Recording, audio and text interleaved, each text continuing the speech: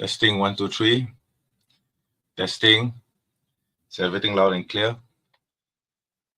I think it should be. Yes. So Assalamualaikum warahmatullahi wabarakatuh, brothers and sisters in Islam. Welcome to yet another live stream from the Muslim Apologist. I'm your host, MENJ. Yes, please keep in mind that my name is MENJ, not MENJ, not MENJ, not MENJ, not MENJ, not MENJ. It's MENJ. I don't know how many times I need to repeat this. It's MENJ, not MENJ. All right. So welcome everyone to my live stream. I haven't been doing this for a very long while. I've been quite busy with work and all. I think the last live stream I did was last week, but after that, I was preoccupied with so many things. I have some online projects going on, right? And and plus it was I took advantage of the Christmas holidays, and I was doing some personal stuff. Because I'm not just an apologist in my real life, right? I wear many hats, right? So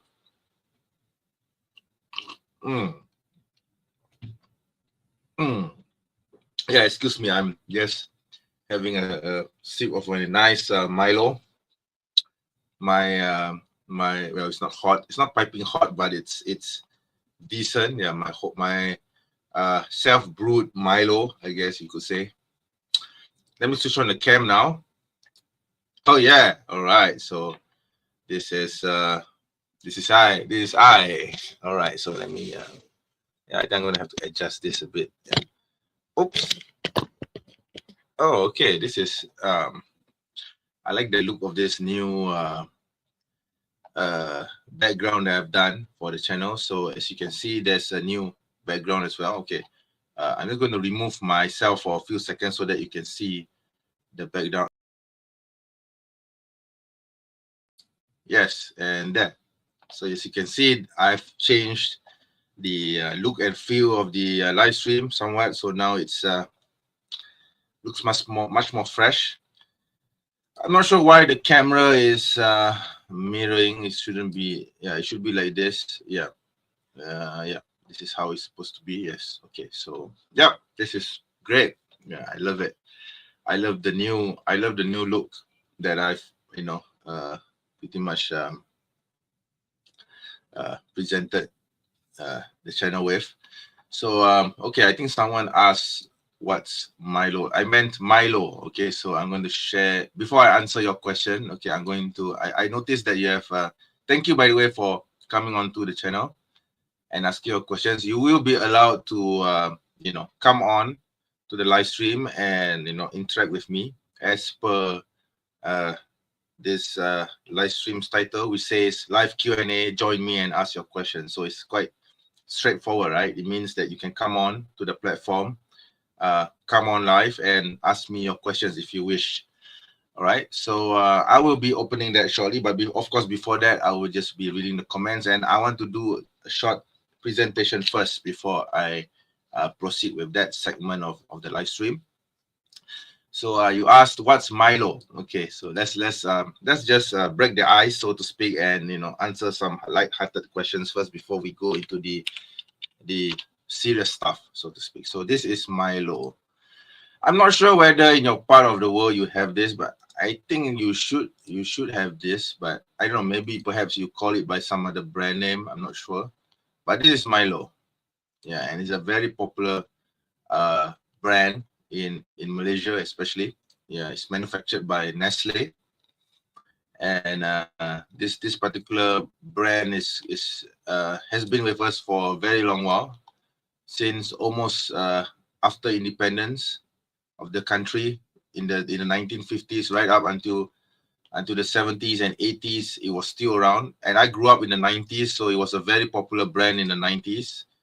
This has been part of the Malaysian staple for a very long while. So we call the drink, it's basically a malt-based drink, right? A chocolate malt-based drink. And whenever we say that we want this particular drink, we will say Milo. We call it by the brand name. Of course, there are other brands which produces the same flavor, but we would always refer it to as Milo, because he has always been synonymous with this particular brand, right? No, it's not iced tea. It's chocolate malt. Yeah, it's actually chocolate malt. Okay, so I'm not sure whether you have this in your part of the world, but yeah, like I said, this is a very popular brand in Malaysia. It has been our staple right from the very beginning. It's like the part of Malaysian culture now, even though Nestle is not a Malaysian brand. Okay, it just is, right? So yeah. Okay, so I think some people ask some questions, and I will deal with them. I will respond to them because like the live stream says, this is a live Q&A session where you ask your questions and I will answer. But of course, before we do that, cue in intro.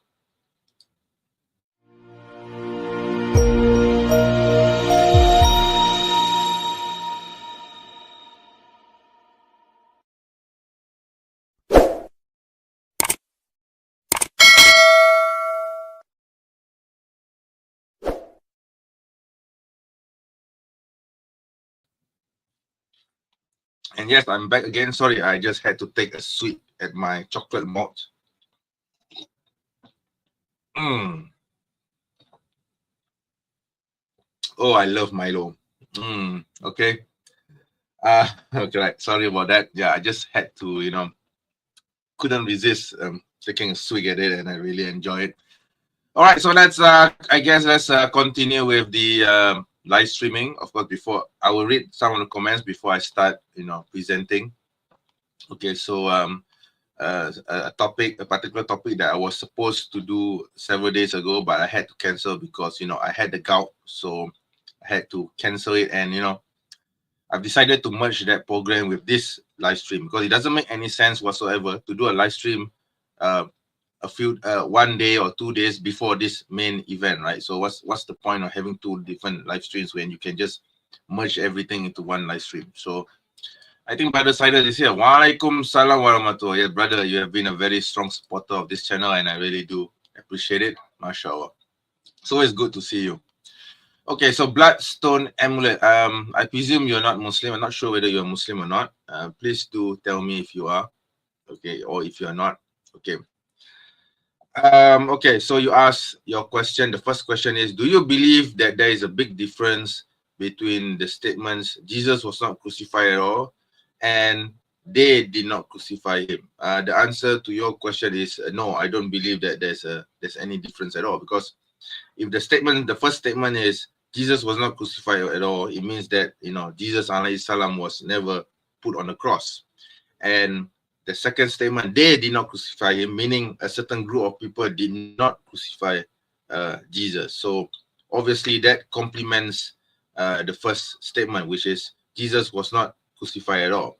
So the second statement is more specific, whereas the first one is a bit generalized, and it categorically says that Jesus was not crucified. So I hope that answers your question, inshallah. And your second question, what is your position regarding the crucifixion? Well, I follow basically it's exactly as what Surah An-Nisa chapter 4 verse 157, if I'm correct in remembering the verse number, says let me pull up the verse if I may be allowed to do so. Quran 4 157. Yeah, I hope I got the number right. Because sometimes I don't memorize. Yeah, I think I did. Yep, I did. So there are some things which I have not forgotten, because you deal with this verses, every day. As an apologist, you deal with it every day. So it's quite stuck in your memory. And the verse says, for boasting. So for boasting, so here it refers to the Jews, right? The enemies of Jesus. For boasting, we killed the Messiah, Jesus, son of Mary, the messenger of God. But they meaning the Jews, okay, or those who were the enemies of Jesus, neither killed nor crucified him. It was only made to appear so.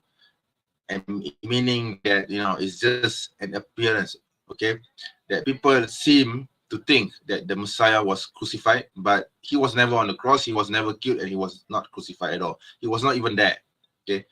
even those who argue for this crucifixion are in doubt. Okay, so those who argue for the crucifixion, those who say that yes, we saw Jesus, there are historical records which says that Jesus was crucified. Well, these are all conjecture, and it's not certain as to whether he was really crucified. They have no knowledge whatsoever, only making assumptions. They certainly did not kill him. And then, of course, there are some translations which say of certain they did not kill him. So the meaning is still the same. They here meaning the those that who were the enemies of Jesus, certainly, most assuredly, did not kill Jesus. So I believe, as a Muslim, I believe in Surah Nisa verse 157, which clearly says that Jesus was neither killed nor crucified. Okay, so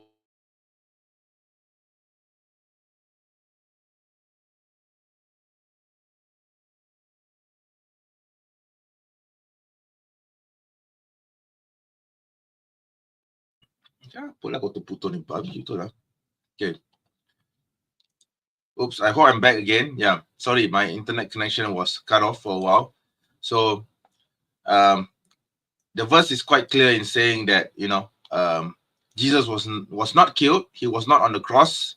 Therefore, it's impossible for him to be killed. And if he's not killed, then obviously he wasn't crucified. Okay. So yeah. So this is how I understand this, right? So it's pretty much straightforward. Okay. And hang on, let me take a swig at this.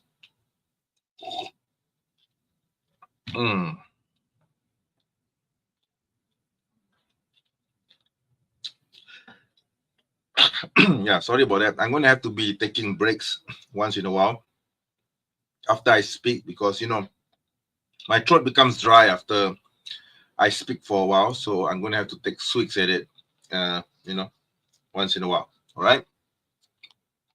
I hope that answers your question with regards to the issue of Jesus alayhi salam, whether he was crucified or otherwise.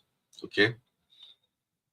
Okay, so now let's move on to the next question. Okay, Skratado, I hope I pronounced that correctly. Why did the Prophet Muhammad kept the pagan Kaaba? Abraham did not build that. LOL.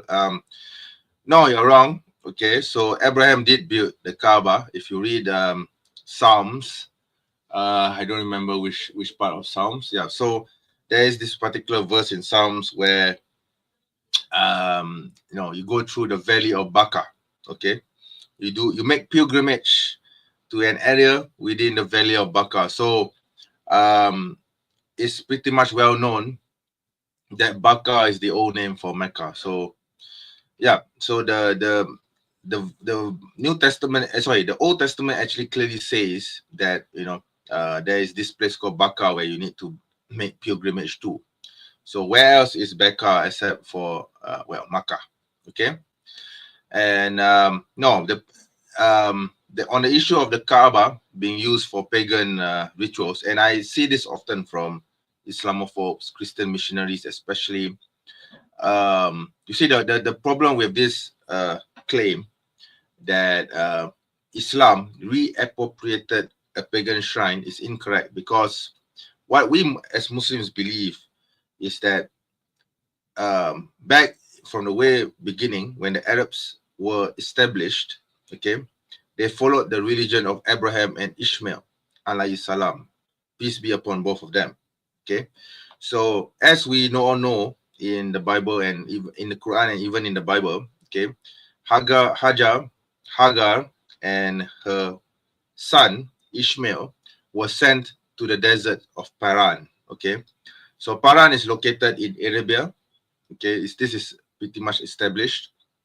And as Muslims, we believe that Paran is within the area of what we now know today as Makkah. So Hagar and Ishmael built a community there. Okay, they assimilated with the early Arabs. Okay, and they formed a community, and that is where Ishmael became the progenitor of the Arabs.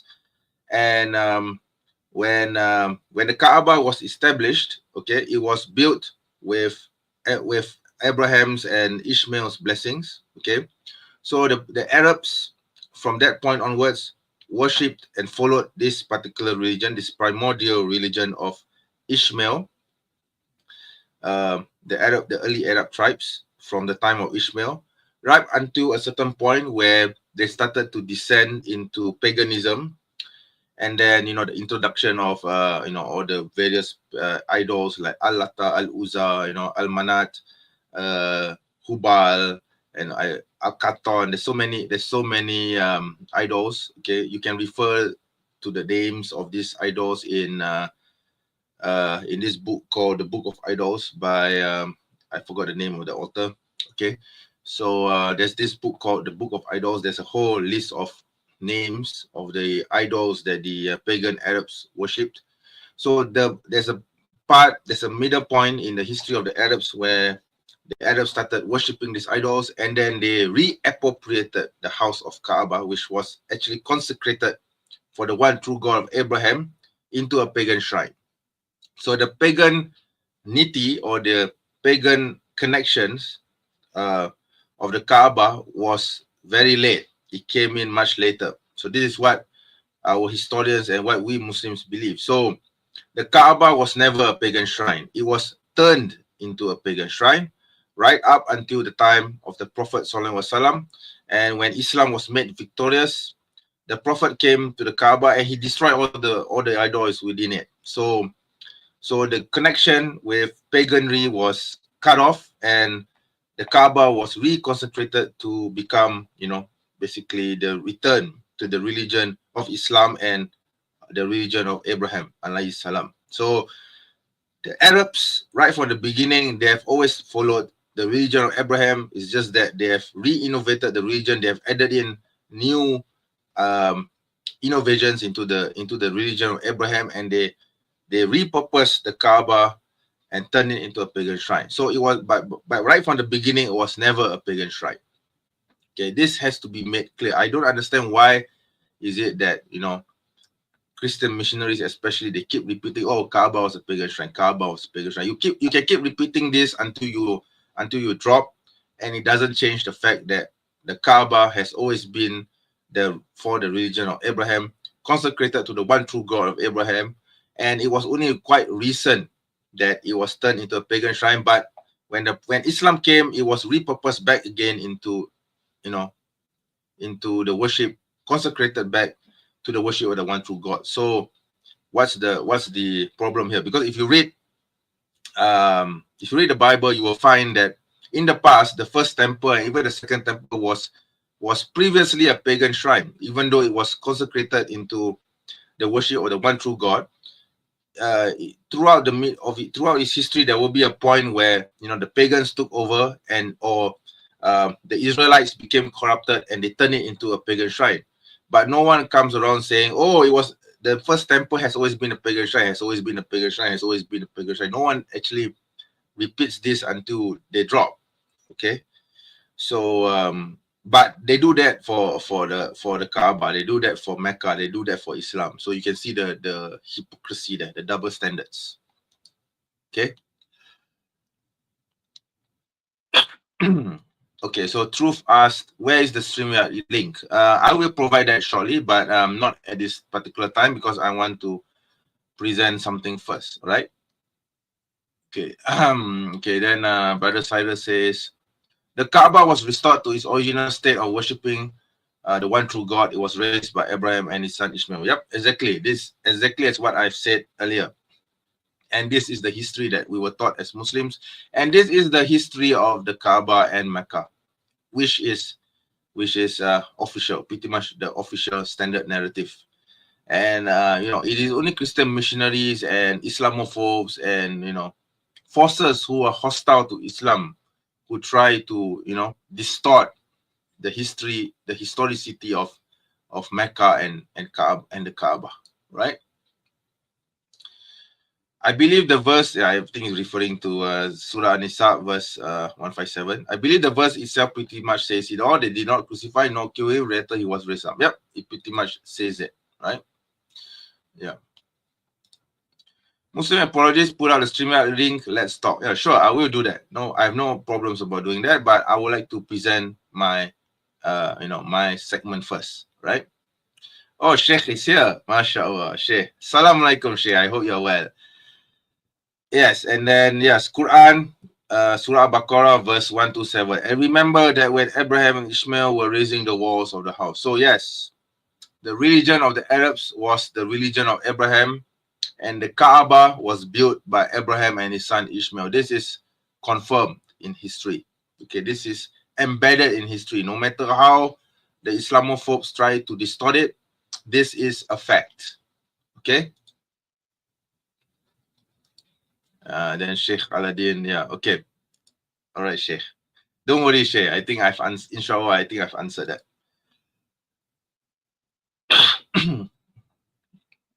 There is also a mirror of Abraham alayhi salam destroying idols and the Prophet sallallahu alaihi wasallam destroying idols. Yep. Yeah. So, yeah. Hang on. Sorry, I need to drink my malt drink. Mm. Mm. Oh, this is good. I love it. Okay. So, oops, sorry. Okay. So, I guess I'm going to have to present my segment now. Okay. So, give me a moment. Did I build any slides for it? I don't think I did. Yeah, so I was going to present information about Christmas because I had this I had set up a live stream about the topic on Christmas, and I wanted to share some information on Christmas, but unfortunately on the day when I wanted to present it, I was struck by gout. Okay, and that kind of that was a very painful experience. So and I wouldn't wish gout upon anyone. Okay, but anyways, long story short, I had to cancel the live stream. I thought that if I were to postpone it, then my gout would be cleared by then, and then I probably could start the live stream. But unfortunately, that did not happen. Okay, even though when I pushed it to a different date, it was still there. So I decided then the date itself was too close to this live stream. So I thought instead of me trying to create two live streams where I need to talk on 2 consecutive days, why don't I just delete the one on Christmas and then move it to the one where when the live Q&A session starts, right? So I can just combine both into one session. So that's exactly what I'm trying to do today. So yeah, so my presentation would be on Christmas. So hang on, let me see if I can find my old article. So maybe I'll just present that, right? Christmas, if I can find it. Oh yeah, okay, I think I can. Yeah, I have. Yep. Discovering the pagan origins of Christmas. Yep. So I'm going to just present this. All right. So let's see if I can find. Oops.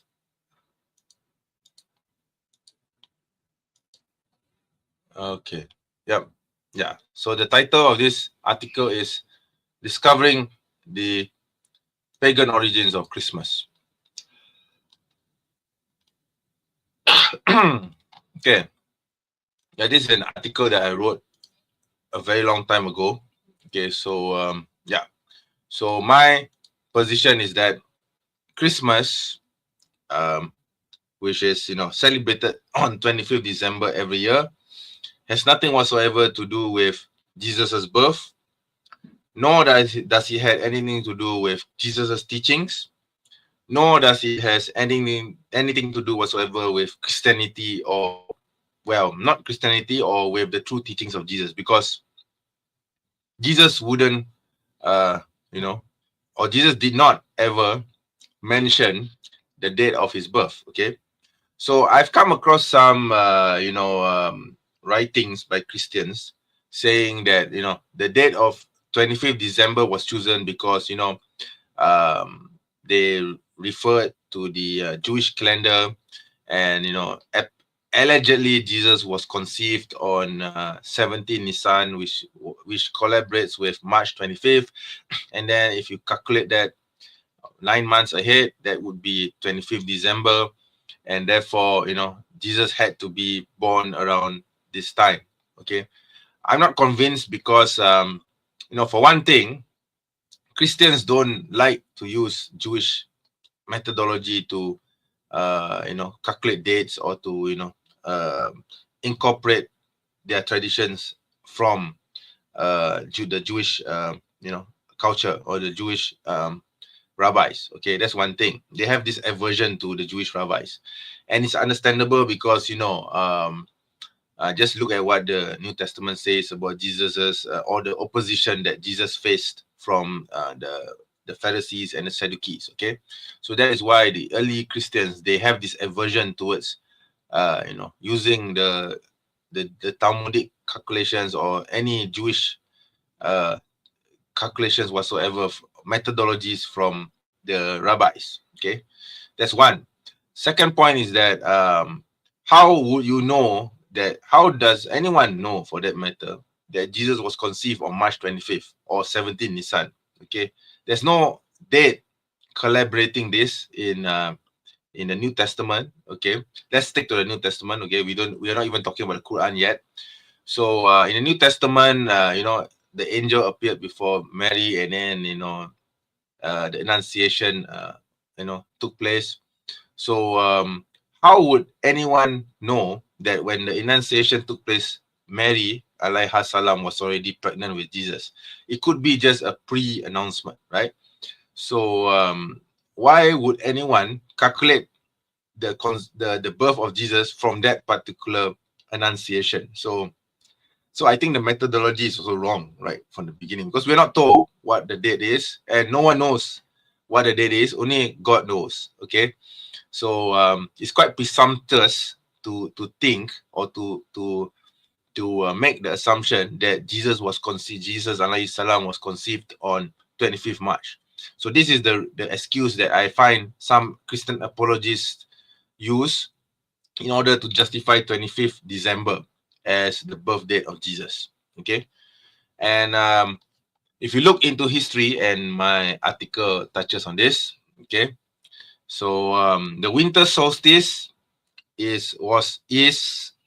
was around the December 17th, around that, right up until December 30th. Okay, and the peak festival for this winter solstice, which is known, by the way, as Saturnalia, okay, it was on December 25th. Okay, and this was the practice of the Romans. Okay, as not to mention that in January, okay, or somewhere before January, okay, there's this day of Sol Invictus, which is the victory or the birth of the victorious sun. Okay, so yeah, there you go. There's a lot of paganry here. So these are all practices which the Romans did, and the Christians, because you have to keep in mind the history of the early Christians as well. During this period, they were persecuted by Rome, so they had to assimilate in the society, and in order to do this, they had to adopt certain practices which make them seem to be part of the society. So I would presume, this is a very educated guess, that they had to appear integrated in society. Therefore, they practice or they adopt Saturnalia as part of their tradition. And in order to justify Saturnalia to be part of the tradition, they associate it with, they had to associate it with someone in Christianity, and who else but Jesus would be the best person to be associated with. Okay, this is what I think happened. Okay, because if you look into the history, you will find that okay, yeah, like you can read here. Okay, the festival season was marked by much merrymaking.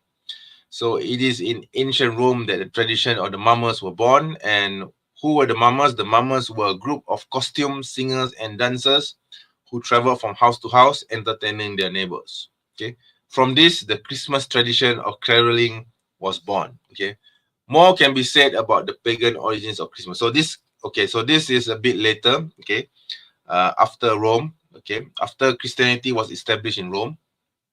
So Christianity was then spread to Europe, okay, to Northern Europe. So in Northern Europe, okay, the pagans of Northern Europe began to celebrate their own winter solstice known as the Yule. So Yule was symbolic of the pagan god Mithras and was observed on the shortest day of the year, which is on 25th. Okay. And then if you look at the practices, it was customary to light a candle to encourage Mithras and the sun to reappear next year. The word Yule itself means wheel, the wheel being a pagan symbol for the sun. Mistletoe was considered a sacred plant, and the custom of kissing under the mistletoe began as a fertility ritual. Holy berries were thought to be a food of the gods. Oh wow, there's a lot of paganry here. Okay, so these are all European paganry which seeped into Christianity after after Rome. Okay, of course this took place over a long period of time. Okay, in the year 350 AD, Pope Julius I declared that Christ's birth would be celebrated on December 25th. Okay, there is little doubt that he was trying to make it as painless as possible for the Roman pagans to convert to Christianity. The new religions went down a bit easier, knowing that their feast would not be taken away. Christmas, or Christmas as we know it today, most of historians agree began in Germany. Okay, the earliest record of an evergreen being decorated in a Christian celebration was in 1951. Okay, so yeah, so I would say that there's also another argument about this, the evergreen tree being used as a decoration for Christian celebration. So some people were arguing that these are all unrelated to Christianity because because it came quite late and has nothing whatsoever to do with Christianity, right? However, you have to keep in mind that if just because something was recorded in the earliest record that we have was in 1521 doesn't mean that this did not come from pagan rituals that was way earlier. Okay, so you have to keep that in mind. So some Christians actually, or some Christian apologists, say that this was adopted late and it has nothing to do with Christianity. It was just some sort of I would say decoration or some sort of festivity to commemorate the day, and this has had nothing to do with Christianity. Okay, so there has to be a justification, or there has to be a reason why the evergreen tree was chosen. Okay, I mean, like I said, just because it was recorded in the earliest record was in 1521 doesn't mean that it was not done much earlier. Okay, so where's the evidence, or how can we conclusively say that 1521 was the year when things started to roll, so to speak, or started to or people started to get the ball rolling in 1521. Okay, so I would argue that this practice has been there right from the beginning, even before 1521, but it was only first recorded in 1521. But this has to be much earlier. This practice has to be earlier. Okay, and yeah, there is some. I think there's some sources which actually say that the evergreen tree has some relation to paganism, but I don't have it in this article. Okay, yeah, this was written by yours truly many years ago. As you can see, this is the date which I wrote it. I wrote it on Christmas Day 2006. Okay, I'm going to have to update this article. I'm going to have to update this article soon.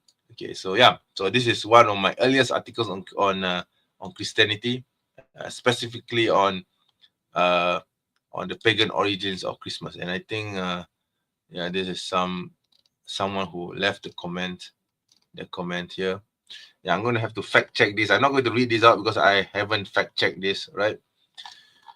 I'm going to have to update this article because this article has been a long time. Okay, yeah. So yeah, so this is one of the articles that I have on Christmas. Okay, so okay, so the next segment of this live stream would be when or what time period would or what date or what month would Jesus be logically be born in. Okay, so if we read the Gospels, let's look at the Gospels first. we find that Jesus was born in a stable, blah blah blah. Okay, and then the three magi came and gave him gifts, blah blah blah.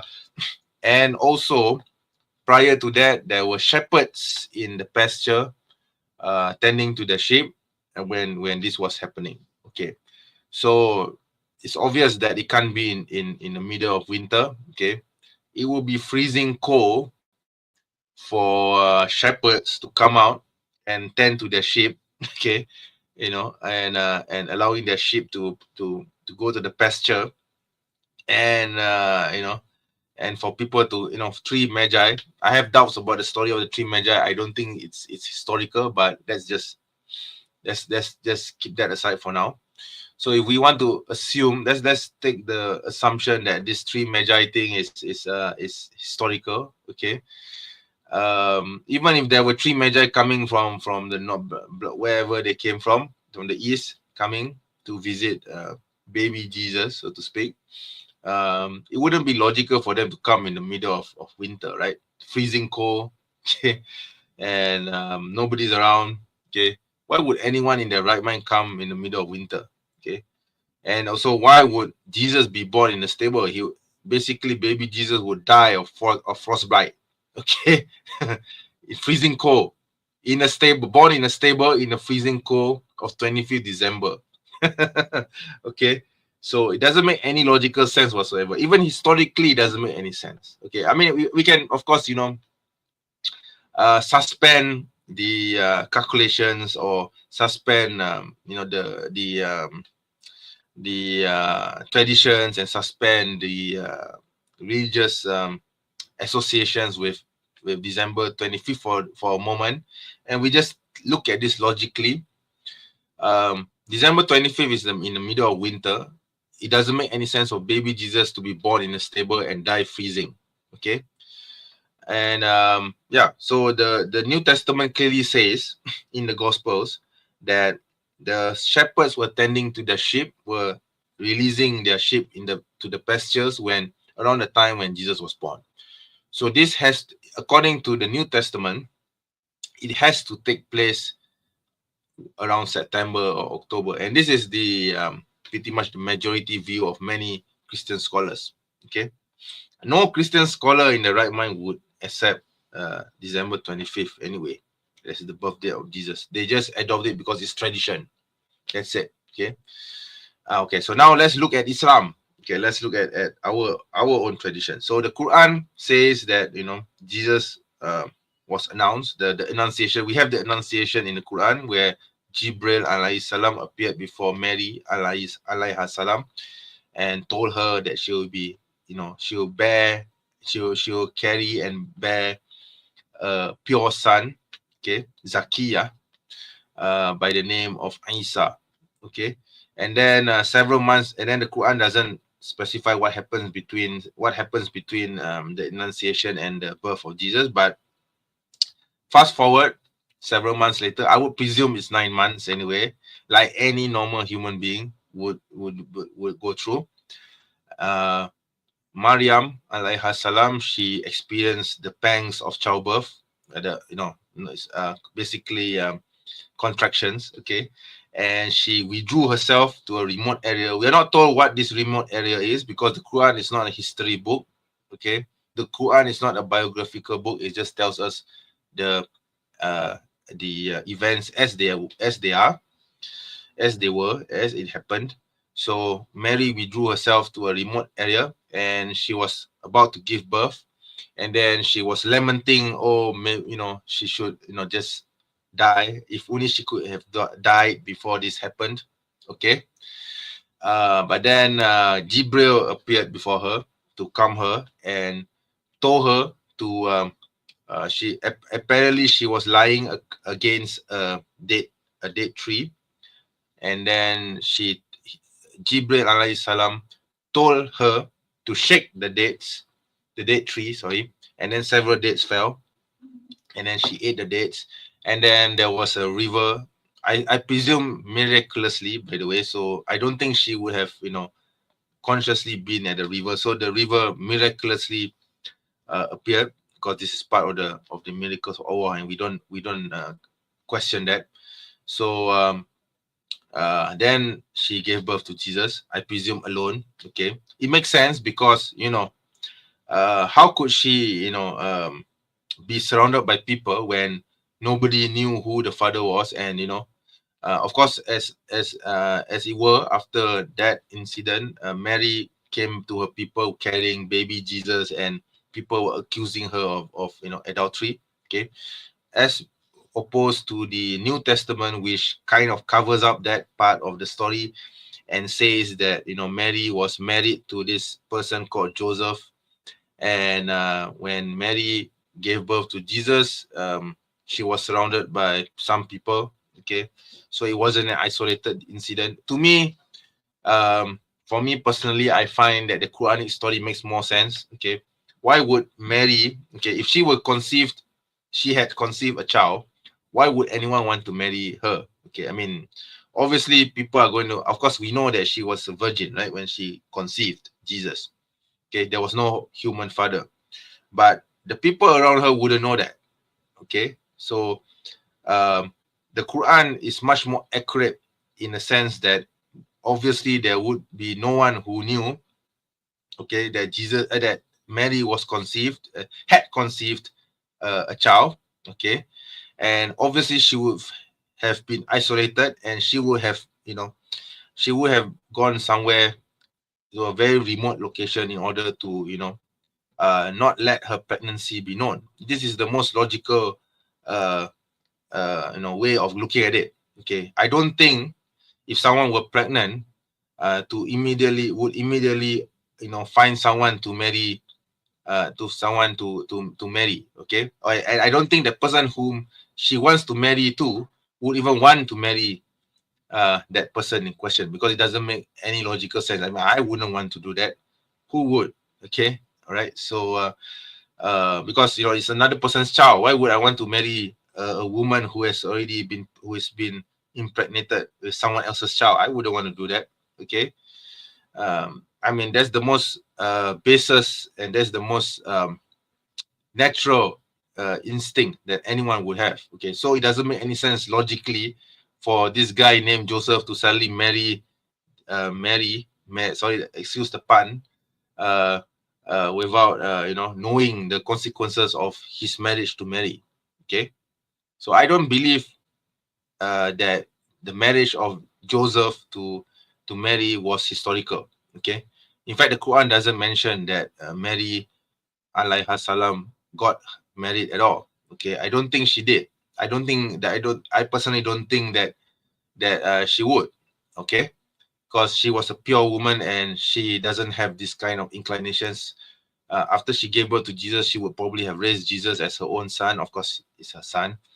I don't think and then after Jesus defended her from the accusations, obviously, because we don't have any stories or any records of what happened after the birth of Jesus, right up until Jesus's mission when he was around 30 plus years old. Okay, so we don't know what actually transpired between this time period, but we can make educated guesses considering considering the traditions and the conservatism of the Jewish tribes in first century Palestine, and this is the most logical, educated guess that anyone could make. Okay, so yeah, so this is my take on it, and okay, I lost my train of thought. Okay, so so going back to the birth of Jesus. Okay, so it makes for the Quran, it's quite clear that with the date tree bearing fruit and river, a river beneath her feet, it's quite obvious to me that if we read the Quran, that it is impossible for it to take place in December 25th. Okay, December 25th is a freezing is in the month of freezing winter, so I don't think there will be rivers or date palms growing, okay, at this particular point of time. So I would say that the Quran also agrees with the New Testament in that sense. The particular part where it says that the shepherd allowed their sheep to graze the pastures. So it should take place around September 25th. Sorry, there's no particular date, sorry. September or October. Yeah, I would say this is the around the time when Jesus was born. Okay. It makes a lot of sense there. And then the Quran goes further in relating that when Jesus had already been born, Mary came back to her people carrying baby Jesus. So I don't think Mary will be carrying Jesus in a freezing winter. Okay, so yeah, like I said, it should be around September, October. Yeah, I think right around before autumn. Yeah, that will make sense. Yeah. So yeah, 25th December is historically inaccurate to be ascribed to Jesus's day of birth. Yeah, I would deny this. Yeah, I would think that this is not historical. Okay, so that's my take on it. Okay, so I think my segment on Christmas is pretty much covered. I'm not sure what else to add on. Okay, I've already presented my article on the pagan origins of Christmas, and I've dealt with some Christian missionary allegations or defense of the dead, which I think is not defensible at all. Okay, so I'm going to start reading the comments. It seems to me that there are a lot of people commenting. Wow. Okay, so right now I've been running the stream for about 1 hour and 24 minutes, and there are 6 people. Wow, that's a lot of people. 6 people watching this live stream. Great. Alhamdulillah. I mean, 6 people is better than 0 people. Okay, so I'm always grateful that there are people who are watching me, and I'm always grateful that you are here supporting my channel. But I personally, I don't really mind whether I get 6 people or 0 people or 1 people, that 1 person watching this live stream, because for me, what matters is that I share the knowledge that I have, and I give information online to those who want to listen and use that information in defense of Islam, because that's who I am, the Muslim apologist. Okay. Oh, my live stream seems to have jumped from 6 people to 9 viewers right now. Wow. Okay. Whoever you are, please do show yourselves. I'm always curious to know who's watching. Okay, but some of them are, I know some of them are shy, and some of them are just not crazy enough to comment. They just want to watch me talking. Okay, fine. That's fine then. Whatever rocks your boat, right? Okay. I think yeah, Claire is here. Hi, Claire.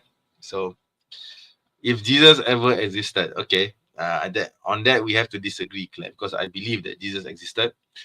He had to be born, and his birthday must have been in one of the seasons of the year. Yeah, I believe that Jesus was born before autumn, around the time before autumn. That would make the most sense. Definitely not in the winter, because I don't think rivers and date palms and sheep grazing the pastures would be happening during the winter. Okay. I don't think that makes any sense. Okay. Yeah, so that's my take on it. If anyone wants to dispute that, the idea that Jesus was probably born in around the autumn or before autumn, yeah, you can come and give me your evidence. Okay, because I don't believe for a second that Jesus was born in winter on December 25th in the freezing winter. It doesn't make any sense. Okay, I mean, it's good commercialism. No one can deny that, I guess. With Santa Claus and reindeers and Christmas trees, blah blah blah. It's the snow falling on the tree, blah blah blah. That's very good commercialism. Okay, that's very good marketing. But other than that, there's no religious value whatsoever in upholding 25th December as Christmas Day. Okay.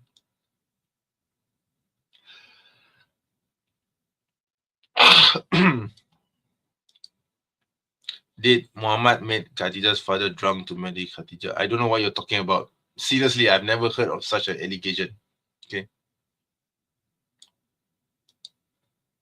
No wonder only 5 people are watching this. Well, there's 10 people right now watching this live stream. So, and I believe the numbers can only grow, inshallah. So I have no problems with people, with 5 people watching or 10 people watching or 0 people not watching at all. It doesn't matter to me.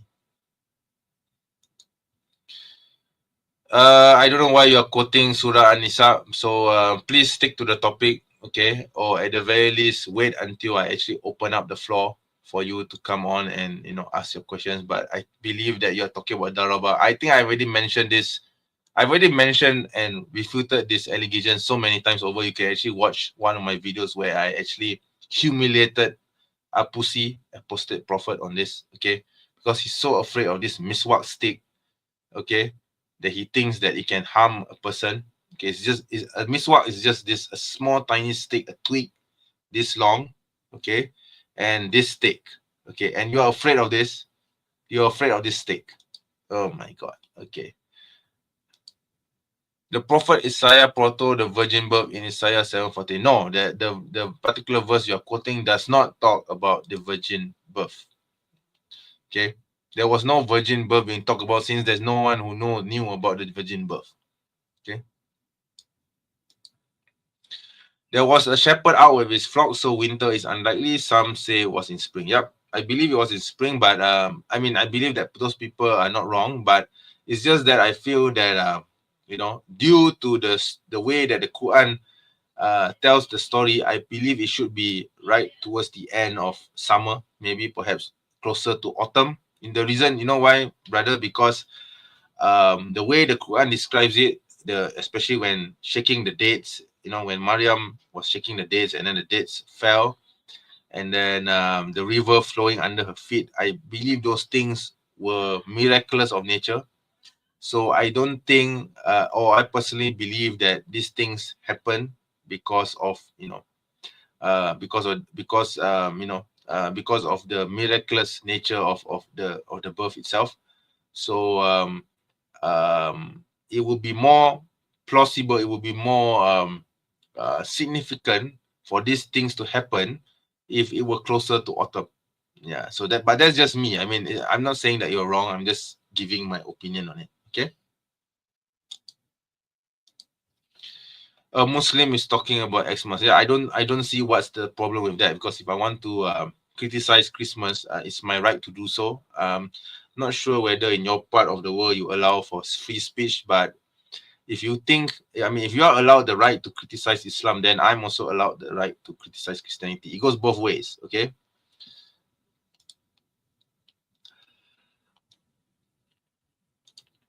7:14 isn't about Jesus. Yep, exactly. Exactly.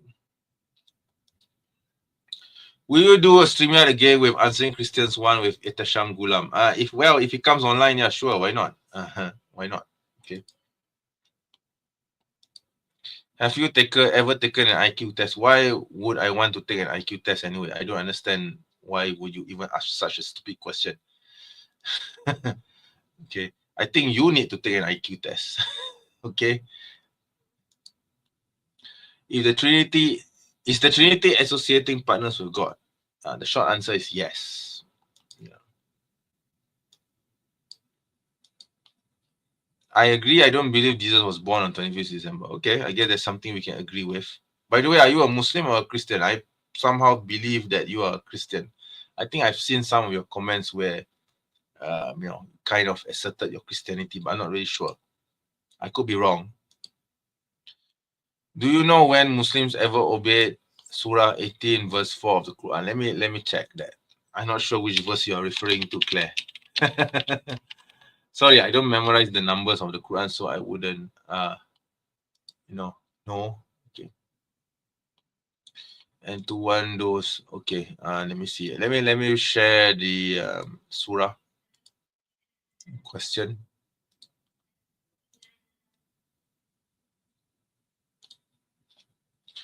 Okay, so I've just shared it. Let me make it bigger, I guess. Okay, so 18.3, and you asked about 18.4. And to one those who claim Allah has offspring. There's a footnote. Yeah. All praise is for God who has revealed the book to his servant. Servant here meaning the prophet. Okay, yeah. Allowing no crookedness in it, making it perfect outright, to warn the disbelievers of a severe torment from him, to give good news to the believers who do good, that they will have a fine reward in which they will remain forever, and to warn those who claim Allah has offspring. Yeah. So I believe that the Prophet has done his duty. Okay. This commandment is not specifically for Muslims, but I understand where you're coming from. So I've done my part in warning people or trying to tell people to stay away from the worship of a half-naked Roman criminal swinging from a cross. Okay, so I've done my part.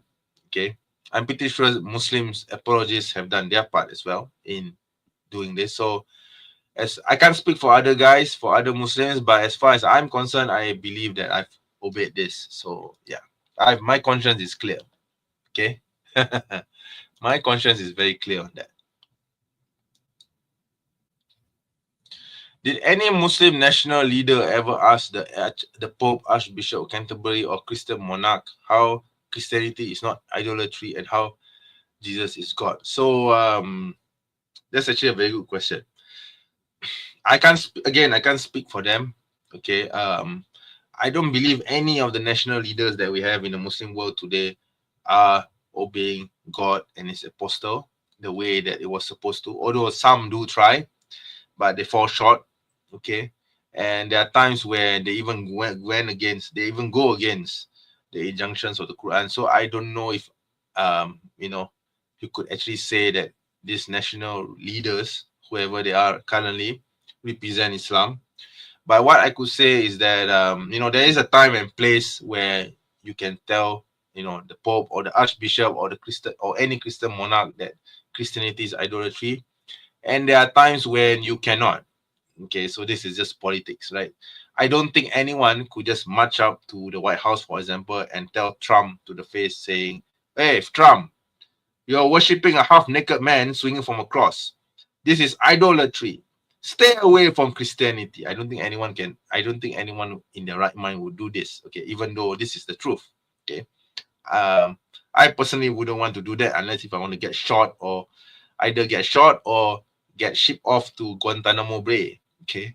So yeah, that like I said, there is a time and place where you could actually say this, or I would say that in the diplomacy of the world today, globalism, geopolitics today, I don't think it's wise for any person, any national leader, to say such things without weighing the consequences of it to their people. Okay, so who's to say that if any leader were to say this to the people that you mentioned, the next day you won't get invaded by by Christian armies, right? So that's the reality of geopolitics. Okay, so I don't think it's appropriate to do that unless if it's for the right time and the right place. Okay, yeah.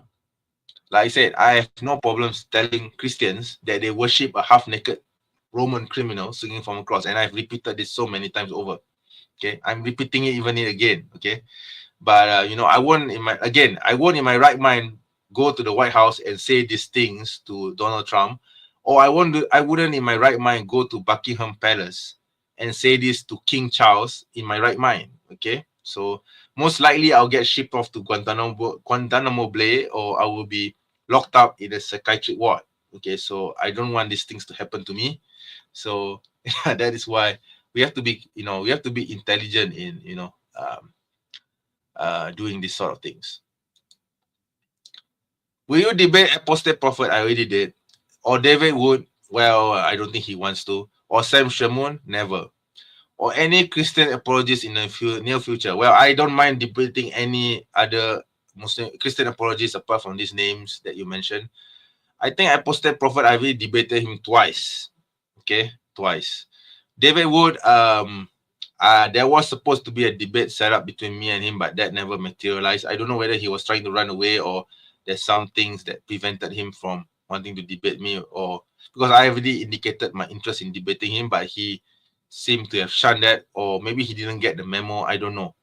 But in any case, I don't think that's going to happen anytime soon. Sam Shamoun, well, the answer is no. I will never debate that botak. Okay, that anorexic little third head, because I think he's too foul-mouthed, or he's too irrational, he's too mentally unstable to be reasoned with. Okay, this bastard, he keeps spewing nasty insults and just silly claims, okay, about Islam and the Prophet Sallallahu Alaihi Wasallam. So if I were to debate him, it would just descend into a shouting match, because yeah, this guy just doesn't know when to keep his temper, so to speak. So it's I don't think it's rational for any Muslim to consider ever engaging with or debating Sam Shamoun. And I'm going to take this opportunity to tell every Muslim, any Muslim apologist or aspiring Muslim apologist or current Muslim apologist who may be inclined to want to debate or want to talk to this bastard by the name of Sam Shamoun, wife beater by the name of Sam Shamoun, just stay away from this guy, because this guy is totally and mentally unstable, and he has no knowledge whatsoever. I mean, this guy is a college, not even a college dropout. He's a high school dropout. Why would anyone in their right mind, why would anyone with even a Harvard degree ever consider debating a high school dropout? Okay. Yeah, I just want to throw that question out to anyone who may be listening to this. So no, Sam Shamoun is a big no-no. I will never ever debate this guy or talk to this guy ever. Okay, I'll probably insult him, yes, but I'll never debate him. I don't think my intelligence level is to his standard, and I don't think his intelligence level is worth my standard, because I believe that my intelligence level is obviously much higher than him. Okay, I mean, let's just put it this way: I'm not a high school dropout. Okay, yeah.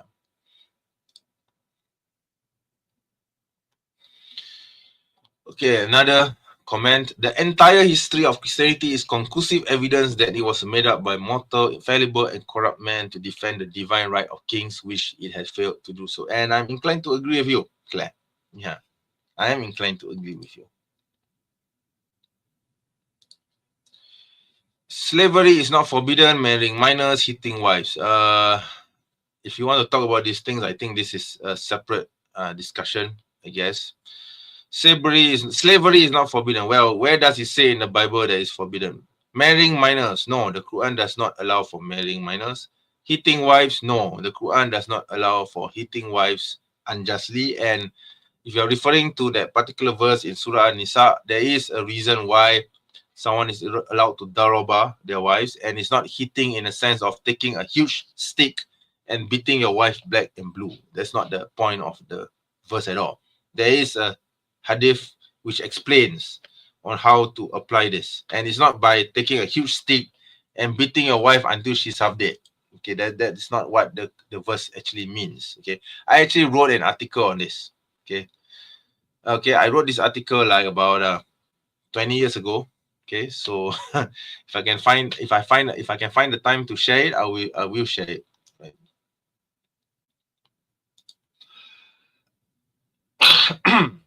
Okay, sorry, I had to take a pause. Let me take a swig at my malt drink. All right.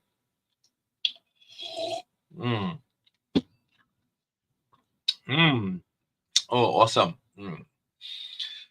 Okay, Claire again. The quickest way to deal with Christians is to ask them how Christianity is not idolatry and how Jesus is God. I think I've done this like 1,000 gazillion times over. I've done this like 1,000 and gazillion times. Okay.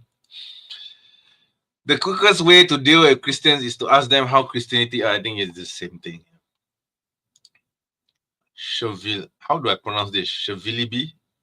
I don't know. I'm a bit particular about pronouncing people's names, because I do feel annoyed when people pronounce my initials as MENJ, not MENJ. I'm totally annoyed, and I totally hate it when people do that.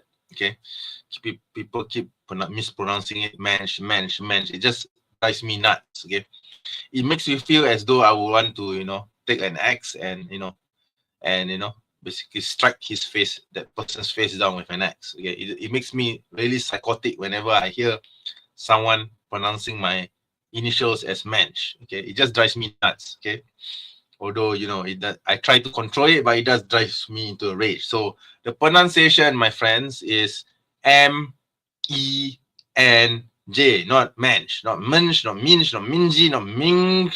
It's MENJ. So I'm very particular about pronouncing other people's names, because I don't want them to be become as psychotic as I am whenever people mispronounce my initial. So Shivilibi, I hope I pronounced that correctly. So anyway, let's go back to your question. Is Muhammad making partners with Allah? No. The answer is no. Why would the Prophet ﷺ be partners with God? Because God, in the Shahada, especially, you will find that Muslims say La ilaha illallah Muhammadur Rasulullah, okay, which means there is no deity except God, the God, and that Muhammad is a prophet of God. Okay, the longer version is Ashhadu an la ilaha illallah wa ashhadu anna Muhammadan abduhu wa rasuluh. So there is no deity worthy of worship except for the God, for Allah, for God Almighty. Wa ashhadu anna Muhammadan abduhu wa rasuluh. And there is no and I bear witness that the Prophet Muhammad is abduhu, is the servant, abduhu wa rasuluh, and servant and messenger of God. So where does the Shahada actually says that the Prophet is equivalent to the one true God? Okay, it doesn't say that. I mean, it clearly says that the Prophet is the servant and messenger of God, meaning God sent him, not he's equal to God. Okay, the Shahada actually makes this very clear, but Christians, they just manipulate this. So the Bible allows it, and worse means the Quran. I don't know what you're asking. I'm sorry.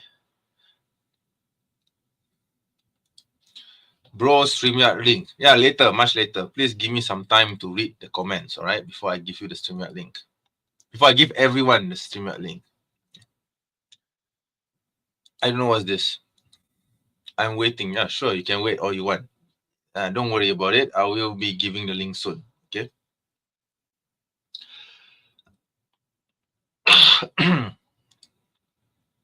For your info, I'm not a Christian. Okay. Then what are you? An atheist? For me, both are satanic. If you are not a Christian or a Muslim, then you probably follow Satan. Because any other religion apart from the Abrahamic religions has to be from Satan. Okay. That's how I would put it. There are no longer blasphemy laws in the UK. Oh, okay. That's interesting. Okay. What about libel laws then? I mean, wouldn't that be considered? Wouldn't that be considered problematic if I were to say something libelous? Right. I think I would say that it's similar to blasphemy.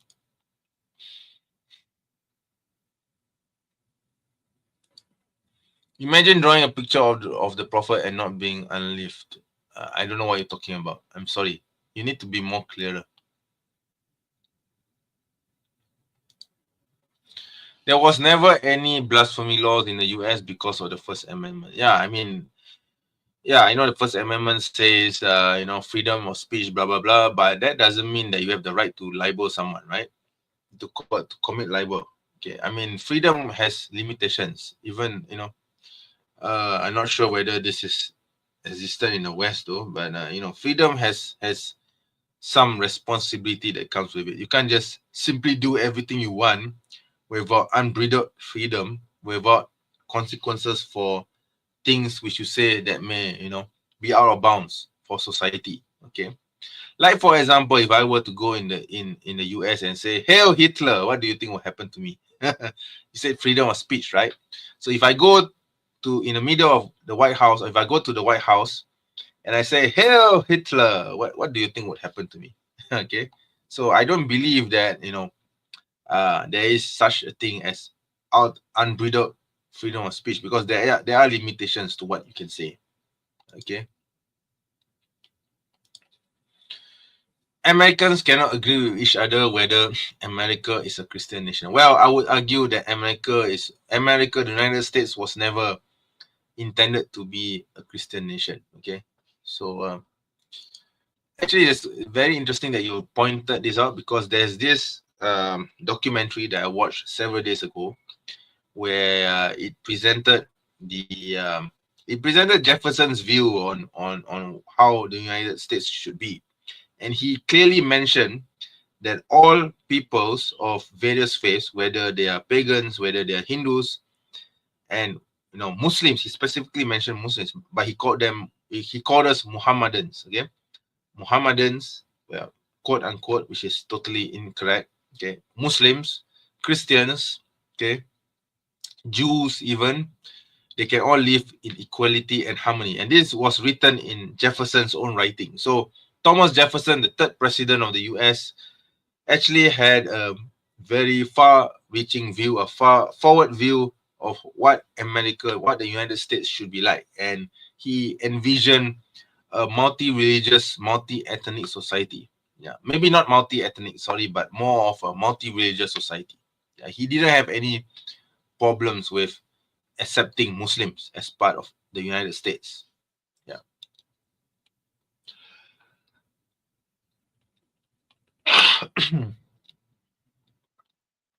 Okay. Let me see if I can read any of the comments here. Okay, let me see. Okay. Muslims should just concentrate on asking rabbis how the Torah is better than Quran. Rabbis are too afraid to read the Quran. Well, I tried that before, but Jews are not interested. At least non-Zionist Jews are not really interested in polemicizing the Quran. They are more, or Islam for that matter. They're just more interested in interfaith. I've talked to David, by the way. David was a very nice gentleman. Okay. I should be editing his video, and the video that I had with him, the recorded video that I had with him, and I should be publishing it, but I hadn't had the time to do so. Probably one of these days I will. Okay. Was a very good experience talking to him, and yeah, obviously there were some points where he disagreed with me and I with him, but that's normal. But overall, it was very fruitful. It was very friendly, and it was. I believe I understood more about the Jewish religion after speaking to him than I did, than I do when I read Zionist claims. Okay, which is quite ironic because Zionism is supposed to be representing the Jewish religion, but yeah, turns out that they don't. Okay.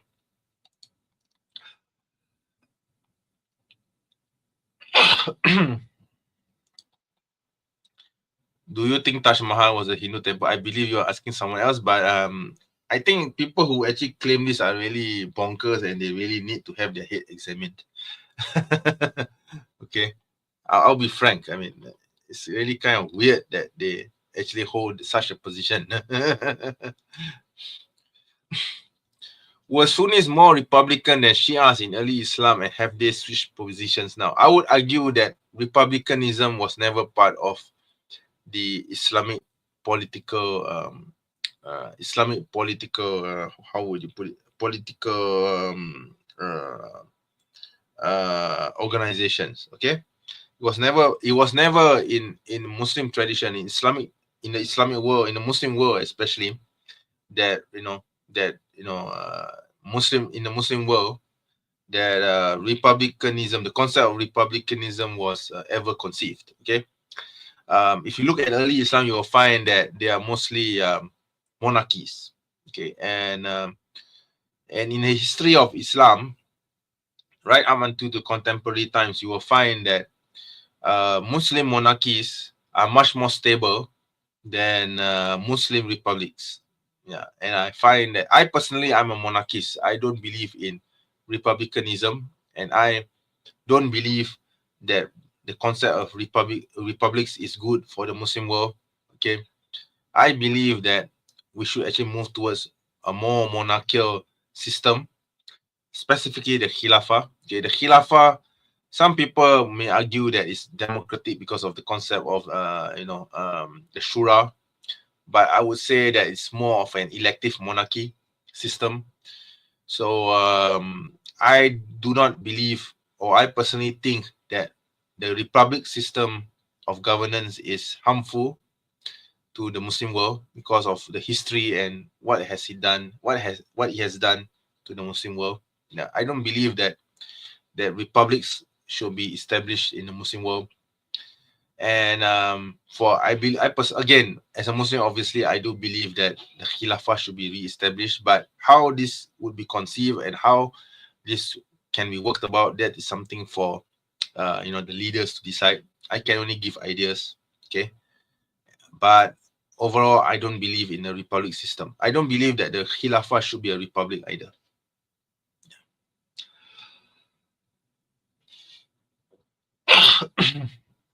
Okay.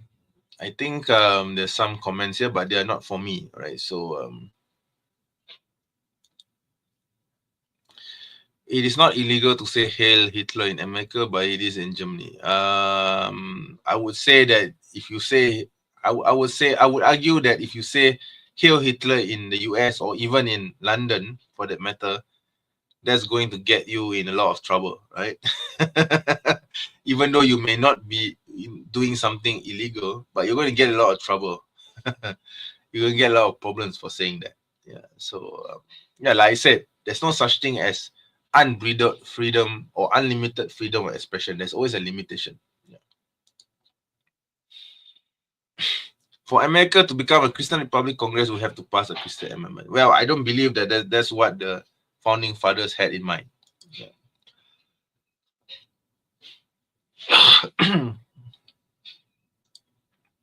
America and the UK isn't a Christian country because it has separation between church and state. Yeah, secularism. Plus everyone there are just hypocrites, sin every day, but go to church on Sunday. That as well. That as well. That is the problem of Christianity, you see.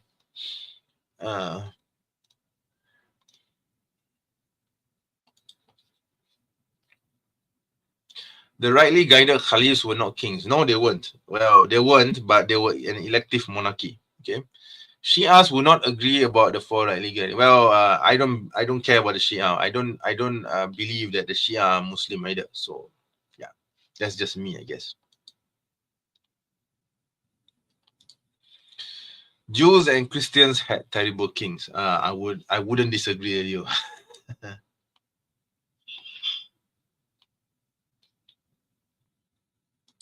Okay, so yeah, I think the rest of the comments are not for me. Okay. Okay, there's one particular comment here. Free speech is free unless it's about Jews or Israel. I agree. Hallelujah. I agree with you, brother. Yeah, definitely. Most definitely so. I mean, if it involves Jews, or the emotions of Jews, if you insult them, or if you insult Israel, if you criticize Israel, then yeah, there's no free speech there. No free speech at all. Okay. Okay. Right. So I think I've read most of the comments. Shall I open the live stream for? Shall I open the live stream on to everyone? Okay, I'm going to post the link. I think. Okay. Before I do that, there's one question. Why are there different sects of Islam varying different beliefs of Allah? Well, I would argue that all Muslims, regardless of sect, okay, or schools of thought, believe in the one true God of Abraham, okay, except for certain groups which claim to be Muslim but are not, okay. And when I say that all sects, I'm including the Shias here as well, even though I disagree with the Shia, okay. Even the Shias believe that, the one true God of Abraham is the one true God to be worshipped. So they are not polytheists in that sense. However, and keep in mind, this is the disclaimer, this is the most important thing. There are differences between certain sects, certain groups of so-called Muslims which go against mainstream Islam, okay?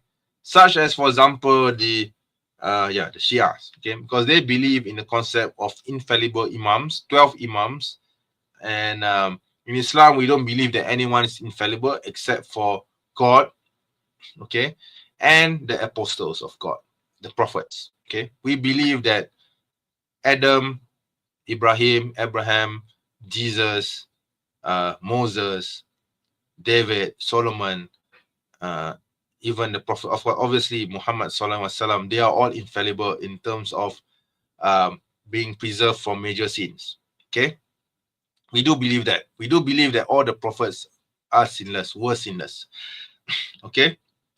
However, we don't believe that extends to any other groups of people. However, the Shia do believe that. They believe that the 12 imams are infallible, were infallible. So we reject that belief and we consider that to be to be totally not in line with mainstream Islam. So that is why I reject them as a Sunni. Okay. Apart from that, yes, we have the Qaidanis. The Qaidanis are even worse. Okay, I wouldn't say they are worse. I think they are as bad as the Shia. They believe in a prophet that came after Muhammad sallallahu alaihi wasallam, even though Muslims believe that Muhammad sallallahu alaihi wasallam was the last prophet. However, the Qaidanis have added on to another person as a prophet. So again, out of the four of Islam. Okay, and then we have I think these are the two major groups. Okay, and then we have the Khawarij. Yeah, the Khawarij who are extreme. Okay, like Al Qaeda, like ISIS. So they are extreme in their opinions, in that they consider anyone who disbelieve in or do not obey a certain part of the Quran or of Islam, which Sunni Muslims say is a sin, but that doesn't bring them out of the fold of Islam, to be kufur and to be totally out of the fold of Islam. Okay, like for example, let's say drinking alcohol. Okay, so Sunni Muslims believe that's a sinful act. Obviously, you're not supposed to drink alcohol. Okay, that's haram. Okay, but let's say if a Muslim does this, okay, let's say he does this habitually, he drinks alcohol every day, that is a sinful behavior. There's no question about it. I mean, he's sinful. He's a sinful Muslim, but that doesn't take him out of the fold of Islam. The Khawarij, however, would say that this person is a kafir, okay, and therefore he's out of the fold of Islam. So for us, that is extreme in nature, and therefore we reject that.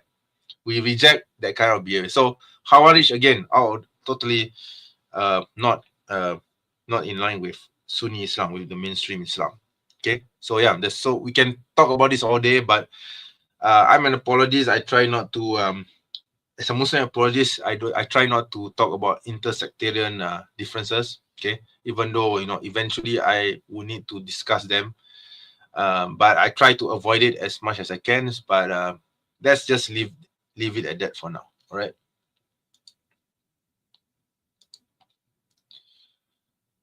Oh, this is a good question. The problem of evil. Huh? Okay. How do you reconcile an omnipotent and benevolent God with the existence of widespread suffering and injustice in the world, especially in the light of the concept of divine predestination in Islam? So, yeah, in Islam, we don't have this concept of problem of evil. Because we don't believe in a redemptive man coming down to earth as a half-naked Roman god and then being crucified for the sins of the world. We don't have this concept at all. We believe that everything that happens in the world comes from God, regardless whether it's good and whether it's seen as evil. By the way, evil is relative. It can mean evil as in evil, totally evil coming from Satan, or evil as in we do not know the purpose of this calamity happening to us, and we, from our finite minds, we think that this is an evil or this is an injustice that happens to us as human beings. But however, this has a hidden blessing behind it. So how would I go about it, or how Muslims go about it, is that we believe that everything comes from God, everything goes back to God. So, like for example, let's take the genocide that is currently happening in Gaza. Okay, I mean that's clearly an evil, right? That's clearly suffering and injustice happening to a group of people in a remote land somewhere in the Mediterranean, and being bombed by a genocidal, terrorist, evil, illegal state who claims to be God's chosen, and therefore that gives them the right to somehow kill babies and bomb hospitals to smithereens. Okay. However, as Muslims, we don't see this as God being unjust to the people of Gaza. We see this as Israel. Okay, let's name the country in question. Israel, this illegal entity called Israel, being driven by satanic desires. Okay, and the people of Gaza are being tested for their faith in God, because in the Quran, God says how can you claim to be believers and yet you will not be tested for your belief?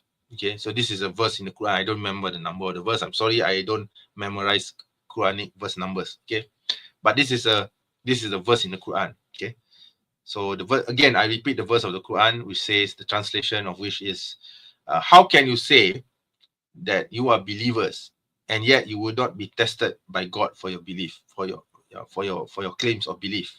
Okay, so as Muslims, we believe that the people of Gaza, I'm just using this as an example in this context, the people of Gaza are being tested by God. Okay, so they have to go through a lot of suffering and calamity and genocide, okay, by this evil entity, terrorist state.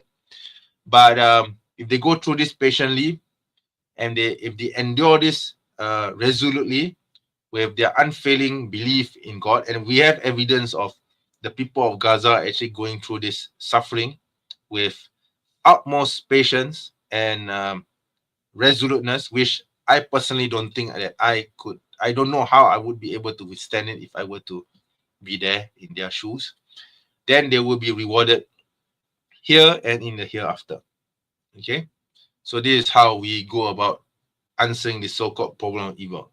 Okay, so we don't believe that evil is evil in itself unless if it comes from Satan, and even then there are ways to um, to stand fast, to be patient, to be resolute in the face of such calamity, and to always uh, pray to God, to always beseech God for patience and calmness. In fact, in the Quran, we find that there is this famous ayah which we Muslims use as a prayer, as a dua, as a supplication, which goes along the lines of, I don't remember the verse number, I'm sorry, but it's from the Quran. La ilaha illa anta subhanaka inni kuntu minaz zalimin. So it means, oh God Almighty, I am forever among those who are the zalimun, of those who are the wrongdoers. So please, I beseech you to always. Let me retranslate that again. So la ilaha illa anta, oh God, there is no one but you. Okay, there's no God apart from you. Subhanaka, all glory be to you. Inni kuntum, for verily, mina zolimin, I am among the wrongdoers. Yeah, I am among the wrongdoers. Yeah, so that's the translation, rough translation of it. La ilaha illa anta subhanaka inni kuntu minaz zalimin. So this is the dua that one of the prophets in the Quran, gave as a supplication to the one true God, and God heard his prayer. Okay, he was saved from that calamity. But what I'm trying to say here is that Muslims are always taught to pray to God, to beseech to God for guidance and for steadfastness in the face of suffering and injustice. Okay, and there's no such thing as the problem of evil, because God will always be there to help you and to guide you throughout any suffering that you may face. Yeah, it's that simple. Okay, in injustice will always happen because life is not perfect. Okay, life is not the be all and end all. There is a better life after this world. Okay, so obviously when you are on this world, there will always be tests and sufferings and problems and mishaps and hardships that any human being will face. So that's where Islamic theology is very much different, or the Islamic worldview is very much different from other religions. Okay, I won't name any specific religions. Okay, so yeah, this is what we believe as Muslims. I hope I explained that very well. I try to. Okay. Okay. Are you Indonesian or Malaysian or something? I'm Malaysian. Okay. Do you want to see my passport? I'm going to just let me see if I can find my passport. Yeah, I just found it. Yeah, I think some people keep confusing my nationality, so I'm going to show my passport here. Does this answer your question? I hope it does. You can take a shot of it if you want. Okay, yeah. I hope that answers your question. Okay. let me put this back and then we can continue with the live stream again. Okay, so right now the live stream has been going on for 2 hours. Wow, 2 hours. And we have 10 people watching this live stream. Wow, that's great. Mashallah. Wonderful. Oh, I'm so happy that there are 10 people watching me babbling in front of the camera.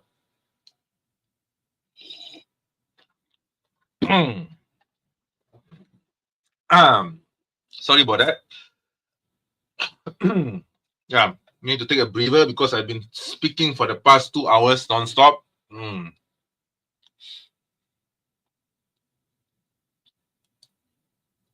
Why do Muslims make claims like there is only one Quran and no two Quran? Well, we only have one Quran. There's no two Qurans. It's that simple. I think the Kaidanis say that the prophet is an incarnation of Jesus who is prior to Muhammad. Yeah, they do actually. Yeah, so that's totally unacceptable because we don't believe in reincarnation. Okay, so we reject the idea that Mirza Ghulam Ahmad the liar, Al-Qadab, was ever a prophet for that matter. Okay, so he's a liar. Okay.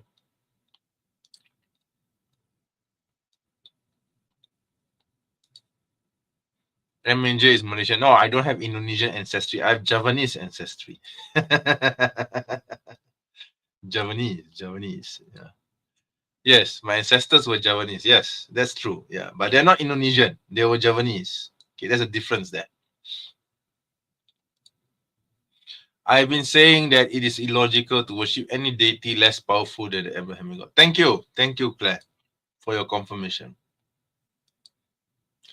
Ultra-Orthodox Jews believe in reincarnation. They also believe that God curses Jews. There's a long list of God's curses for disobedience. Yep, I believe I came across this before. Yeah, so yeah, their belief is, from an Islamic point of view, their belief is totally wrong. And yeah, I believe the Quran there's actually a verse in the Quran which actually responds to this claim.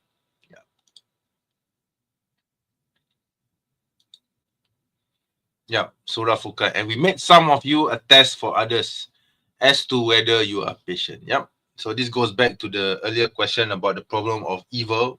In Islam, there's no such problem because we believe that the world is just a test. And this world is temporary. It's a temporary abode. And that permanency will be in the hereafter where we face before God. And God will judge us as to whether we will enter the hellfire, or we will go to heaven. Okay? And that's totally the prerogative of God. I can never claim to say, oh, I'm a Muslim, therefore I'm going to heaven. No, I don't have the right to say this. Okay. However, I personally don't believe that I will be, I may be entering the hellfire. I don't know, but not for being a Muslim, probably for something else. Right. But I wouldn't ever say that I have the right to enter, heaven. Okay. Just because I'm a Muslim. Okay. That doesn't mean that Christians have the right to say that they are chosen and therefore they are going to heaven. They don't have this right either because they are not God. They don't decide. Okay. If God exists, only two religions are acceptable to him: the religion based on the Torah and the religion based on the Quran. All the rest is idolatry. Yeah, actually, I'm inclined to agree with you, Claire.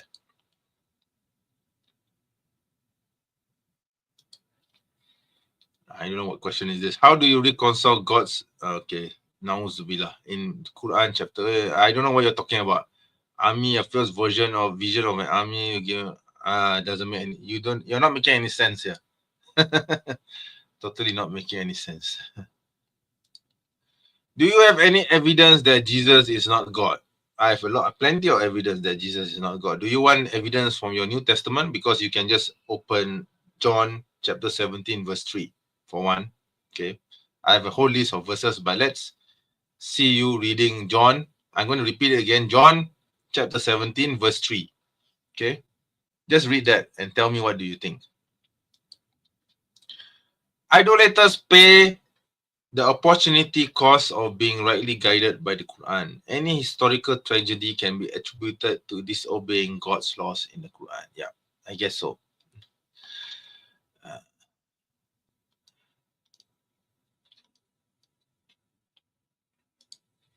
Allah didn't say to the Muslims that enemy was few. Instead, Allah made it appear that the enemy was few. I don't know what verse he's talking about. Okay, so I don't recall any particular verse. Okay. Okay, I think there's some comments not for me, so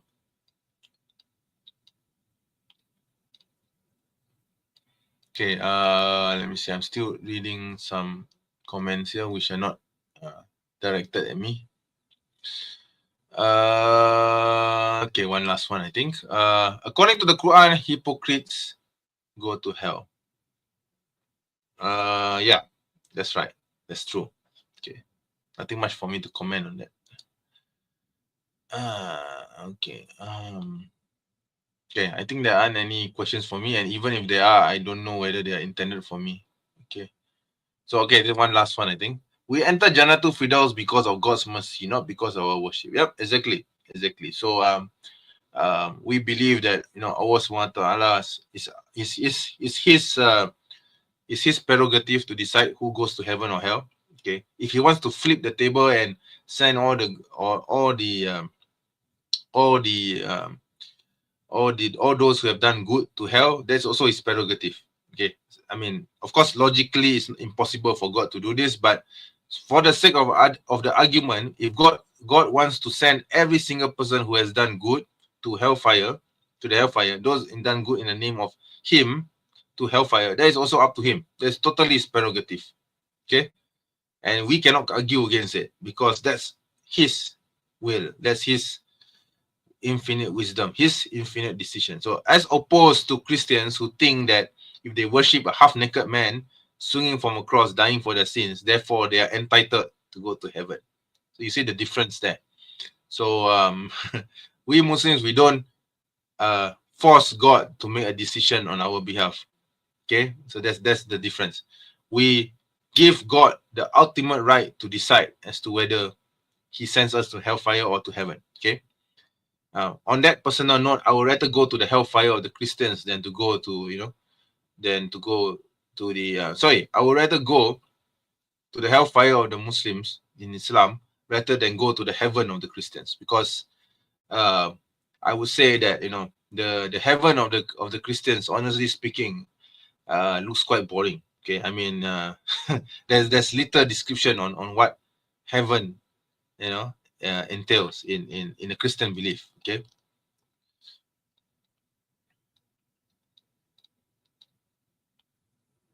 Okay, let me see now. Is there anything else here? Blah blah blah. I don't know. There's so many chatter here, but I'm not sure whether it's directing. I think none of them are for me. Okay. Okay, so I'm going to I guess I'm going to share the link. If anyone wants to come on, you can come on. Okay, so I've shared the I guess you could say I shared the link. So this is the link. Okay. So I've shared the StreamYard link for anyone who wants to come on and have a chat with me. Okay, if you will. Yeah, because if you behave, but keep in mind that if you behave nastily and you behave not within decorum, I have the right to kick you out. Okay, so so that's pretty much it. Okay, there are some ground rules. You need to be you need to be a bit more respectful to when it comes to speaking about Islam. You can criticize Islam, I have no problems with that, but you must be respectful. Okay, if you try to be disrespectful and you try to insult the Prophet Sallallahu Alaihi Wasallam, you'll be kicked out without a second thought. Okay, so, but other than that, I have no problems with you coming on and asking your questions. Yeah, so the StreamYard link has been shared across. If there are Muslims who want to join me, you can join me as well. It's part of the panel. It's up to you. I'm going to have to pin this. Hang on, let me pin up the link first before I invite anyone on. Okay, so I'm going to go to my YouTube account and pin the comment. Okay. Okay, let me see. Give me a moment. Okay, I found it. Okay, pin the message. Yep, it should be at the top. Yep, it's there. Okay, so it's there. And I know there's someone called Alaransi. Who's that? Are you a Muslim or a Christian? Please tell me in the chat before I bring you on. Oh, assalamualaikum. Okay, walaikum salam. Oh, all right. Okay, brother. Assalamualaikum. Assalamu alaikum. Wa alaikum salam wa rahmatullah, brother. So where are you from, brother? As my username is David from France. I'm half French, Indonesian. Yeah, I know, brother. Yeah. So where are you from? Half French, half Indonesian. Oh, really? Oh, so where are Yep. you now currently? I'm calling from Indonesia, staying here from a holiday. Oh, oh, I mashallah, just really mashallah, wanted, brother. I just really wanted to go on the stage to, was it talk about one question that was in the. Okay, sure. Go ahead. Yeah, maybe I think I probably dealt with it already. But if you want to have any, I don't know whether I have, but if whether I've actually dealt with the question you had in mind. But if you want to address it, yeah, sure, why not? Can you hear me, brother? Hello? Oh dear, I think we've lost him. Hello? Yeah, I can't hear anything from your end, brother. Hello? Hello?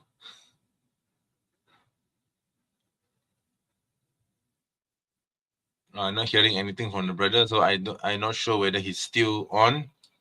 Can I bring you back on a backstage until you resolve your audio issues, brother? So yeah, let me know once you have resolved it, because I can't hear anything from you just now. I'm sorry. Maybe your connection got dropped off or something. Okay. Right. So yeah. So if anyone wants to come on, yeah, feel free to do so. This is a live Q&A session, as it's clear from the title. Okay. Oh, the brother said my internet connection got cut off. Yeah, I understand, brother. Yeah, no worries, brother. You can come on anytime you want once you have resolved your internet connection issue. Yeah. Oh, you're back again. Okay. Assalamualaikum, brother. Hello. Yes, I can hear As I you. said, Are you? yes, can you hear Yeah. me? Yes, As loud I and said, clear, brother. Yeah. also the schools of thought, the madhab, the Sunni, Shafi'i, Hanafi, Hanbali, they're not sects or divisions. They're just ways, or they're just people who follow certain scholars and their methodology and manhaj in the way they interpret the Quran and the Sunnah. It's not a sect. They're still Muslim. Yes, I know. I understand that. That But just now, that yeah. Go Yeah, some people they confuse this and say that, oh, there's different sect, they believe in different things. No, they don't. The four imams of the four madhabs, they never disputed in Aqidah. People say, oh, Imam Hanafi or Imam Hanaf or the Hanafi madhab is Maturidi and Shafi is Ashari. No, they did not defend the Aqidah at all. Yeah, I mean the Also issue about on yeah on the also issue about of different. those are different. Those are Keep very talking. yeah. Go ahead. Yeah. Okay, sorry. Thank you. Also, another comment about was it different Qurans? First, there's only one, and second, the qira'at. If you're talking about that, it doesn't matter because they all have a chain of narration that leads to the Prophet. Even the Prophet, when Angel Jibril alayhi salam was revealing the Quran to him, he asked to reveal it in more qira'at for the different people with the different dialects. Like some qira'at doesn't have, or some qira'at have Hamza al-Wasl, or some don't, because it's based off the dialect of the people at the time. So it doesn't matter if it's Warsh or was it Asim. It doesn't matter because it still goes back to the Prophet. All of them have an isnad to the Prophet Sallallahu Alaihi Wasallam. Yeah. Yeah, it's because it was revealed to the Prophet. Yep, And I agree. Yeah. I've seen a video on YouTube saying that if you go to a different country, like in North Africa, I think they used the wash. If you said a different, was it qiraat, that they'll kill you. This is not true because Islam is one, and anyone who's Yes. educated enough will know that it's the different qiraat that are still the one Quran. Yes. And I mean, what it's anyway? not. There's no real difference in meaning when you say Maliki Yawmiddin and Maliki Yawmiddin. See, I mean, even though the All Qiraat the is qiraat different. gives depth, like in one was it? ayah they always refer is that those who kill or those who are killed. This the different qira'at also give depth and uh, and perception and context to the verse. Like those, they will be rewarded if they fight for Allah's cause or if they're killed for Allah's cause. The both. So they're still correct, and Yes, they give a yes, deeper meaning. That's why you need not only need to learn like one qiraat, but you need to understand all the yes, qiraats for deeper meaning. yes, yes. Yeah, exactly, exactly. I mean, on the issue of Qira'at, it's not about differences of meaning. It's about just the way that it's read. It's like British English and American English. So if I want to say I put my stuff in the trunk of the car versus I put my stuff in the boot of the car. So what's the difference? You see? So boot is British and trunk is American. So the meaning doesn't really Exactly, the change. You qiraat see? was based on the dialects of the Arabics at the time. Yeah, yeah, the Quraysh. Yeah, yeah, yeah. That's right. Yeah, yeah, yeah, yeah. So yeah, brother, you were saying that you were half French and half Indonesian. Do you speak Indonesian?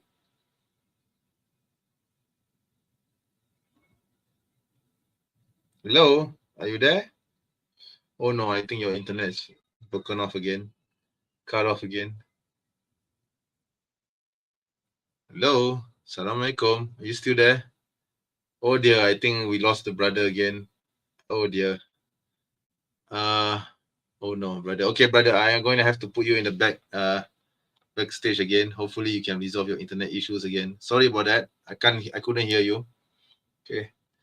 I think someone mentioned God logic or no logic. Okay, Avery has no logic. Okay, I can tell you that the guy is totally unhinged. Okay, I mean the guy just simply imposes his Christological views upon the Quranic verses and upon Islamic theology. He doesn't know what Islamic theology is. I debated him. Okay, and there will be videos or excerpts coming out soon from that debate where I humiliated Avery. So yeah. So if you want to go mention Avery's name, that guy is like I said, that guy is totally unhinged. He should study his own religion first. Okay, before I bring on the brother on, there's this comment I want to answer this. He thought Justin Matter. Yeah, that was funny. Yeah, I know that was funny. That was funny. Yeah, this was funny. He thought Justin Matter. He actually confused it with John of Damascus. So okay, I'm gonna bring on brother again. The brother Yeah, again. Sorry, I'm brother, back. you were Sorry, cut the off just Wi-Fi, now. the Yeah, yeah. Wi-Fi. Yeah, yeah. I was just asking whether you said that you were half Indonesian, so I was wondering if you could speak Indonesian. Yes, I can. Bisa, tapi cuma sedikit. Karena Oh, sekolah okay. sekolah di luar. Oh, okay. Alright. Bagus, bagus. Alhamdulillah. Oh, jadi boleh bertutur dalam bahasa Indonesia ya. Iya, bisa. Juga Okay, that's bisa good. bahasa Arab karena sekolahku Yes. di Jordania, cuman di Indonesia buat holiday. Okay. I understand you perfectly, brother. You know why? Because Indonesian, well, we consider Indonesian to be a dialect of Malay, of the Malay language. Mhm. So to us, actually to us, Indonesian is an amia of. I think you know the concept amia. So Ya, to us, kami, ya. so, yeah. So to us, Indonesia is an amia of the Malay language. Okay, that Ya. is why I can understand you perfectly now. Yeah, it's an amia, but I don't speak the same amia that you do. Okay. Yeah. Yeah. Yeah, but I can By the way, understand you perfectly. this Just John guy, by the way, this John guy in the comments, he's been reusing arguments, recycled the same. I've seen these I arguments. know. I Was it? I think he's a fan of Avery. So I'm inviting him on. If he wants to come on, yeah, please do because I'm ready to bash him anytime he wants. Okay. I'm He's because scared because he knows yeah. that if he's on a call, it means that you can have a proper argument and he's gonna fail. I'm actually waiting for him to come on because I've already shared the StreamYard link, so there's no excuse for him not to come on. Okay, I mean you are on right now. Yeah, kamu sudah masuk di sini.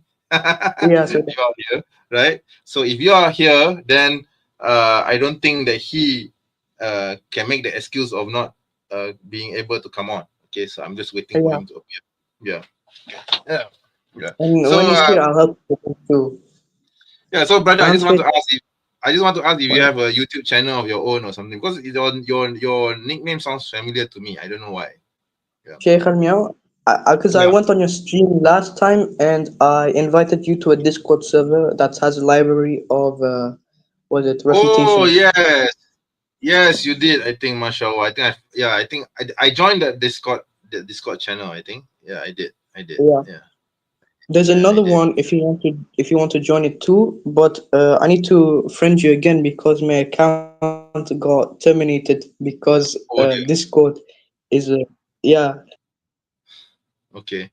Yeah, sure. Do you still have the access to your Sheikh Al Miao account on Discord? No, that wasn't my account. My account on Discord goes by a different username. It was Polymis at the time, but then it got banned. Okay. Yeah. So what's your username Mm, now?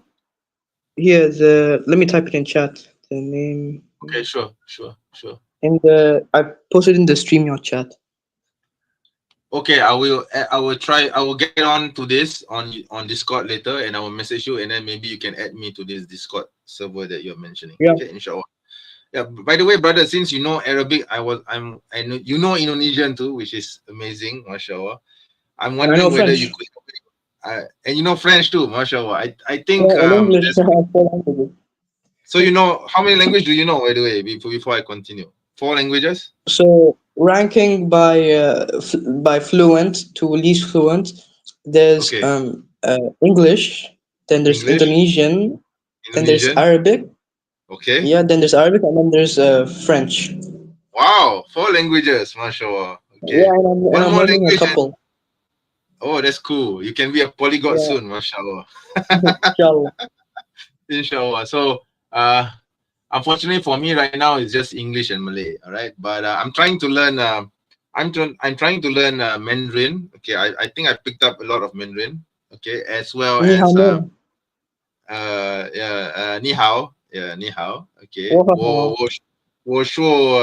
我可以说汉语点点的。Okay. So, Okay, it means I can speak Mandarin a very bit. Okay. Okay, so I can speak Mandarin a bit, and I'm actually starting to learn German. Yeah, there's a reason why nice. I'm doing that. Yeah, but hopefully, in the next few months or years, I don't know how long it will be. Hopefully, I can master another two more languages. Hopefully, I don't know. And Arabic, unfortunately, Arabic for now, it needs to take a back seat because for one thing, I have too many languages to learn. And secondly, Arabic is very, very tough. Oh my God. The grammar, especially the wazan, is super tough. Okay. So I'm going to But have don't worry, to. you'll be rewarded. You'll be rewarded for it. And I know, I even know, I know. Imam Shafi'i rahimahullah ta'ala said that Yeah. it is wajib for the Muslims Yeah. those who don't speak Arabic to learn the Arabic. Yeah, I agree. I would agree with Imam Ashrafi. But the problem is that, my brain can only be hardwired for one language learning at a time. So Yeah. I can't learn like 3 or 4 languages in one session. So I need to take it one step at a time. So right now I'm just taking it as it goes. Arabic, of course, inshallah, that will be a priority. And inshallah, I want to learn a lot of the other Semitic languages like Hebrew and Aramaic, but that will come much later. Yeah, that will come very, very much later. But not at this time because Oh, very sorry to busy. interrupt. Yeah, go ahead. Sorry Go to ahead. interrupt. But regarding John comment about saying Muslims put Muhammad sallallahu alaihi wasallam above Jesus alayhi salam, we don't. They have different responsibilities. Like the prophet, not only was Yeah, he a prophet and a messenger, he was a leader, yeah, he was a military general, he was a kind of a president, he was running a country, so he has different tasks. And yes, was it? And Jesus was a messenger, he was a guider, he was yes, there to guide people to Tawheed. So was yes, Abraham. We don't see that there's one above another. yes, Actually, even in the prayer, in the in the sitting, we say Allahumma salli ala Muhammad wa ala ali Muhammad kama sallaita ala Ibrahim wa ala ali Ibrahim. yes, yes, So exactly. it's not about one over the other. It's about they have different roles, and we of course we always remember all the prophets. Like Yes, of what course. makes a Muslim is not only just the five was it arkan, or saying La ilaha illallah Muhammad Rasulullah. Even in the 6 articles of faith, one of them is to believe in all the prophets. Yes, exactly. What about Adam? He said, Yeah. can you prove what you are saying now? You can search the 6 articles of faith, and in one of the articles you can see belief in all of the prophets. Asking for proof about this. And Okay, I think I can bring out a And verse for it. regarding the prayer that we say, Allahumma salli ala Muhammad wa ala ali Muhammad kama sallaita ala Ibrahim wa ala ali Ibrahim. You can see on YouTube the Muslim prayer, and you can just skip ahead until he's sitting, as if he's kneeling down during Yeah. the second part. You can just Yeah. see it, him saying, Tahashahud. Allahumma salli ala Yeah. Muhammad Yeah. wa ala ali Allahumma salli Muhammad kama ala Muhammad sallaita wa ala ali Ibrahim. Muhammad kama sallaita ala Ibrahim wa ala ali Ibrahim. Yeah. So we say this in every prayer. Yeah, well, Yes. I have one better for him. There's a Quranic verse which tells us not to distinguish between the messengers. So this is the verse in question. So if you can read this, well, let me. I hope that this is big enough. Yeah. Okay. So And let's John, you have really bad behavior. This guy is his behavior is repulsive. He keeps swearing. I don't know yeah, whatever religion he is, but I know in whatever religion he is, it's prohibited for him to be talking in this way. You should learn some manners. Imagine yeah, you were talking and then your parents were listening. yeah. So anyway, I want to read this verse out loud in translation. So he says, this is from Surah Ali Imran, verse Mm. 84.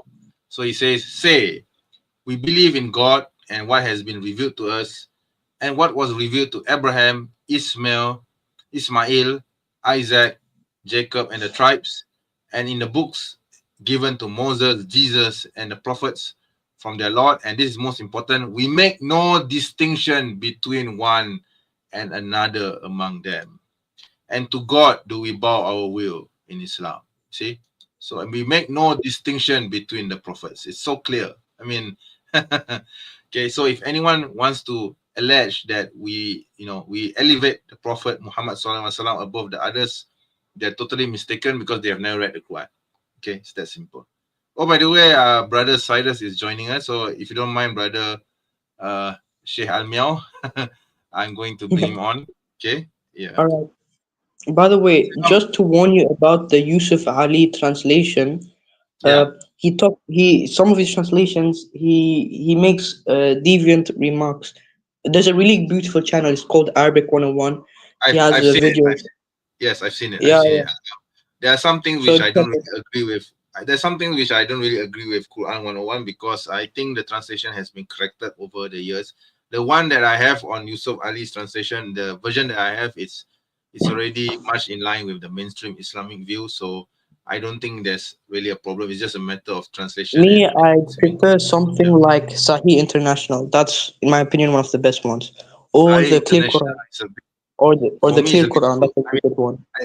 Well, I don't have any problems with it, but for me personally, it's a bit too wordy. Yeah, but I mean, everyone has their own favorite translation. Like mine Yeah, happens to be Yusuf Yusuf Ali Ali. translation was to translate the Quran, but also give the feel as if you're reading it in Arabic. If you understand what I'm Yes. trying to say.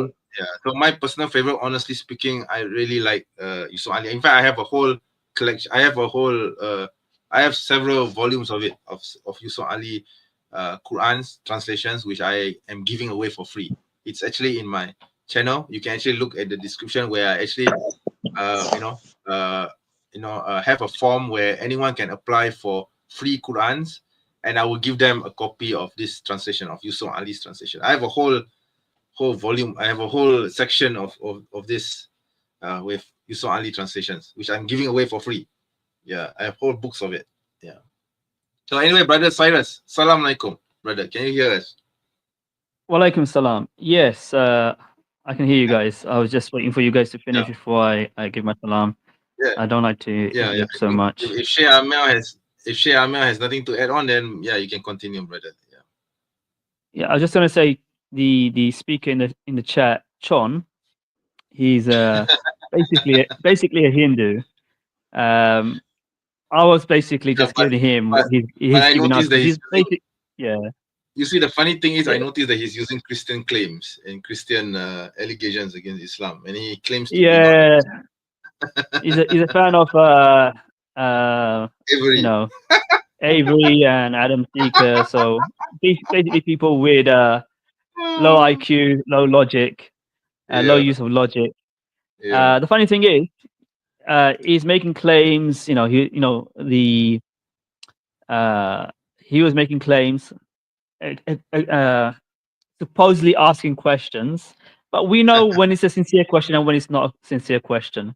And when Of it's course not a we do. sincere question, I'm not going to bother in trying to actually answer an insincere person who's asking questions insincerely. So I'm just Yes. going to give it to him as he's trying to give it to us. He says he's not Christian, he's Hindu. Fine. The issue for him is now, why is he following Vishnu or Shiva? You know, the many manifestation of the god that they have, and Yeah. they, you know, are basically, you know, they like to grape, as they say nowadays, to avoid the actual word. You know, they've Yep. essayed certain people, and Yep. now he's okay with he's not okay with wife beating, but he's okay with the mini manifestation of his deity. Yeah. You know, tricking women into sleeping with them or forcefully taking them. If I'm not But mistaken, one of that's his fine. deities was, I think, if I'm not mistaken, one of his deities was found sneaking up upon women bathing in the river. Yeah, I don't remember Yes. which deity that was, but maybe you do. I think it was Rama. I think, yeah, was sneaking upon the Yeah. women bathing naked in the river. I believe, I believe that was Vishnu or Could be Rama. I'm not Shiva. sure. Actually. There was another one who I was may say this. harassing female employees. Sorry, Yeah, brother. Yeah, I go believe it ahead. was Srimad Bhagavatam 8.12.26 to 30. The beautiful woman was already naked, and when she saw Lord Shiva coming towards her, she became extremely bashful. Thus, she kept Oh my smiling, but she hid herself among the trees and did not stand in one God. place. Okay, that's so disgusting. These senses being agitated, Lord Shiva, victimized by lusty desires, began to follow her, just as a lusty elephant follows a she-elephant. Oh my After God. following her with great speed, Lord Shiva caught her by the braid of her hair, dragged her near him. Although she was unwilling, he embraced her with his arms. Being embraced by Lord Shiva like a female elephant embraced by a male, the woman whose hair was scattered flowed like a snake. O king, this woman who had large, high hips was a woman of Oh my God. Yoga Maya, presented by the Supreme Personality of the Godhead. She released herself somehow or other from the fond embraces of Lord Shiva's arm and ran away. Oh my God, that's horrible. And there's also about Vishnu in the Shiva Purana, Rudra Samhita 2, Okay. Yudha Khanda 5, chapter 23, 38 to 45, where he takes on a guise of a woman's husband in order to sleep with her. And it's not just like a one-time thing. It says literally, delight in the heart with all the dominant passions called up. She sported with him for many days in the middle of the forest. Many days. So he took on the guise of her husband and sported with her for many days in the middle of the forest. Okay, and if I've moving on, when he says like when she Vishnu was rebuked by Vanda, rebuked him angrily and spoke thus. Vanda said, fear on this misdeed of Vishnu in outraging the modesty of another man's wife. So these are things that Chon does not want to talk about. He's why is wife beating? Why is why are you allowed to beat a wife? Oh, but he's okay with this. Okay, he's okay with all of this. Yeah. And he can easily come on here right now. He can easily come on right here, but he won't, because the reason why he won't. You see, Okay, that's the reason why. That's the reason why I don't bother studying Hinduism and Buddhism, because I come across this kind of BS. Okay, so I find the Bible. I mean, not saying that the Bible doesn't have this sort of things, but it's not as lewd. Even it's not as worse. It's probably less worse than what is in the Hindu scriptures. You see, so I don't actually bother studying Hinduism. As far as I'm concerned, Hinduism is a total write-off for me. I don't even bother trying to study its theology. I mean, it's ridiculous. So that is why I focus more on the Abrahamic religions, okay, Judaism, Christianity, and of course Islam. Okay, so yeah, so Hinduism, I think let's let other Muslim apologists or da'is deal with it. Okay, I personally, I do not like to deal with Buddhism or Hinduism. To me, they're totally irrelevant to me. Yeah. So yeah, that's that for precisely the reason that you have just read out just now. I mean, even like Brahma, the creator, is said to have his own daughter, Saraswati. Yes, thank you. Yeah. So yeah, hello. So may I know who you are and where you're from? My name is Shailis, and according what's his name, Cyrus, I'm a Hindu. Yes, and he wants to talk about things. Wait, let me finish. He wants to talk about things before the flood. Okay, sure. So what is the logic? What is the logic? Talking about things before the flood and trying to justify the things after the flood, after AD. Not sure I what never your mentioned any opinion is. flood, and no one asked me about any flood. So what are you talking about? I did. Read the comment. Read the comment, fan. Read the comment. So you just You are asked me talking about now. Vishnu. You just asked me Wait. now. You Let just me asked me now finish. about a Let flood. me finish. Hello, let me finish. You're talking I'll about let you Vishnu, finish. about Shiva.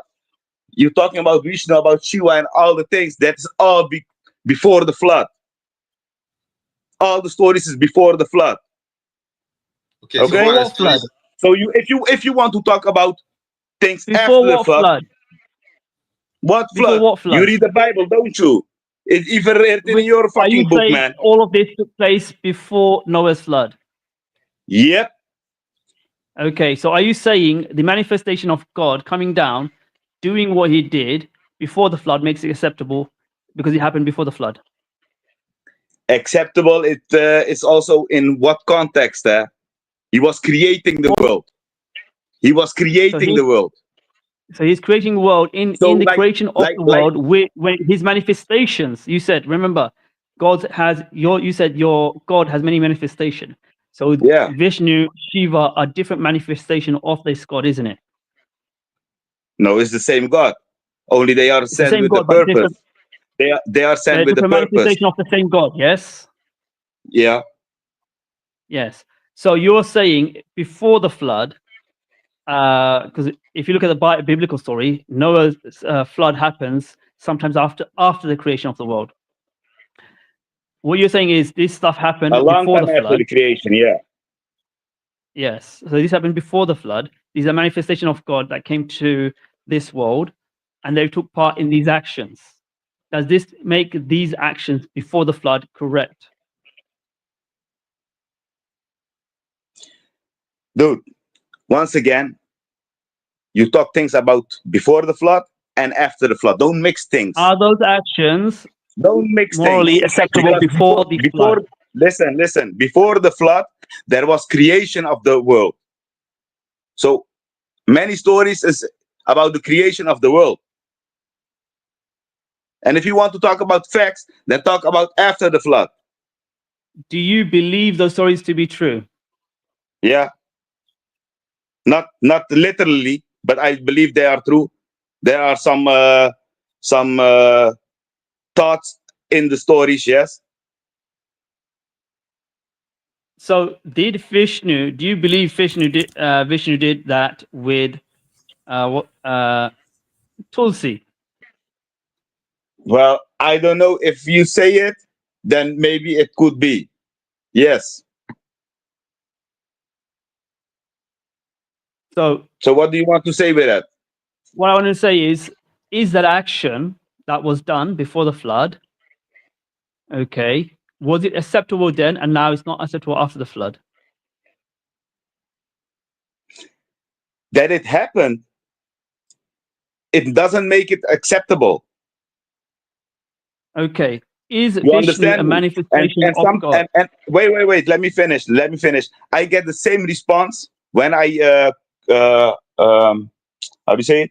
When I talk to Muslims about Aisha, yeah, I get the same response. In that time, it was okay. In that time, it was good. In that time, no, friend, Okay, bro. Just asking, what is it's your not faith? okay. What is your faith? What My is your faith, faith? my religion is Sanatan Dharam. What?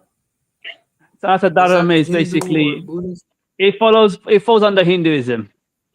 No. Hinduism is the name that white people give us later. Yes, The religion yes, is I know. Sanatan Dharam. Okay, Sanatana Dharma so in just English we'll call so it Hinduism, isn't it? Because the white yeah, people gave that name. So it's basically Hinduism, it's isn't just it? it's just saying your No, name of your brother. faith in a different language. It's the same thing. So You cannot say Bharat and India are the same. Bharat in the years I'm before not was talking much about that. I'm bigger. not talking about Wait, let me finish, friend. Pakistan was also Bharat. Now it's changed. Yes. It's not the same. You cannot say Hinduism and Sanatana Dharma is the same. You cannot say that. From the white man's position, when you say Sanatana Dharma, they will think Hinduism, isn't it? They can take a lot. Yeah. Yeah. Okay. Now, I think the Aisha incident and this is kind of conflating two different things at the same time, and I'll say why.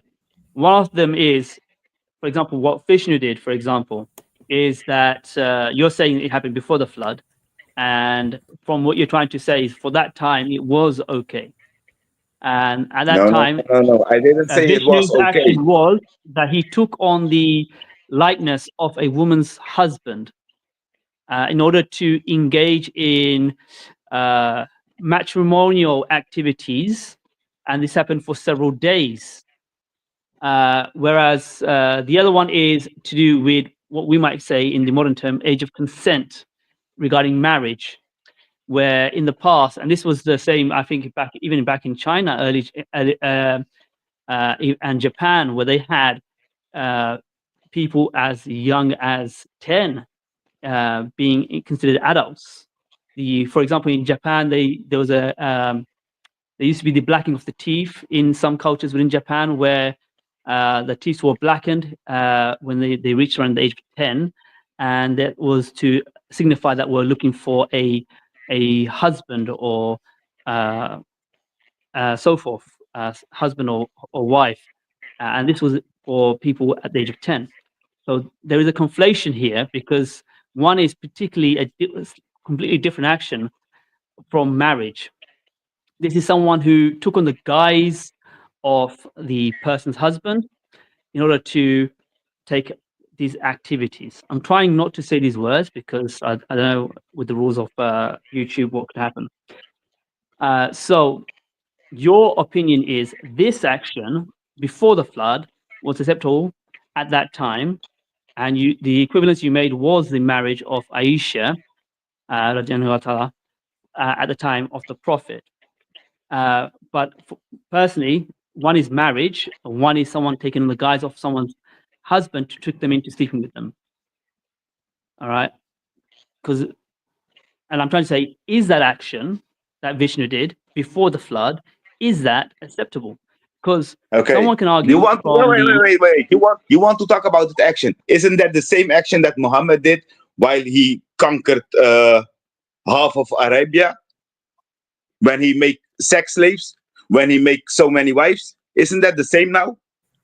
So why having many wives? So he kills. Having many wives. Wait. He kills that many wives. He kills the. It's not the same action. Wait. He kills the man. He kills the man, and eventually he makes the women. He uses the women as sex slaves. But this is happened. okay, Wait, let me finish. This has happened. This has happened 600 AD. Well, firstly, I don't actually grant what you're saying, and not before the flood. I'm not granting what you're saying because I don't think, from my opinion, that didn't happen. Secondly, no, it didn't happen. If the husband is dead, the woman is no longer married, is she? In this case, in your case, what you're trying to defend is someone taking on the guise of someone's husband in order to sleep with them. I'm not And to be defending honest, it. we I'm not also see defending the action. no, I'm not defending you're the making action. I'm just equivalent when there saying is no the equivalent. action was then There's no wrong, and equivalent. it's now what? But there isn't an equivalent. You're trying to make it equivalent, but there is an equivalent. No, you You're are doing one at making one, it but you're getting blah blah five. blah, friend. I'm saying the action You're what doing was one at what? one, and you're getting Wait. five here. I'm saying There's no equivalent. the action what happened. No, wait. The action what happened before the flood. Yeah, you are trying to say that action was not good, but Muhammad did the action 600 AD, and now it's I'm good. asking you. And I'm now it's good. asking you. Do you morally find that acceptable before the No, flood that it I happened? I don't. Okay. Like I told you, I don't. Like I But you told you, didn't I say that didn't. clearly, so I'm asking you. Now you say you Can, don't before the this flood, guy, the action happened. You didn't. wait, this guy records everything. This guy records everything. You can check. I never said yes, I approve his behavior. I never said you said yes. I never said What it. I'm saying is you never clearly said no, you don't approve it, you disapprove of the behavior. I did, but okay, continue. Okay. Is Vishnu a manifestation of the supreme God?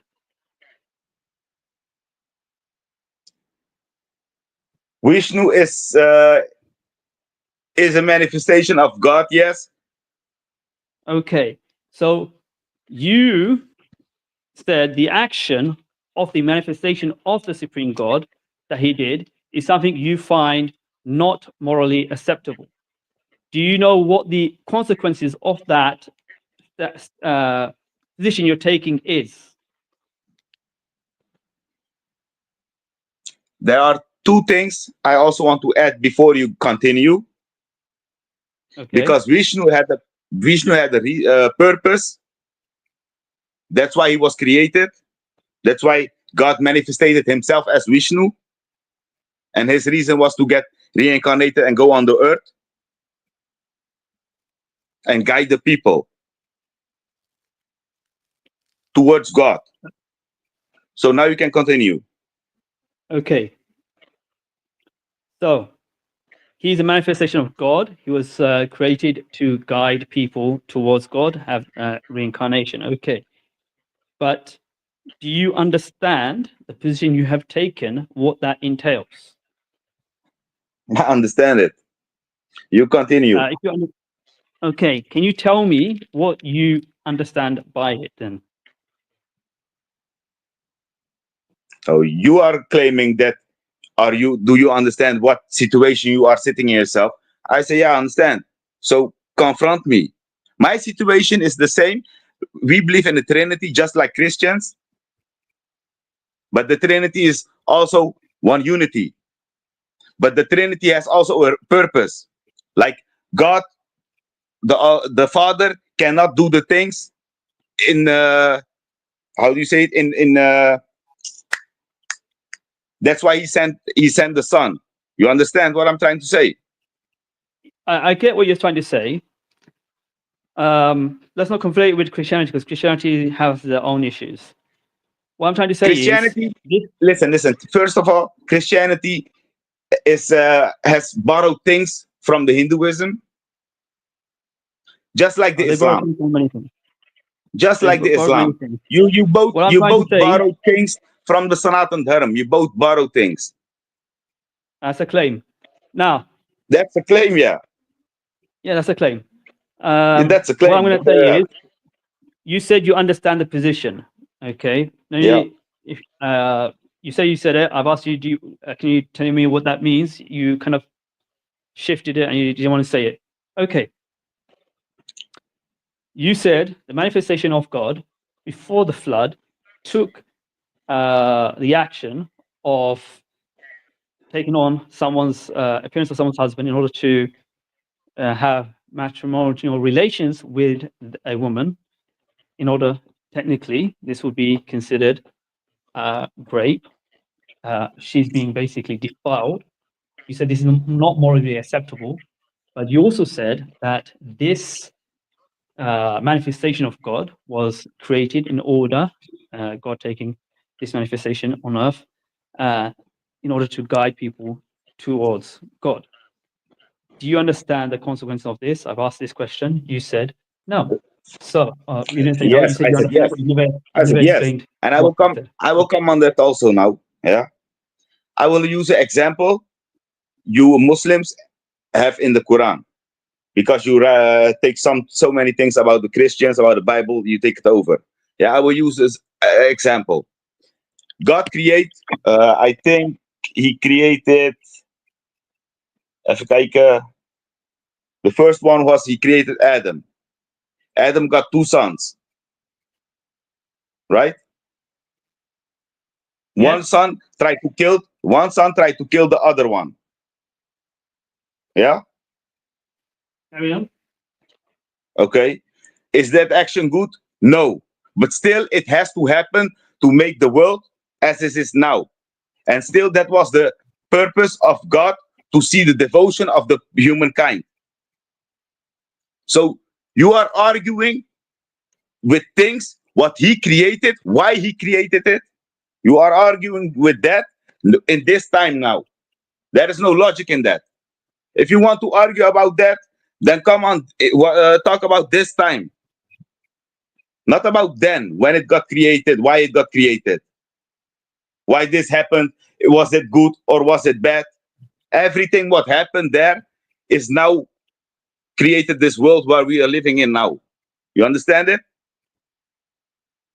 I And think that's you missed also the action. Wait, that is also the action included what Muhammad and the Muslims are doing now. I think you missed entirely the whole point, and this is why when I asked you, do you understand what the situation means, and you did not answer. It was what I was trying to get at. The issue you have is that Vishnu, the others, they are manifestation of God. They're not men. They're not creations given free wills in order to rebel against God. Okay, or Even the manifestation, has its limitations. But even the manifestations of God has its limitations. But He is the manifestation of God. Being a manifestation of God, He is. I will explain it different to you. I will explain it different to you. Yeah, Jesus is also in the Christian. Jesus is a manifestation of God. But still, as a human, He was limited here with a purpose. Yes, I understand that. But so the reason why I don't want to go to other theology is because every manifestation of God has its limitation. We don't believe that. Every manifestation of God has its limit. What? That's the thing. We don't believe that. We don't believe God can become a manifestation. By the way, guys, can you guys give me 5 minutes? I'll be back in a second. Because that goes against the you also limited God. You also limited God. Okay, how? In the Islam, you also limited God. Okay, how? Now, because you cannot see God, but Ismail saw his hand. In the Bible, in the Quran is written, Ismail saw God's hand. Are you talking about how God has a hand and so on and so on? I'm just saying you also limited God. You write in the Quran you cannot see God, but Ismail can see his hand. Then you write, we people, God where does makes He say in the Quran that God that makes human Ishmael saw according to his. Give us a verse, a reference at least. Yeah, give us a reference and evidence of this. About Ismail. You are claiming that Ishmael saw God's hands. We don't have this in the Quran. I will, bro. I will. Then give me the reference. You know what is the thing? Now you ask for reference. I also asked so many questions in the app, in the chat. Nobody asked for nothing. Why? Yes, be patient. Because we're waiting for you to come on the stage. Yeah. We'll have a proper discussion when we're talking. Yeah. We can have a proper discussion of all the questions that you have. It's not an issue, but you need to go through it one by one. We can't answer everything all at once in one session, right? So give us time, give us patience, okay? Don't worry. let's talk about your claim that Ishmael saw God's hand. So I want to see the evidence for this.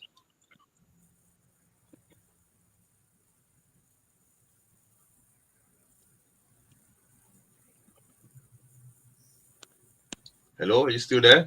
Yeah, I'm here. I'm searching it.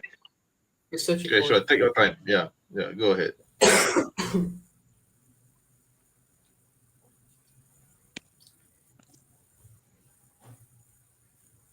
Okay, I'm back. Yeah, so actually, I did give reference for what I was talking about when I regarded Vishnu and Shiva. There's other stuff that I could have get referenced, but I just wanted to focus on these two because these two are the most well known. There are others that are probably not well known. I think this guy is trying to find a reference. He's claiming that Ishmael. I was listening. I was just a bit. I was just doing some other action at the moment. At the moment. Sure. Because when we're talking about God's attributes about a hand, or like they always bring up how God has two right hands. Yeah. The thing is, I understand that. I was just trying to make a point. His point was that Vishnu did an action, okay, that he finds morally unacceptable. He's saying it was before the flood, so it's a different kind of set of rules and whatnot. The thing is, this was not a normal person. It was not like Sanjay, you could equate with one of Adam's son or whatnot. Because humans were made to give them the choice between choosing between good and evil. This was a manifestation of God. So if God can do actions which are morally unacceptable, that puts you in a bind, because now you're saying God can do evil. And if God can do evil, then what, how do you align that? Because any other actions you think of that you are against, such as wife beating, for example, okay, why are you against that when something worse was done by a manifestation of your God or God, and you, despite finding it morally reprehensible, you still follow that God? Not only it's mentioned in the Hindu scripture.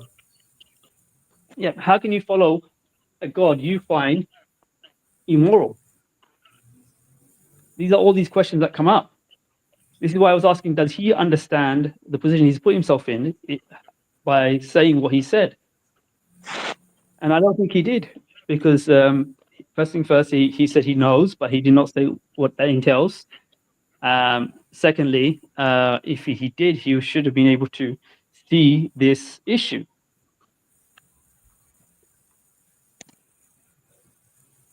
I'm listening. Have you found the source about your claim also? No, it's only biblical. Genesis 21:19. So it doesn't apply to us because we're not Christians, we're Muslim. Yeah, Christians do believe. But I will come on that. Continue. Christians do believe they have like God manifested in different ways in the world, physically manifested, I believe. But it does depend on which group you talk to. I did find an interesting thing, though. I believe it's Revelation. This is basically a bit off topic, but in Revelation 19:12, 19 verse 12, I believe it says Jesus is wearing a crown with a word that only Jesus understands. Now, the reason why I bring this up is because someone was defending Avery's use of the word to know from, I believe it was in Matthew, when it shows only the Father knows the last hour, not the angels, nor the Son. Only the Father knows the last hour. And I believe Avery's take was the know actually in Greek means to declare. I looked at the Greek, and the Greek doesn't say to declare. And I've tried to look up different verses where it could say to declare, but it doesn't. It always comes up to know. And then a Christian asked me about, what about this verse? How do I understand this one then? And I said, the Greek says to know. And in the verse in Revelation, it says, only Jesus knows. And the question he asked me was, if so, only Jesus knows. If the Father doesn't know, what does that make Jesus to the Father. To be honest, you get what that makes to the Father. If the Father doesn't know, then obviously in that case, you have both the Son and the Father who are not all knowledgeable, because one lacks the knowledge of the hour and the other lacks the knowledge of the word on Jesus Christ. When the hour.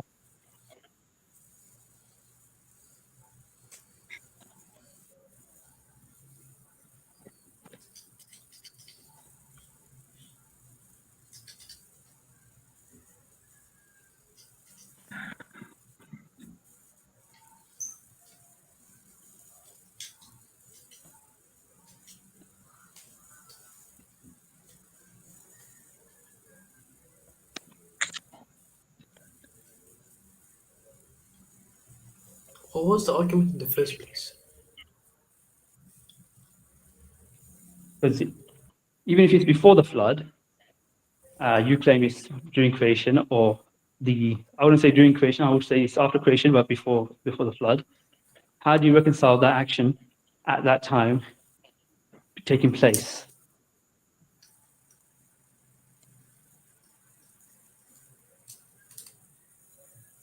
Let me see if I can.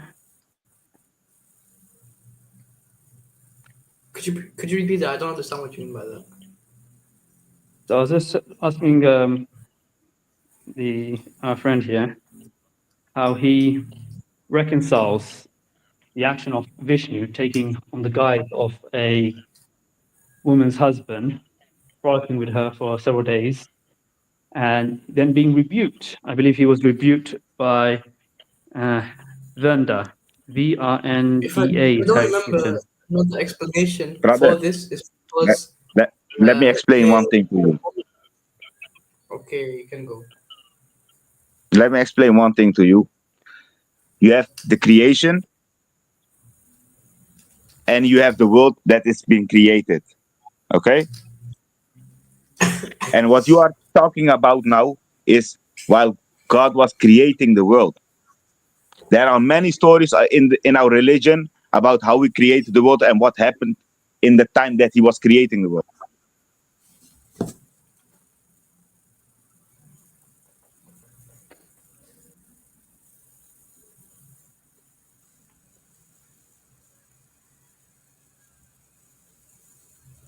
Okay.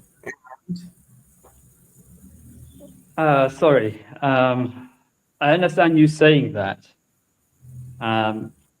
What I'm trying to understand is you said yourself it's morally, you don't find that acceptable. This is a manifestation of God. So whether it's happening before the flood, during the creation of the world, okay, it still took place. Yeah, the action itself is it took morally, place.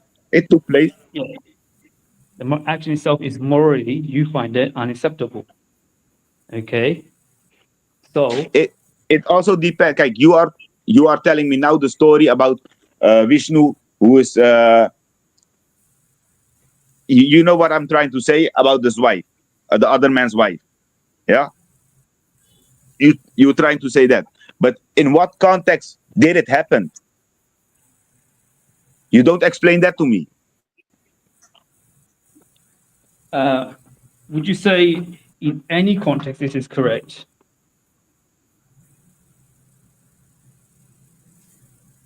Is there a situation this would be correct in? If you can give me that. I might be on mute on a few seconds because I do need to do a few actions, but I'm going to be listening, okay?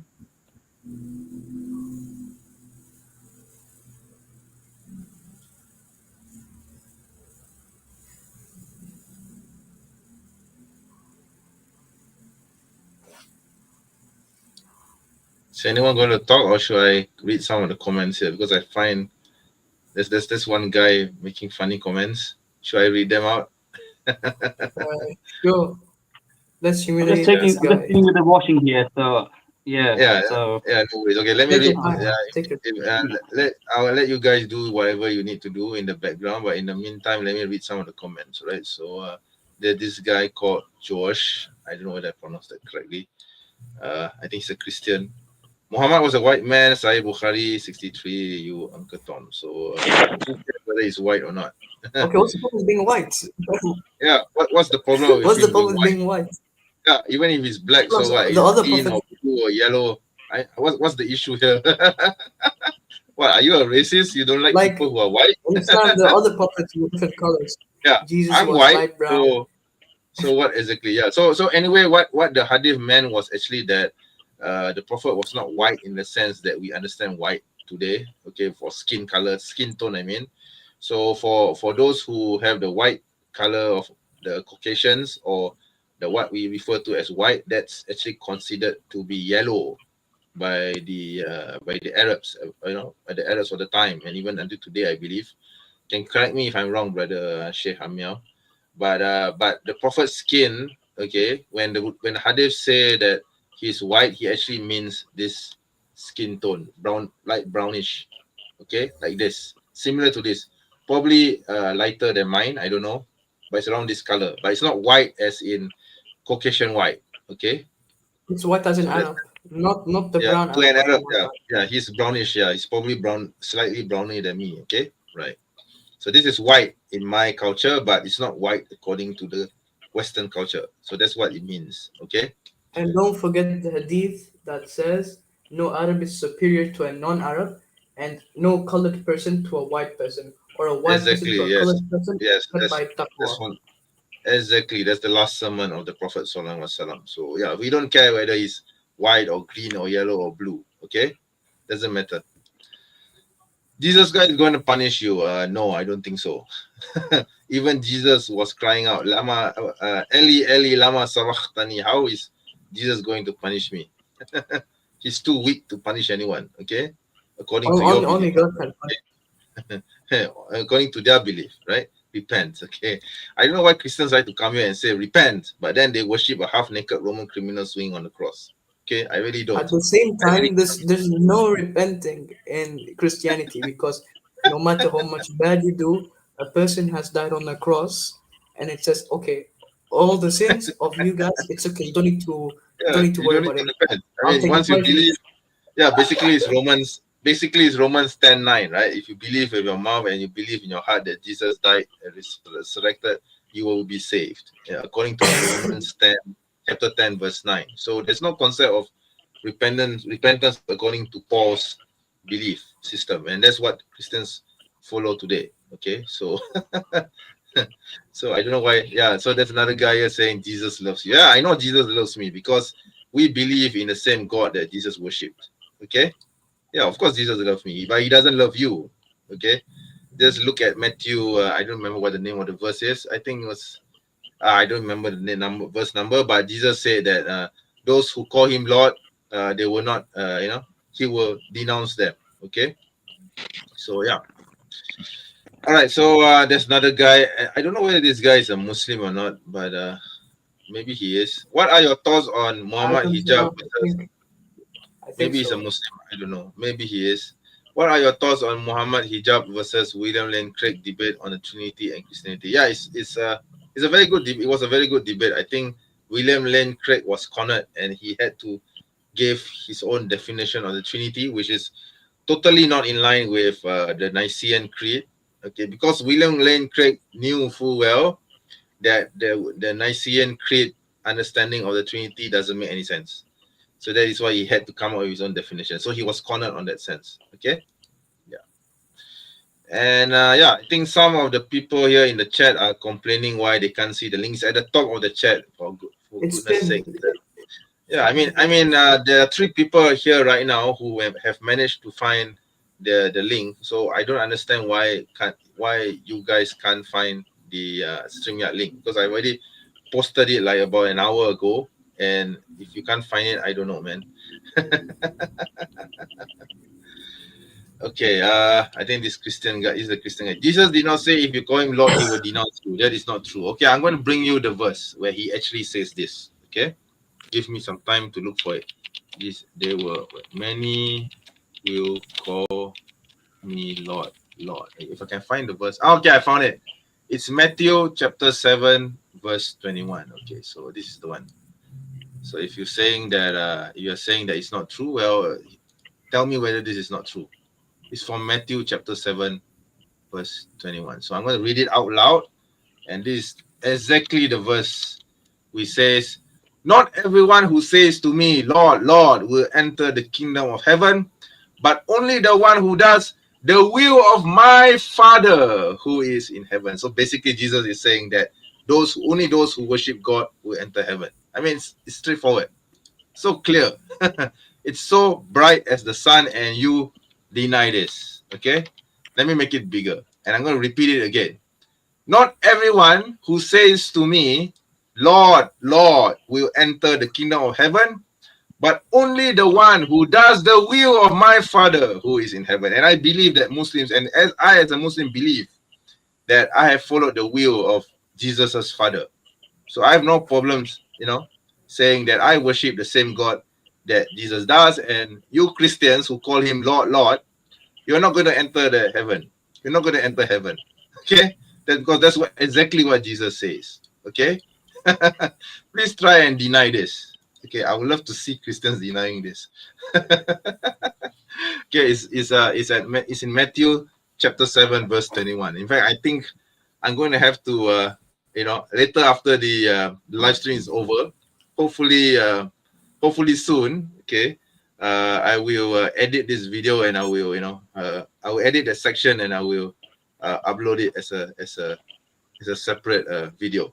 Yeah, it'll be very interesting to see or to solicit the action of the answers from Christians who deny this from Matthew chapter 7, verse 21. It'll be very interesting to see the responses. Yeah, brother. So you want to add anything on? Yeah, sure. Go ahead. Yeah. No, I said this Shayla seems silent. He's not responding to anything. I don't know. Maybe let's give him some time. If he doesn't respond, then I'll just put him in the back chat later. But for now, let him. Yeah. I think he's doing something right behind the scenes. So I'll give him some time to do it. All right. Yeah. No worries. Yeah. Plus, if I remember correct, his argument about Islam and like immoral action, you can't. If you believe in your own religion, you can't find it immoral. For example, a simple one. If I were to go to Hinduism, for example, let me search for it. Give me a moment. What is it? There was a thing called. Okay, I'll get straight to the point. In Manu 994, it says, "A man aged 30 years shall marry a maiden of 12 years old, who pleases him." Or pleases him as in, it could be debated as in pleasing in intercourse, or pleasing as in, to serve. Anyways, or a man of 24, a girl of 8 years of age. So if you're 30, then you'll have a 12-year-old. If you're 24, you'll have an 8-year-old. If the performance of his duties would otherwise be impeded, he must marry sooner. So if there's going to be trouble with your duties, you should be marrying someone sooner. Now in Vishnu Purana, the third in 10, it says, if he marry, he must select a maiden who is of a third of his age, one who has not too much hair but is not without any, one who is not very black or yellow complexioned, and who is not from birth a cripple or deformed. This is obvious racism and ableism in Hinduism. So if you marry, the wife must not have too much hair, but must not be bald, and must not be very black or very yellow, and is not allowed to be crippled from birth. Doesn't seem very moral of it. And another one. Here, a person of 30 years of age should wed a girl of 10 years of age, called a nagnika. Now, what is a nagnika, you might ask? A nagnika refers to, oh gosh, how do I say this? A girl who doesn't have any breasts yet. So, if I'm not mistaken, prepubescent.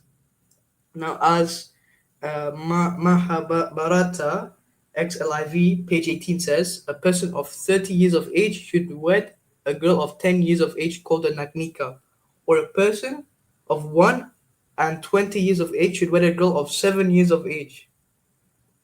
Now, okay, you can talk about Islam, but first look into your own religion. You can be talking about how Muhammad sallallahu alaihi wasallam married Aisha, but look, do you even have names of how mature and developed a girl is, and you're classifying them about how old you can marry them, and so on and so on and so on. In my opinion, that's disgusting. Absolutely disgusting. Even again in Vishnu Purana, it says a man should marry a girl 1/3 of his age. Yeah, for me, for me personally, I don't really have a problem with young marriages in those era because back then it's pretty much acceptable for It's a different women time. who have achieved puberty to be married off. Okay. In fact, as recent as even before World War II, if you want to look at my own family, you will find that my own late grandmother, she was married off when she was 14. Okay, by today's standards, 14 would be quite unacceptable. Okay, but back then, this was before World War II. It was considered to be normal. Okay, so it's quite sorry to strange. interject. Yeah, I am back. I've been listening all this time as I was just dealing with the washing machine because the washing machine kept having errors and I had to restart it several times. Yeah. Anyway, But, before you continue, I just want to respond to I was this. just going to add to your point, actually. I was going to add to your point. Right. There is a tribe in the Amazon, and there are Yes. tribes in the Amazon who actually still wed at a young age of 10 in the modern era. Okay. And that is because they still live in the very ways they've lived hundreds of years ago, with very little modern technology amongst them. So there are tribes that are still doing this in the modern era. But the thing is, you will find people who go to see them, admonish them for doing this because they understand this is the cultural area and it's kind of a necessity because a lot of them don't reach 50, 54 or 40s because they do. If they get sick, they don't usually have the time to get to modern medicine, time or travel. So these things are still quite normal. In those kind of tribes. But the way you see them react, it is quite hypocritical because when they see these tribes, this is this, they try to see it in a different angle to understand it. But when it comes to Islam, they don't do that at all. And this is the thing that there's an insidiousness about this because, for example, another example would be multiple wives. They have an issue with multiple wives, yet if you're not married, you can have as many multiple partners at the same time as you want. There's no issue. Yeah, exactly. So they don't actually have issues with multiple partners. It's the reason why they have issues with multiple wives is because it is a cultural issue that's been inset and it's being seen in multiple wives is seen as something backwards reminiscence of something from the past or from Africa. So it's looked down upon in that sense. There is a kind of cultural colonial superiorism in this mindset when it comes to them. Sorry, brother, go ahead. I'm going to mute myself because I got to deal with the washing machine, but I'm still listening, okay? Sure. Another sad thing is in the Muslim world, they've left the Islamic law for man-made laws, if you understand what I'm trying to say. For example, once you turn 18, zina is allowed for you. Once you turn 18, there's no problem. There's no repercussions. Yes. But in Islam, obviously it's haram. You need to be married. And for example, in some places in North Africa, the northern African countries, they've banned polygamy. So if you have multiple partners, it's okay. It's not against the law. But wow, if you marry just another person, straight to jail. And it's very hilarious because of the double standards which is being fed to them by the Western world. The Western world has normalized so many things that now the Arab and the Muslim countries have been picking up on them. Yes. Yeah. Exactly. Concerts, Halloween, I believe, is other things that have been taking place now, are becoming normalized. And it's quite amazing. I'm finding this, funnily enough, becoming normalized in the Arab world, but the Muslims in the Western world who grew up with this are starting to reject it. It's interesting to see.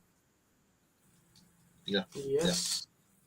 Yeah. Anyway, I've removed Shaila. I put him in the backstage, but if he wants to come on, he can just message again in the private chat because he has been quite silent for some time. We need to give way for other people to come in. Oh, I think Brother Cyrus suddenly disappeared. But anyway, if Brother Cyrus wants to come in, he can come in. Okay. So yeah. So anyway, I'm going to read some of the one particular chat actually. This brother was asking, okay, you're a Muslim. Okay. Thank you, brother, for confirming. And I have a question. Who in your mind is the best Muslim apologist in the 21st century? Some say Zakir Naik, some say Sabir Ali, etc. This is a bit difficult to answer because if I were to answer this, it might cause, problems for those who don't agree with me. But this is what I believe. Okay, so personally, for me, in the 21st century, I have not seen any particular outstanding Muslim apologists. Okay, I mean that doesn't mean I do not respect Dr. Zakir Naik or Dr. Shabir Ali, etc. Okay, hijab or anyone else. It's just that I have an inclination to a certain scholar who passed away in 1986, but this person has been totally underrated because nobody knows who he was. He is or he was. Okay, so his name is so his name is Duktur. So his name is Duktur. Sorry, I'll mute myself. Okay, sure. So anyway, his name is Dr. Ismail Roji Al Faruqi. Okay, so this is the person whom I admire the most. Of course, he probably doesn't fit your definition, okay, of someone who's living in the 21st century, but his works has inspired me to become a Muslim apologist. That is why I am here today. One of the reasons why I am here today is because of him. Okay, this man. Okay, not Dr. Zakir Naik, not Ahmad Didat, not even Ahmad Didat, not even Dr. Shabir Ali. Is this man. I would attribute my apologetics acumen and knowledge to this person. Okay, so not many people know who he is. Okay, I'm gonna just show it again. Okay, just to confirm. Okay, so plus another reason is that unless if they're not saying anything that deviates, this is not really a problem as long as they're saying correct stuff and they're conveying it in a proper manner. I think that what's important, and they're knowledgeable. You can't just be like a layman and be. Of course. There are some things. There are actually some things with Dr. Shabir Ali says which I don't agree with. There are some things with Dr. Zakir Naik says which I don't agree with. But there's just a khilaf, and I think in the end it's all about someone's personal preference. Even for him, even for Ismail Al-Mahum Ismail Faruqi, there are things which I don't agree with him as well. But we can agree to disagree, and overall their methodology, as long as their tawhid is sound, I don't think it's an issue. You see, so everyone will have their own favorite apologist to follow. Mine, it happens to be this man. That's all. Yeah. So that's my take on it. Okay. I hope that answers the question for the brother. Okay. So, by the way, brother Islamic Calling is here. Okay. Assalamualaikum. Walaikum salam. Yeah. If you want to come on, brother Islamic Calling, please do. The link is at the top. Okay. I don't understand why the Christians are complaining about the link because I've already posted it several times and they are saying that they still can't come on. I don't understand why they're complaining, but I'm going to post the link again. I know there are two people who are actually on the stream right now who found the link, but you can't find the link. I really don't understand why. Okay, but I'm just going to post it again. Okay? I think it's an issue with the link is up. I found the link. That's how I got back in. Yeah, exactly. See, even Brother Cyrus found the link. So why the hell can the Christians find the link? I really don't understand. Maybe the Holy Spirit is covering the link. It could be that particular person, because sometimes what happens is someone may have done a certain setting in the chat when they came in where the link doesn't appear. It can happen. It's happened to me in some chats, but not generally for this one. It could also be the device they're using. Okay, could be that. Or maybe the Holy Spirit is covering it. Sorry for the Holy Spirit joke. It's either that. It's either you can't see the link, or the Holy Spirit is preventing you from seeing the link. Okay. Okay. All right. So, okay, brother. Islamic calling. I can't come because I'm working, but inshallah another time. All right, sure, inshallah. Yeah, no worries. Yeah, but feel free to stay around if you wish. All right. Yeah. Still waiting for someone to come on. Okay. Preferably a Christian, hopefully not a Hindu, because I don't deal with Hindu apologetics or Hinduism actually. Yeah. Okay, so this guy called Truth, I think he's on. Okay, I'm gonna bring him on, right? So yeah. Hello, yeah. I believe you're a Christian, right? Hello, Muslim apologists. Do you still Yes. remember me? I think you're the guy from Sarawak, I think. Yeah, last time I talked to you about Surah 929, but then in the middle of the conversation, you suddenly just, kick me away. Well, it's not my fault, but because some of my you were antagonizing my guests, so I had to be considerate of them. Okay, and I think your line of questioning is also not appropriate at the time, so I decided to save the stream, so to speak, because if I let you talk, then you are just going to scare away my guests, right? So you need to be respectful of my guests and respectful of the opportunity that I gave you, and yeah. So that's how we roll here. Okay, so you need to respect that. Yeah, no problem. So can we continue our topic? I mean, last time about Surah 929.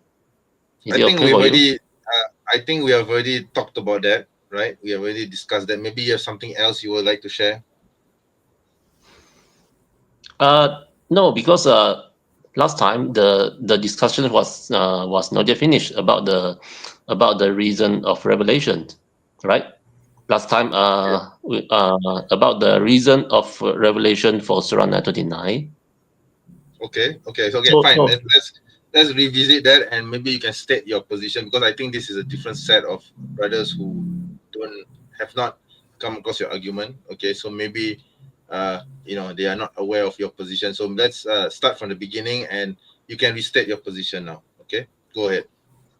okay, so I think it's easier if you guys can go to Tafsir bin Kathir,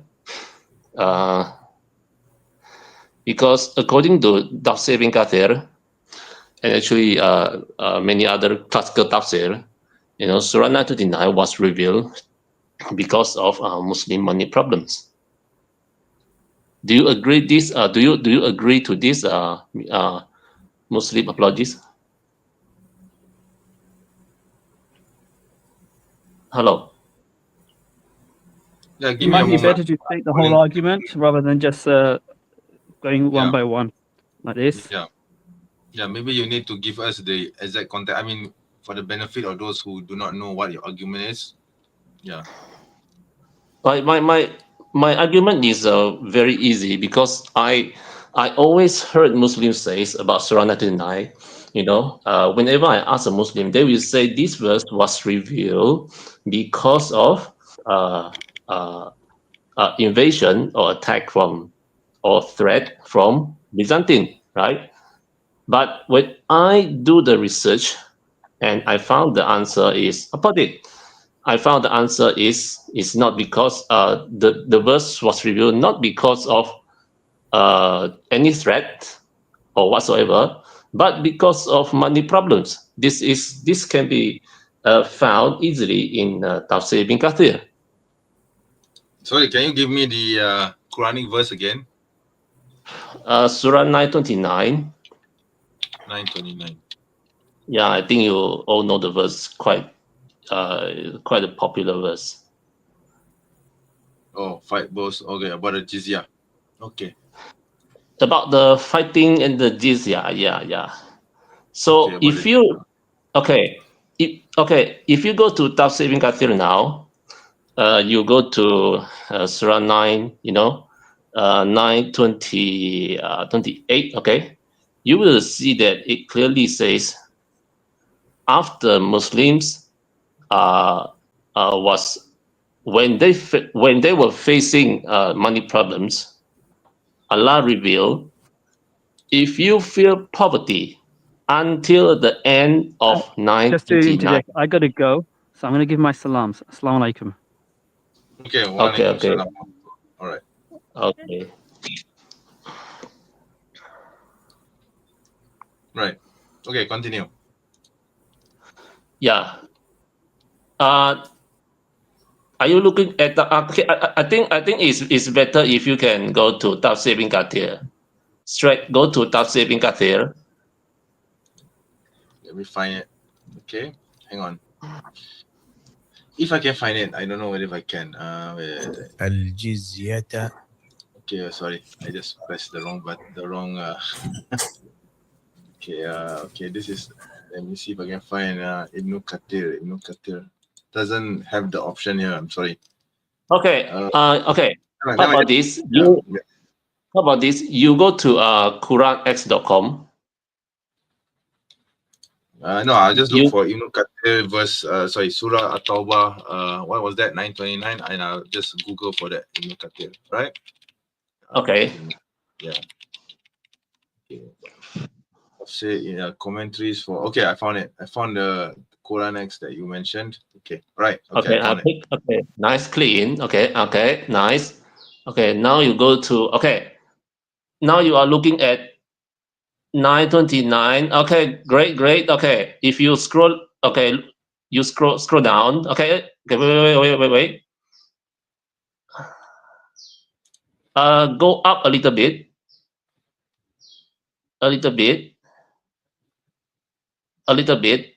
Again. More. Okay. Stop. Okay. Okay. So verse 28, Allah forbid disbeliever from Masjid Haram, right? Yeah, the Masjid Haram, the forbidden sanctuary. Yeah, the forbidden sanctuary. That's what it means. Yeah. So let them not come near. Okay, you look at So let them not come near our Masjid Haram. This ayah indicates that in the idolaters are impure and the believers are pure. Okay. So in the Sahih is the following: the believer does not become impure. Allah said, okay. Yeah, bigger. Yeah, nice. Okay. And then, so. Yeah. Okay, Allah said, and if you fear poverty, Allah will enrich you out of His bounty. Muhammad ibn Ishaq commented, yeah. Do you see that? Muhammad bin Ishaq commented, the people said our market will be closed, our commerce disrupted, and what we earn,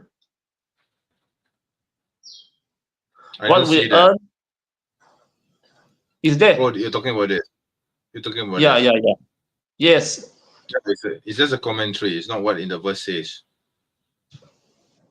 It's a commentary. Yeah, it's a commentary.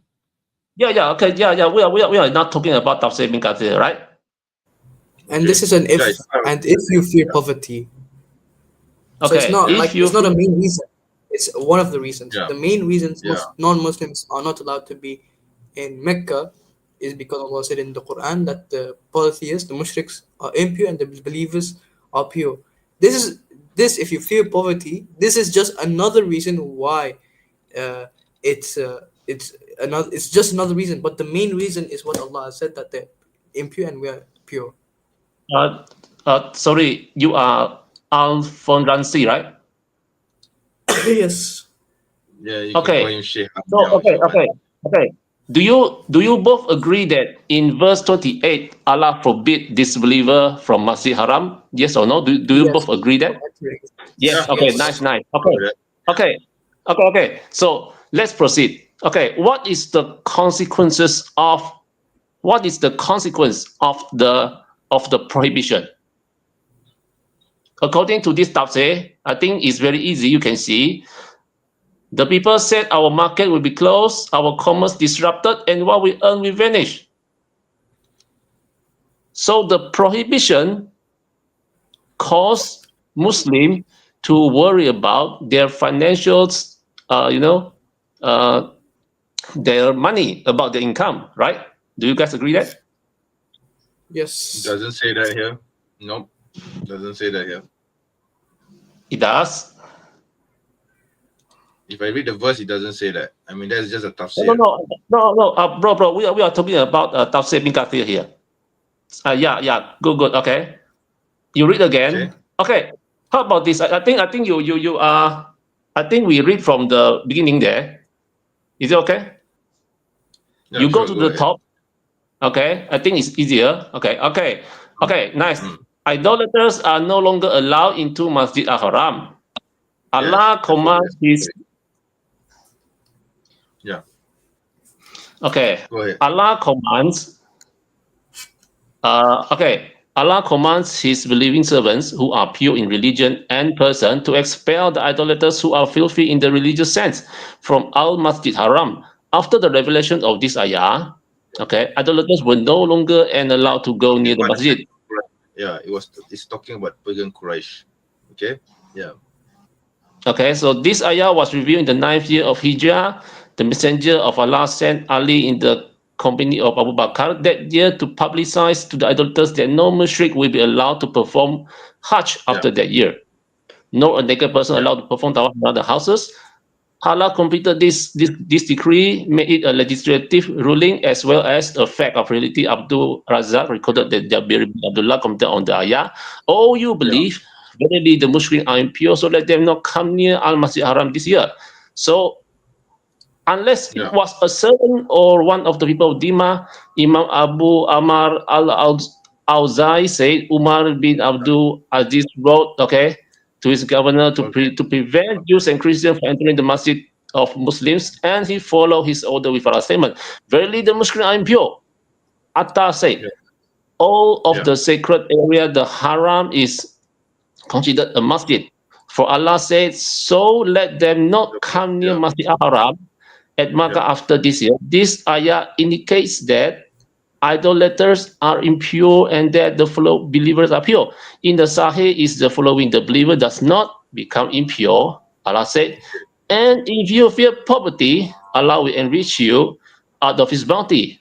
Muhammad bin Ishaq commented, the people said our markets will be closed, our commerce disrupted, and what we earn will vanish. Do you see this?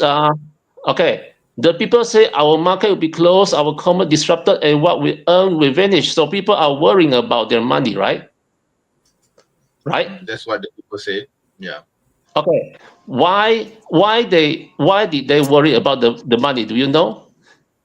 Yeah, Can you tell because me? the pagan Quraysh are prevented from entering Mecca, and it was a commerce central.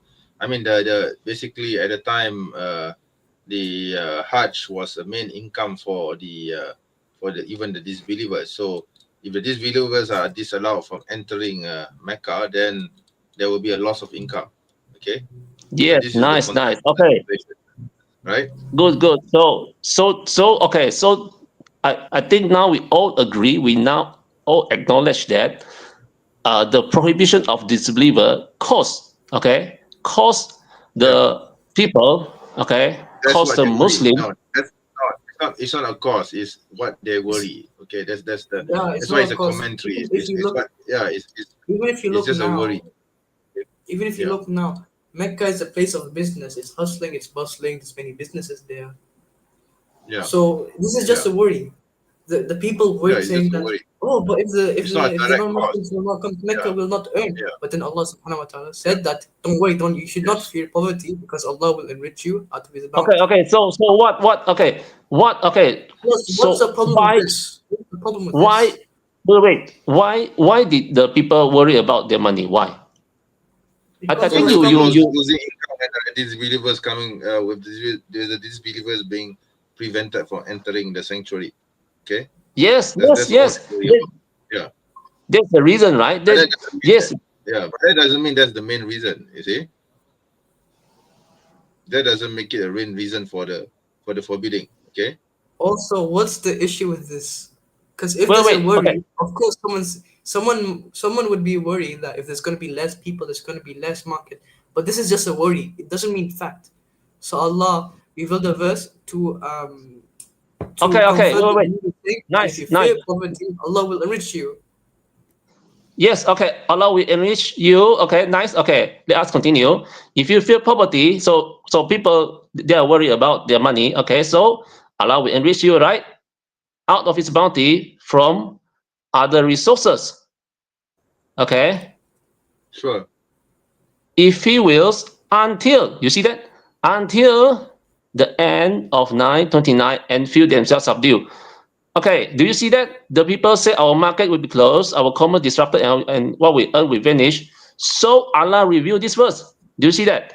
After, when the people worry about their money, Allah responding by revealing, and if you fear poverty until the end of verse 29.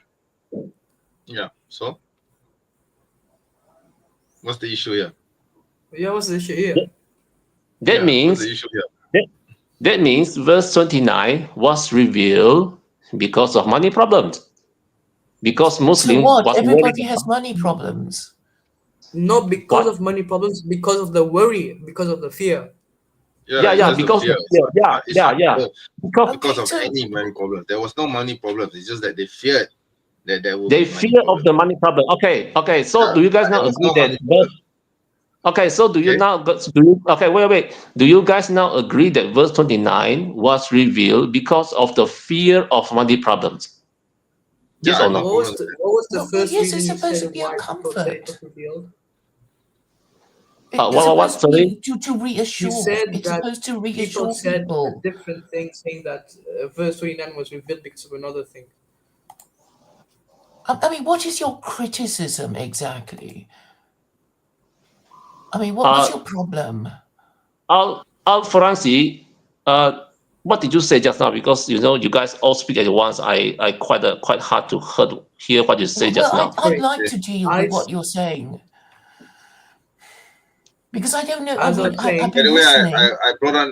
I brought on Claire. So hello, Claire. Okay. Oh yeah, Hi, Claire. Hello. everybody. Claire is not Hello. by the way, Claire is not a Muslim. Okay, but just brought her on because she's back. She was backstage. But anyway, you guys continue, all right? So yeah. So I'm going to go and and perform my my salah for a while. Okay, my zuhur. Okay, and then I'll be back in about 10 minutes. Okay. Thank you. Okay. Thank you. anyway, Could I just as I quickly was ask, saying, True? you said that. Okay. Claire, please. I was trying to Okay. explain something. I'll let you talk after. As Okay. before, Bruce was saying that people said verse 29 was revealed because of another purpose. What did you say it was? You are talking to me, right? Yeah. To you. Sorry. Can you repeat again your question? All right. So when you brought up this, you said that you asked someone about why this verse was revealed, and they said something which I've forgotten. But you said no, it was actually about money problems. What was the first Okay. reason you said so?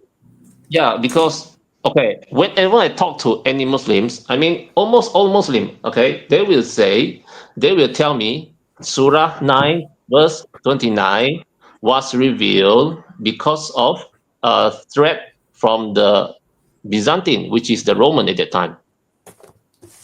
But this is not true. According to this very simple Tafsir Ibn Kathir, we can see that verse 29 was revealed because of fear of money problems. What is your problem? Everybody has money problems, including Muslims. So what is Wait. it? I mean, So because Claire, do you see the issue now? The verse I was just see you revealed. asking a lot of dumb questions. In the hope of. I mean, what are you Claire, trying to do? Claire, are you okay? Claire, are you okay if I go fight you just to get your money? Are you okay with this? What do you mean? If I go fight you, if I have money problems, okay, just assuming that now I have money problem, I have financial problems, okay, Okay, you want to and rob me. Obviously, I'm going to object to that. I did not use the word rob, okay. I say I will go to fight you and get your money and force you to pay me and use that money to enrich myself. So are you okay with this? You are not okay, right?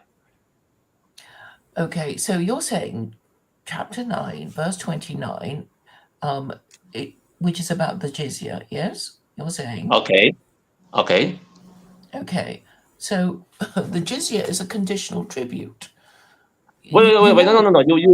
You miss a point. You miss a point. Now we are not yet talking about the jizya yet. No, Now we are we're talking not about talking about the this. reason. Are you okay if I go now? I ask you a very, very easy question. Are you okay if I go fight you just to in order to get your money to enrich myself?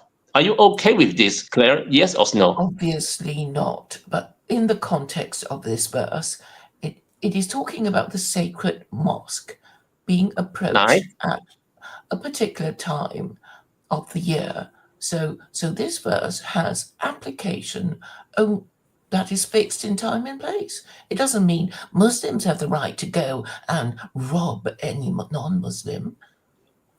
Wait. So do you not agree that 929 verse 29 is actually telling Muslim to go to fight people for money? Do you agree this? Do you agree to this now? No, because it says, let them not approach the sacred mosque after this year is ended. So this applies to Muhammad and his Muslims, telling them what to do at that time in the lifetime of Muhammad. It's not saying Muslims can go and get money from non-Muslims and steal them and rob them and be bandits.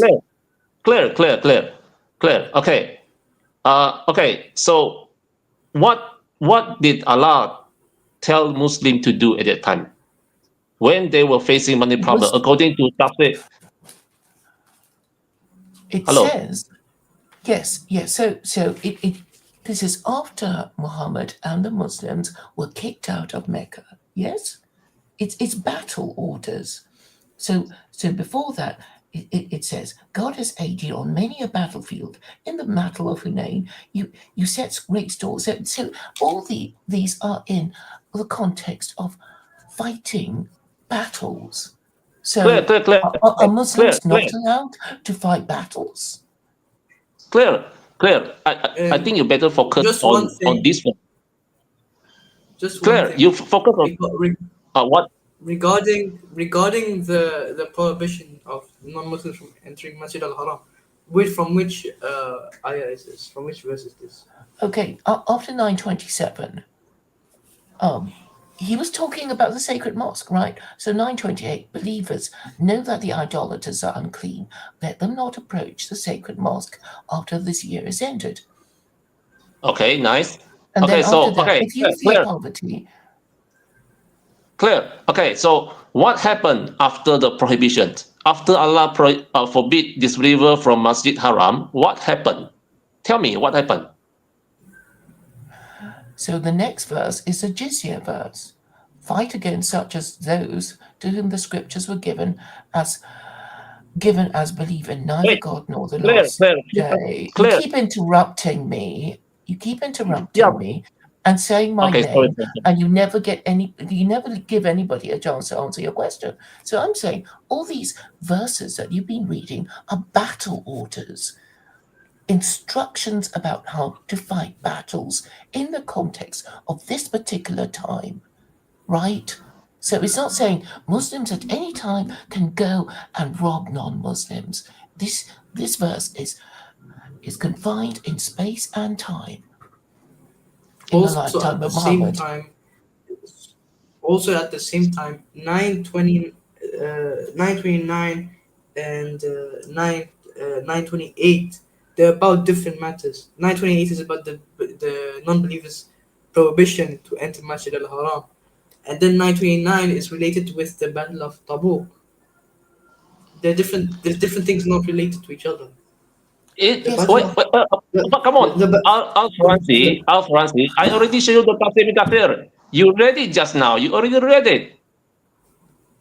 So you're complaining that Muslims have the right to exact tribute. Tribute is not a Muslim idea, exclusive only to Muslims. You exact tribute. Francie. Okay, okay. I think maybe if better if I can talk to Claire. Okay. Claire. I think you are still missing the point. You don't know what you are talking about. Okay. Just now I asked you what. Okay. Why are you okay if I go fight you for money? You say you're not okay with that, right?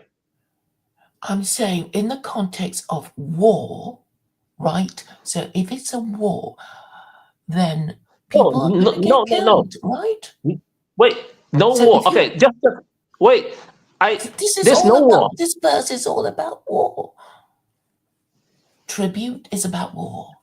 You don't know that? No, wait, Claire, please be rational, Claire. Be How am I rational, being be irrational? logical.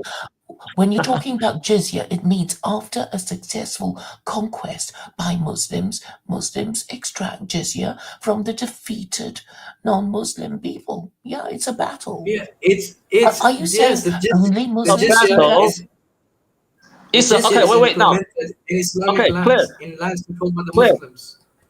Wait. Claire. Good, nice. A battle for what purpose? Now answer me, please. A battle. Verse 29 is a battle. Okay, you're saying only non-Muslims can wage imperial wars. Muslims cannot wage imperial wars. Is that what you're saying? Claire, please And the answer my question. And the Battle of Tabuk was response to the aggression and also the assassination of one of the Prophet's ambassador.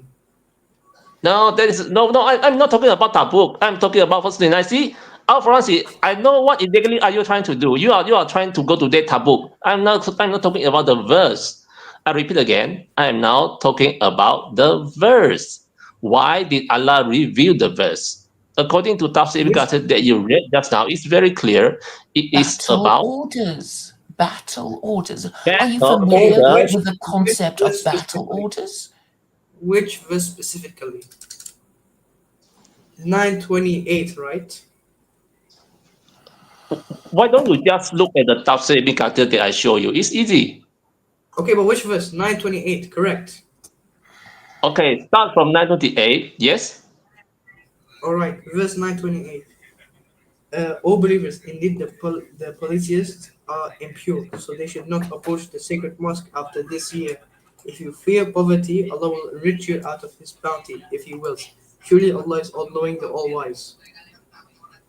And after by this year, it means the 9th year of the Prophet's migration from Mecca to Medina, so the 9 of Hijrah. So tafsir of Ibn Kathir, idolaters are no longer allowed into Al-Masjid al-Haram. Allah commands His believing servants who are pure in the religion and person to expel the idolaters who are filthy in the religious sense from Masjid al-Haram after the revelation of this ayah. Idolaters were no longer allowed to go near the masjid. This ayah was revealed in the 9th year of Hijrah. Okay. The Messenger of Allah وسلم, sent Ali in the companion of Abu Bakr that year to publicize the idolaters that no mushrik would be allowed to perform Hajj after that year, nor a naked person allowed to perform tawaf around the house. Allah completed this decree and made it a legislative ruling, as recorded by Jabir ibn Abdullah commented on this ayah. Oh, you believe verily this ayah, so the commentary was unless it was a servant or one of the people of Dhimma, which are the Dhimmis, those who are paying the jizya.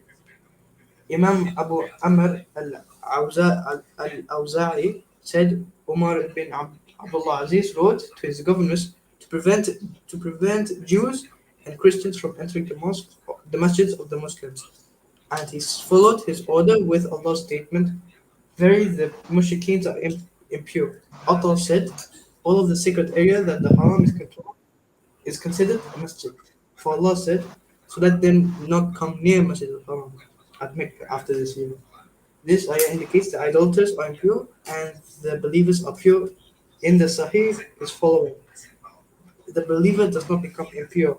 Allah said, "And if you fear poverty, Allah will enrich you out of His bounty." Muhammad bin Ishaq commented, "The people said, our market will be closed, our commerce disrupted, and what we earn will vanish. So Allah revealed this verse. And if you fear poverty, Allah will enrich you out of His bounty from other souls, if He wills, until and feel themselves subdued. This ayah means this will be your compensation for the closed markets that you feared would result. Therefore, Allah Nice. compensated them for the losses they incurred because of the severed ties with their daughters, by the jizya they earned from the people of the book. Similar statements were reported from Ibn Abbas, Mujahid, Ikrama, Sa'id bin Jubair, Qatada, and Ad-Dahak, and others. Allah said, surely Allah is all-knowing in what benefits you. Now, the order Okay, to nice. fight... So you're talking Wait, about the wait. order...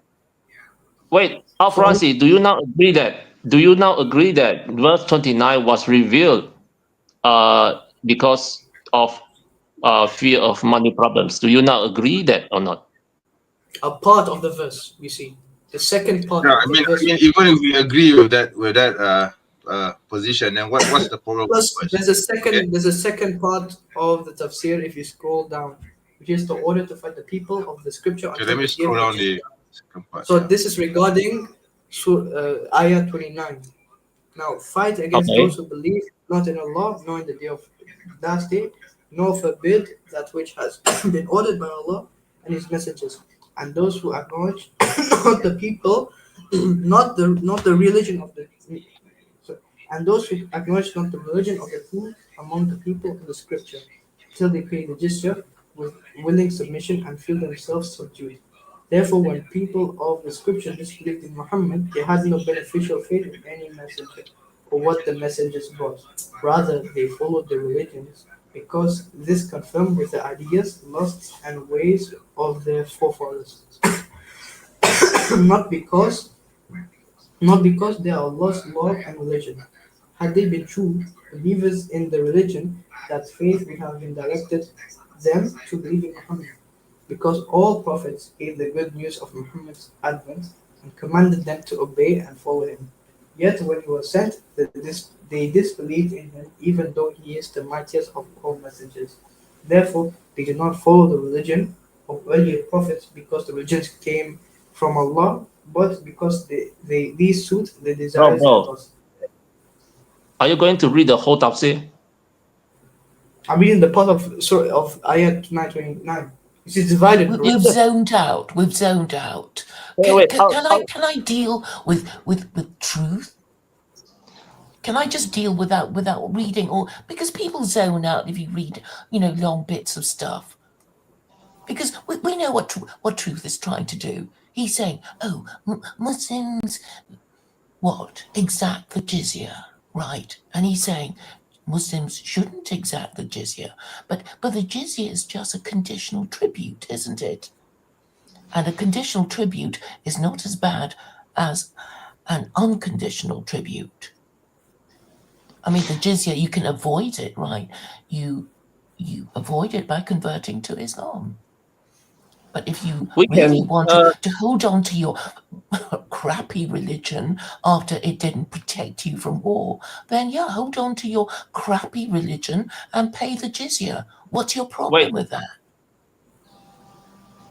Francis, because Claire, I don't know why, because I already, I think we already read the tafsir 2 times, and then I already explained to you. What is your bloody point? What's your point? Okay. In one sentence, and don't keep saying my name. Okay, Claire. What's your point? Yeah, I told you not to keep saying my name. What is your point? In one sentence, do you have one? My point is verse 29. Okay, Surah 9, verse 29 was revealed because of money problems. Not because so you of don't like the jizya. You don't like the jizya. Okay, fine. Nobody likes having to pay. Did I say that? Clear. Did I say I don't like jizya? Did I say that? I said I already. If you love jizya, why are you complaining? Oh my God. Okay. I mean no disrespect, Claire. I already told you my point, which is very clear. I repeat again. My point is verse 29 was revealed because of fear of money problem, not because of threat. Do you get my point now? Muslims Right. can wage And why defensive is that a wars problem? and wars of imperialism, right? Oh my God. Oh my God. Yeah, they can. I mean, that's all. It's not just Muslims, so non-Muslims can wage their imperial wars. Christians Wait. are the ones with their global empire. You don't complain about these Christians, do you? Is it because you're a Christian? Okay, wait. You're a Christian. You did not wait. Do you not agree with my point just now, Claire? Do you agree or not? Do you agree with the claim that I just made just now? I repeat my claim again, very, very clear, okay? The verse 29 was revealed because of fear of money problems, not because of threat. Do you agree to this claim or not? Yes or no? It's ambiguous. So it says, if But you, what if ambiguous? you, Come if you on. fear, Okay. I think Claire. the thing is, You it's fine. are.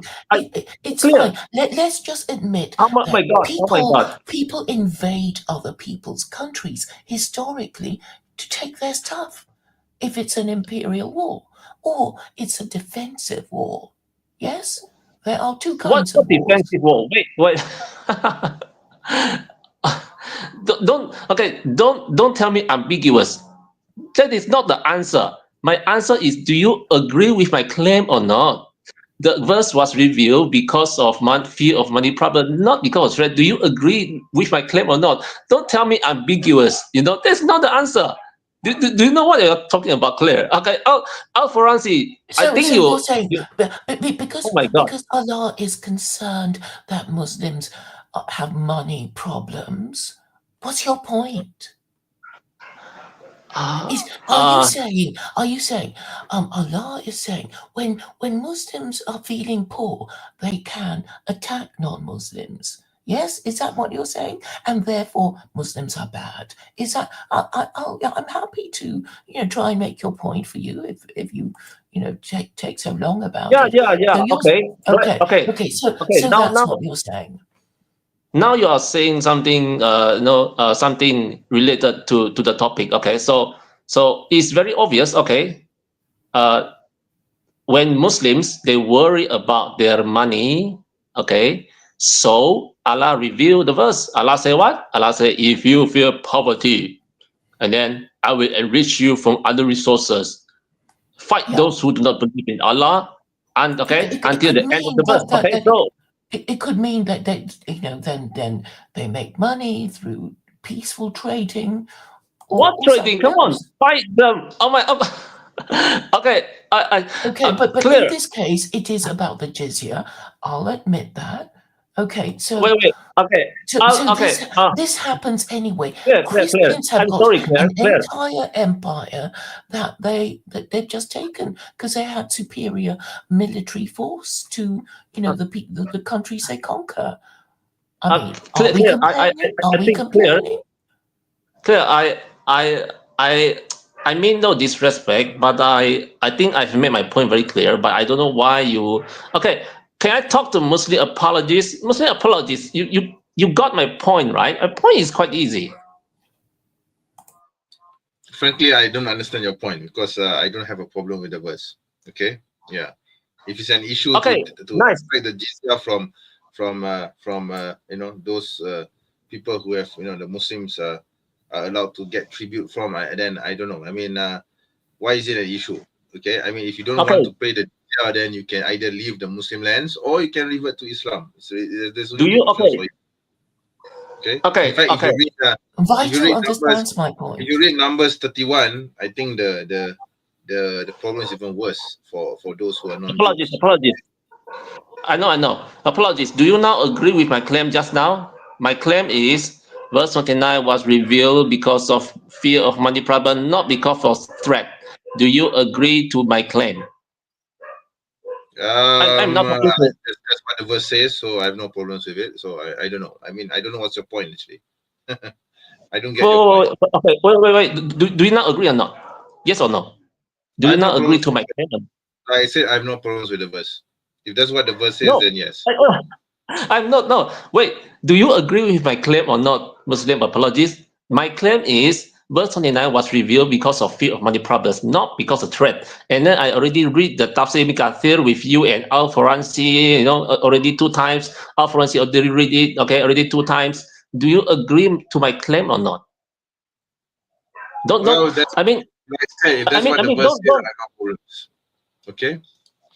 What? Sorry. If that's what the verse says, then I have no problems with it. Okay. No. Do you? Okay. So you agree? So you agree with my claim, right? You agree to my claim, right? That's what the verse says. Then okay. Yeah. Okay.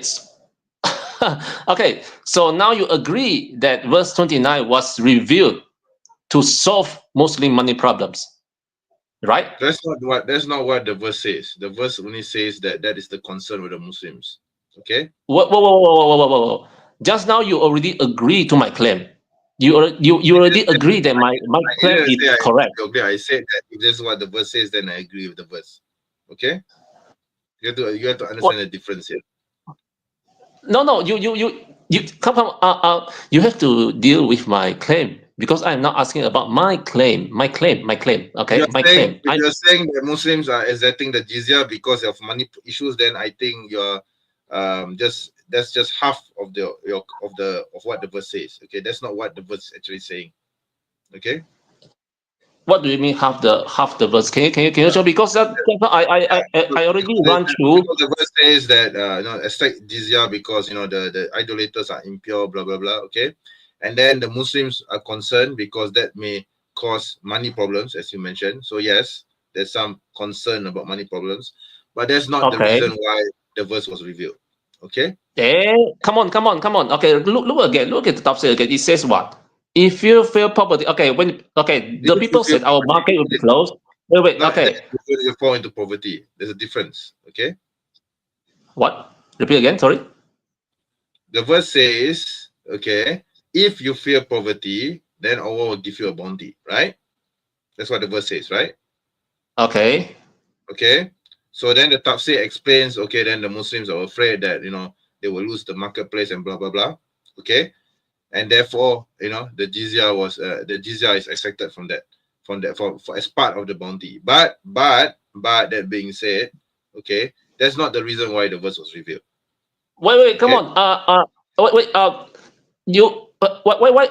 I mean, look at the tafsir Ibn Kathir again. The people said our market will be closed. Okay, blah blah blah. Okay, we vanish. So you see that? So Allah revealed this verse.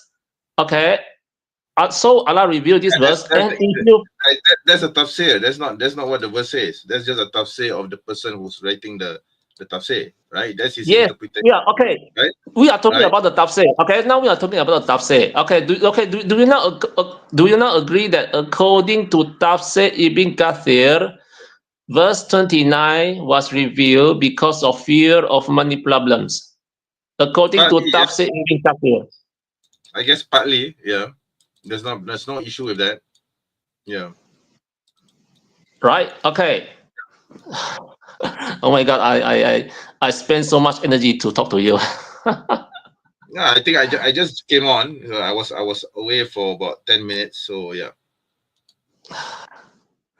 Okay, so according to your scholar, one of the most renowned scholar ever, Ibn Kathir. Okay, his books still remain until today. Many books. He's not the only renowned scholar, and we have a lot of tafsir. Okay, so you cannot just simply isolate. Okay. You cannot simply isolate Ibn Kathir and say, oh, he's the only scholar whom we follow, because there's so many other tafsir authors that we can follow as well, and they may have. I haven't studied this verse, so I wouldn't be qualified to comment on the other tafsir. But if other tafsir have different opinion from Ibn Kathir, that doesn't mean that they're wrong. Okay. Can you show me such tafsir? Can you? Okay. Here is my challenge. So we need to revisit this. Perhaps, I don't know. Maybe perhaps the next live session. Okay, you need to give me some time to look into this, because I've not studied this claim of yours. Okay, as far as I'm concerned concerning the jizya is a tribute tax. That the people of the book are allowed to give when they fall under Muslim rule. That's pretty much it. Okay, there's nothing else other than that. do you agree that jizya enrich Muslims a lot? Of course, it enriches the Muslim empire, of course, but there's also the zakah, which Muslims pay as well. So it's not just jizya, which is received by the Muslim government. Okay. Yeah, basically jizya is just an income tax. Okay. How the government is supposed to pay without money? Okay. Tell me which government in the world does not tax its population and gives benefit to its population. Tell me which government does this. Okay. Every government in the world imposes some sort of income tax upon its people. Okay. So jizya is also the same thing. What's the difference?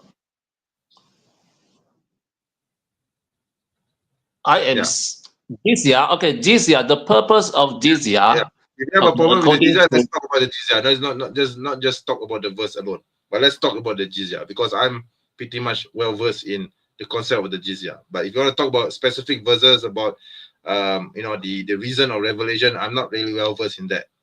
Okay. But if you want to talk about this jizya, let's go ahead. Let's talk about the jizya. Oh, jizya. Okay. Okay. What you want to talk about jizya? Because I think you already agree. You already agree that jizya does enrich Muslims. Yeah, of course it does. I mean, if without the jizya tax, how is the government going to function? Okay, you tell me how the government is going to function without money. Yeah. Nice. Then you are.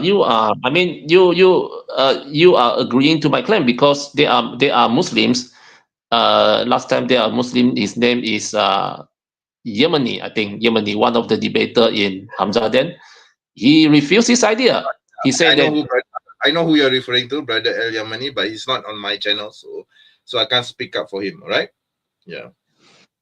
Okay. So So you are dealing with me now. So you're on my channel. So I don't claim to represent El Yemeni. I don't know what his arguments are. Okay. I respect the brother a lot, but I don't know what his arguments are. So you need to engage with me on my arguments, not on his arguments. Okay. Nice. Okay. What do you think is the main purpose, the number one purpose of jizya?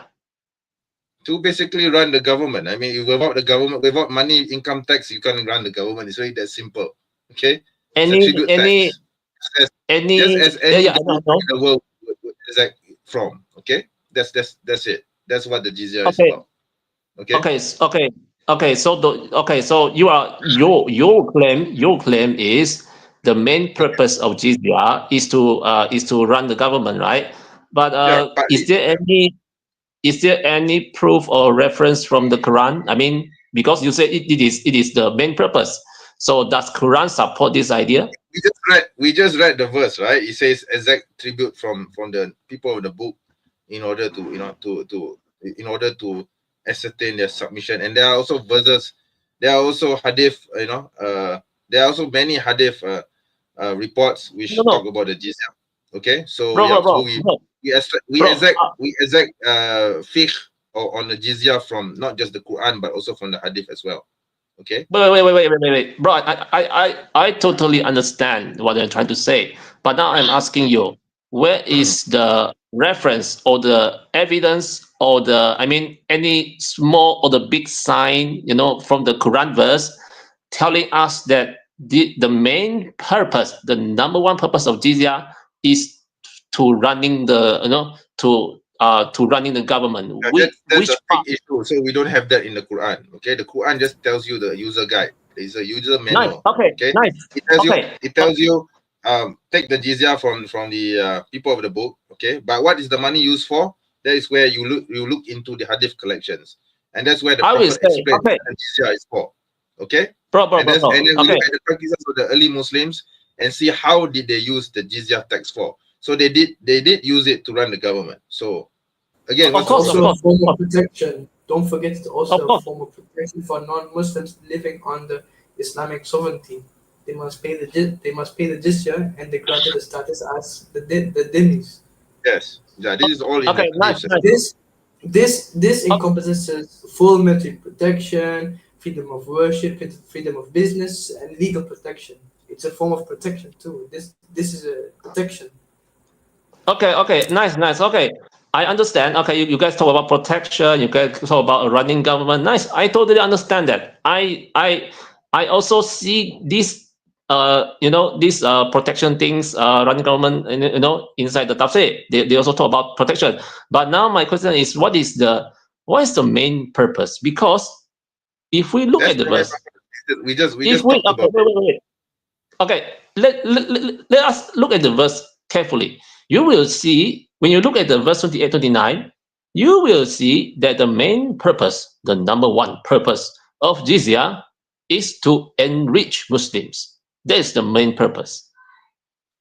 That is the main purpose, right? Yeah, you were saying, sorry, I didn't get what you said just now. You were saying what is the main purpose of the jizya? Can you repeat it again? The number one purpose and the main idea of jizya, okay, the number one, not number two, number three.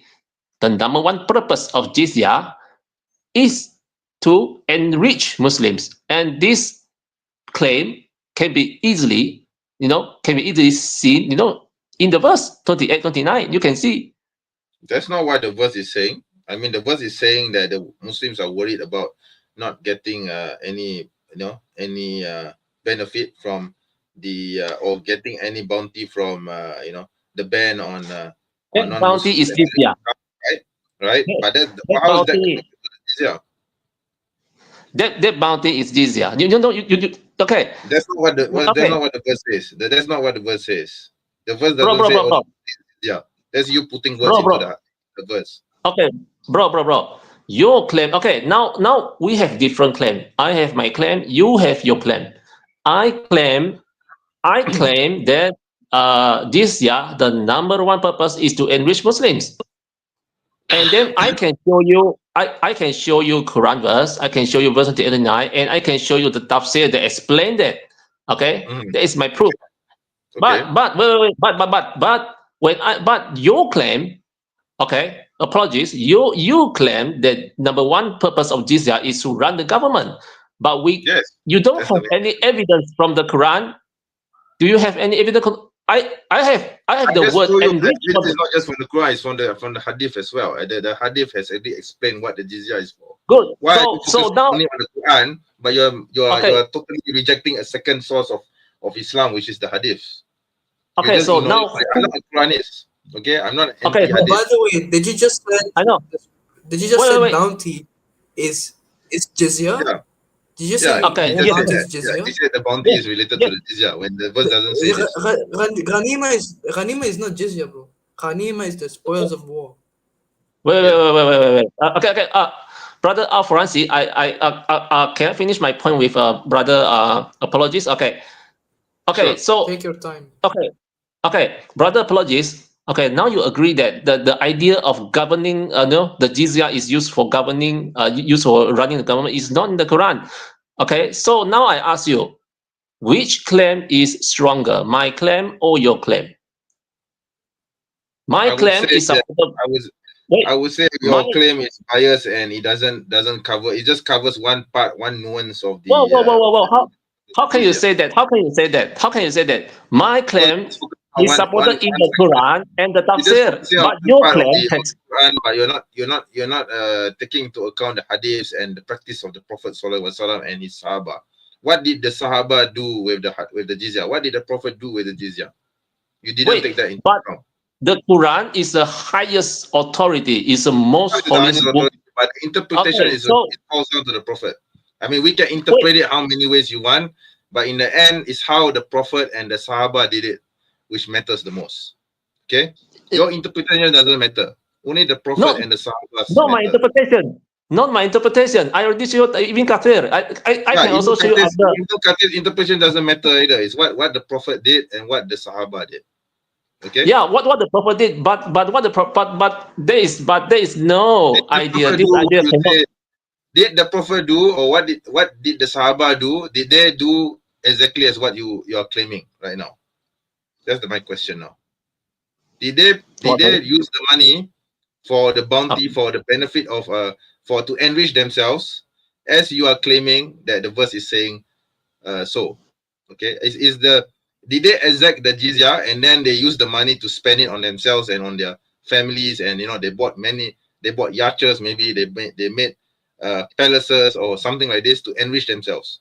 Did they do that with the jizya? That's my question. Did they do that with the jizya? Yeah, did they exact the jizya from the people of the book and then they enrich themselves? Because you are saying that Muslims are imposing the jizya to enrich themselves, right? So did the Prophet and did the Sahaba take the jizya from the people of the book and enrich themselves? Yes, of course. Basically a 1 MDB scandal. Did they do that? Okay. That's the question. Okay. Before I give you the answer, do you agree that Allah enriched them Muslims with jizya? I think you already agree with this, right? You already know the answer. Allah enriched them with jizya. I don't agree 100% with what you're saying, because that's not what the purpose of the jizya is for. I agree that the Muslim had concerns about whether the ban or the imposition of the ban on non-Muslims and making the haram sanctuary forbidden for idolaters would affect them. Yes, that's true, because that's what the verse says. But that doesn't correlate with exacting the jizya. I don't see how is there a connection. Okay. Yeah. And yet you're focusing on just the jizya. I mean, Muslims can impose so many taxes to enrich themselves. But why are you focusing only on the jizya? Is only 1%, by the way. Okay. What? Sorry, what? Zakah is 2.5%. Who tell you that? Who tell you that? This is from the fixed sources. Okay. Another lie. It might as well be that the Muslims take the money from the zakah, which is 2.5%, much more than the jizya, which is only 1%, to enrich themselves. So why are you focusing only on the jizya? Listen. You are living in. I'm sorry to say this, but you are living in deceptions. Okay, you are living in lies and deceptions. Why are you claiming this deception when I'm just taking it from my fixed sources? Okay, you don't know about this. That's why you're cornered now. Okay. Jizya has no I'm telling you right now that jizya is only 1%. Zakah is 2.5%. Which is more? No, wrong. False. Jizya has no limit. Tell me then how many percentage is jizya then? What's your sources? I can bring you the sources for this. I can bring you the say that jizya is only 1%. Okay? No. Okay, show me the proof that the jizya. Okay, just now your claim is that jizya is limited. Is limited to how many percent? 1%. 1% of the wealth. Show me. Okay, I want the classical. Okay, I don't want the. What? Zakat is 2.5%. No. Okay. Okay. I'll put zakat aside. Now we are talking about jizya. Okay, show me the proof, the classical. Okay, from the old scholar. Okay, from the old scholar, old age scholar. Jizya 1%. Hang on. Yeah, show me the tafsir. Show me the classical tafsir. Not necessarily tafsir. If you can show me any Islamic classical old age document that says jizya is limited. It's limited to only you say 1%, right? Show me that thing. Yeah. Show me. I challenge you. Show me. I'm trying to find it. Hang on. Give me some time to find it. Because it's in my books here, but I need some time to look for it online. If it's online, then it's online. Just a correction. The jizya wasn't like a rate that you pay a percent. It was more like a fixed amount, but it was gradual. So it was a gradual depending on the wealth of the person. Usually it was 1 dinar per year, equivalent to about the expenses of an average family for 10 days. Yeah. It was a fixed yearly thing, and it was significantly less. Do you agree? Al Franci, do you agree that jizya has no limit? Well, it depends on the wealth of the person. Okay, now the higher the wealth of the person, the more. Good. That means Apologist just now. His answer is wrong, right? He said the jizya is limited to 1%. So my claim is correct. Is the 1% of a poor person the same as the 1% of a rich person? Bro,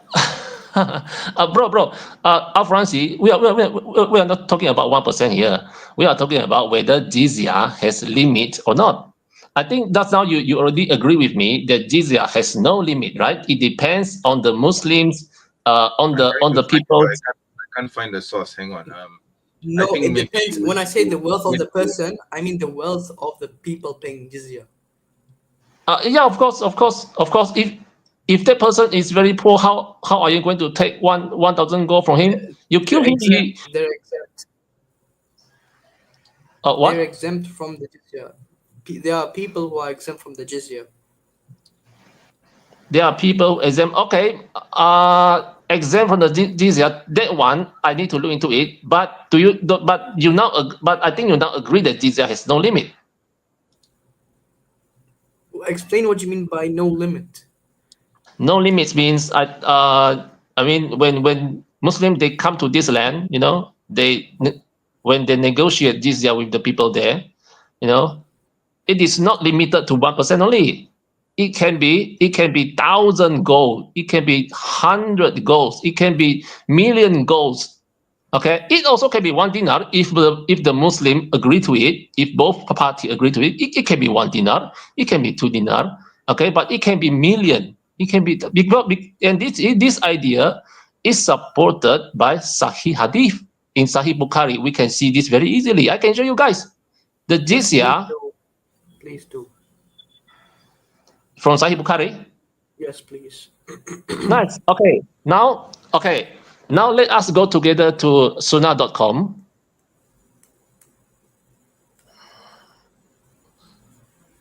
Sunnah.com.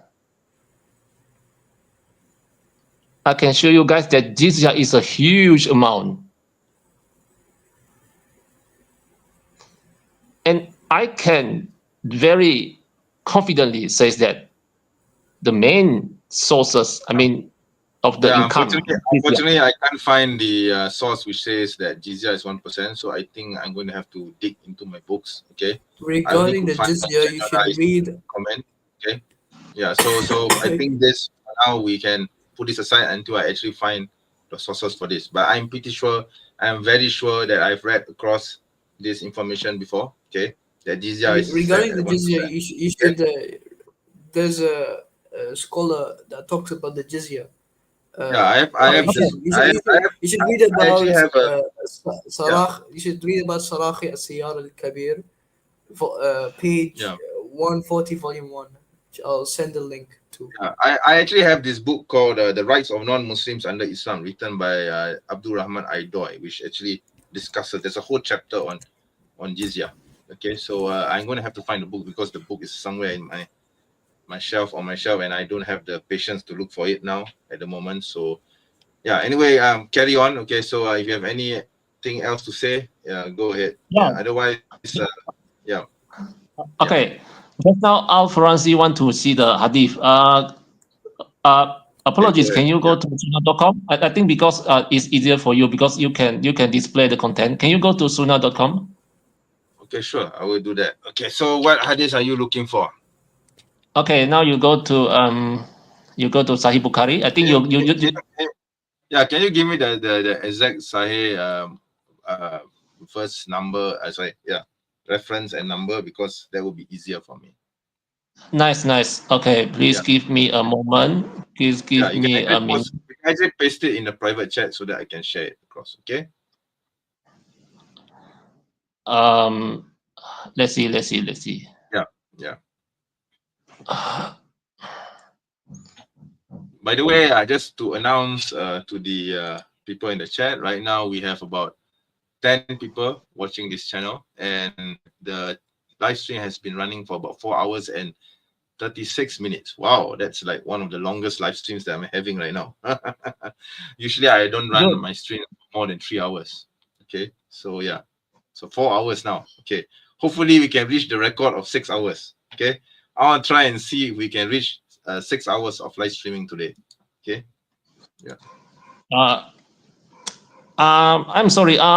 Apologies. How about if I give you, because now I'm talking to you through my mobile phone, so I don't know how to, because this is my new phone, I don't know how to do the split screen function. So I think can I okay. Just give me the verse, yeah. Just Okay, give me now, the reference and I will post it for you.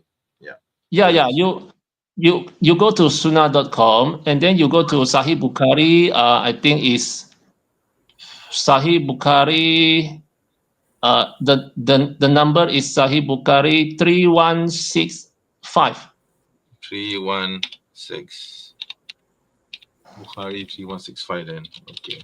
In sunnah.com, okay? Don't go to other site because this is in sunnah.com. Go to sunnah.com, Sahih Bukhari 3165. Let me look through it, find it through Google. Okay, I think I found it. 3165 Jizya and Mawada, right? Mawada. I think this yeah. I think this is the hadith you're referring to anyway, so seems to be it. Yeah, so this is the one, right? This is the one you're looking for? If the revenue is it the number is 316 is it? 3164 and 3165, yes. Nice. Okay. Let us read the hadith together. Okay. How am I going to say that? Can you scroll up a bit? Yeah. A bit more. Okay. So if you look at that, okay. So 58 is one of the chapter, right? One of the chapter in title in Sahih Bukhari. Okay, Jizya in Mauda, and then there is a sub. And then there is a sub. How to say that? Sub chapter. Okay, to whom should the fine and the jizya be distributed? Okay, and then under this sub, this small sub chapter, there is only 2 hadith. Okay. Now let us read this 3164 and 3165. Yeah. Narrated Jabir bin Abdullah, Allah's messenger once said to me, if the revenue of Bahrain came, I would give you this much and this much. When Allah's messenger had died, the revenue of Bahrain came, and Abu Bakr announced, let whoever was promised something by Allah's messenger come to me. So I went to Abu Bakr and said, Allah's messenger said to me, if the revenue of Bahrain came, I would give you this much and this much. On that, Abu Bakr said to me, scoop the money with both your hands. I scooped money with both my hands, and Abu Bakr asked me to count it. I counted it, and it was 500 gold pieces. Okay, the total amount he gave me was 1,500 gold pieces. Narrated Anas. Okay, this is another narration. Narrated Anas. Money from Bahrain was brought to the Prophet. He said, spread it in the mosque. It was the biggest amount that had ever been brought to Allah's messenger. Yeah. In the meantime, Al-Abbas, one of the companions of the Prophet, came to him and said, oh, Allah's messenger, give me, for I gave the ransom of myself in a kill. The Prophet said to him, take. He scooped money with both hands and poured it in his garment and tried to lift it, but he could not, and appealed to the Prophet, will you order someone to help me in lifting it? The Prophet said, no. Then Abbas said, then will you yourself help me carry it? The Prophet said, no. Then Abbas threw away some of the money, but even then he was not able to lift it. You guys see it? It's so heavy. It takes so much money. And so he again requested the Prophet, will you order someone to help me carry it? The Prophet said, no. Then Abbas said, then will you yourself help me carry it? The Prophet said, no. So Abbas threw away some more money and lifted it on his shoulder. Oh my God, finally he is able to lift the money and went away. The Prophet kept on looking at him with astonishment at his greediness till he went out of our sight. Allah's messenger did not get up from there till not a single dirham remained from that money. So this huge amount of money is jizya. Do you guys agree that? Yeah, I have no problems with that. It's basically a collection from Bahrain. It doesn't say it's from one person. Okay. Yeah. Okay. Do you see that? It is. Does it say it's from one person? Does it say it's from one family? of course, it is from the whole nation, of course. Okay, do you see that it says that the hadith says that it was the biggest amount? Yeah, so biggest amount collected. Yeah, so what's the problem with that? So it so happens that it's the biggest amount. So that this proof that jizya is a huge amount. There's no limit. It's a huge amount. And, so maybe there were many families. So I just told you, right? Jizya is 1%. So there's a number of families in Bahrain who's probably rich enough to contribute this large amount. Yeah, and the population as well. So what's the problem? So there's no such. It doesn't say that there's one family which they exacted a huge amount. Okay. Okay. Bro. Okay. Muslim apologists, how about this? I give you 2 challenge. Okay, because I have to go now because I have an appointment with my friends. I give you 2. Okay, I give you 2 challenge. Next time I will come again. Okay. The first challenge is welcome. Yeah. Okay. Okay. The first challenge is about the reason of revelation, right? Okay. Sure. My claim is verse 29 was revealed because of fear of money problems. Okay. Sure. But you deny that. Okay. So the first challenge is show me another classical tafsir or another classical Islamic informations. Sure. Okay. That show us another answer that give another reason which is stronger than the reason I give. Okay. Okay. Okay. Nice. The second challenge is show me the classical Islamic document that says jizya is limited strictly to 1%. Okay. Do you okay?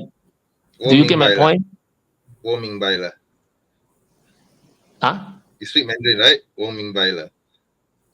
Okay, nice. You are Chinese. Yeah, I'm Chinese also. Okay. No, I'm not Chinese, but I am 我是马来人。但是我可以说点点的。Yeah. Oh, you are not Chinese? No, I'm not. I never said I was. But 但是我可以说汉语呢。Okay. Okay. It's okay. So I think I will come back next time, and then I hope to see answer for my challenge. Because this topic is very deep, and it's something that needs a lot of research and some looking into. Okay. Yeah. It is actually very easy. If you want, I can help you. Okay. One of the very good site that you can do research is the altafsir.com. I don't read websites. Dude, I don't read websites. I actually go to sources. I go to scholars who actually discuss this issue. So I'm going to need some time to look into this topic. Okay. Yeah, but okay, make sure your answer came from classical Islamic document. Do you understand my word classical? It doesn't have to come from classical documentation. It does.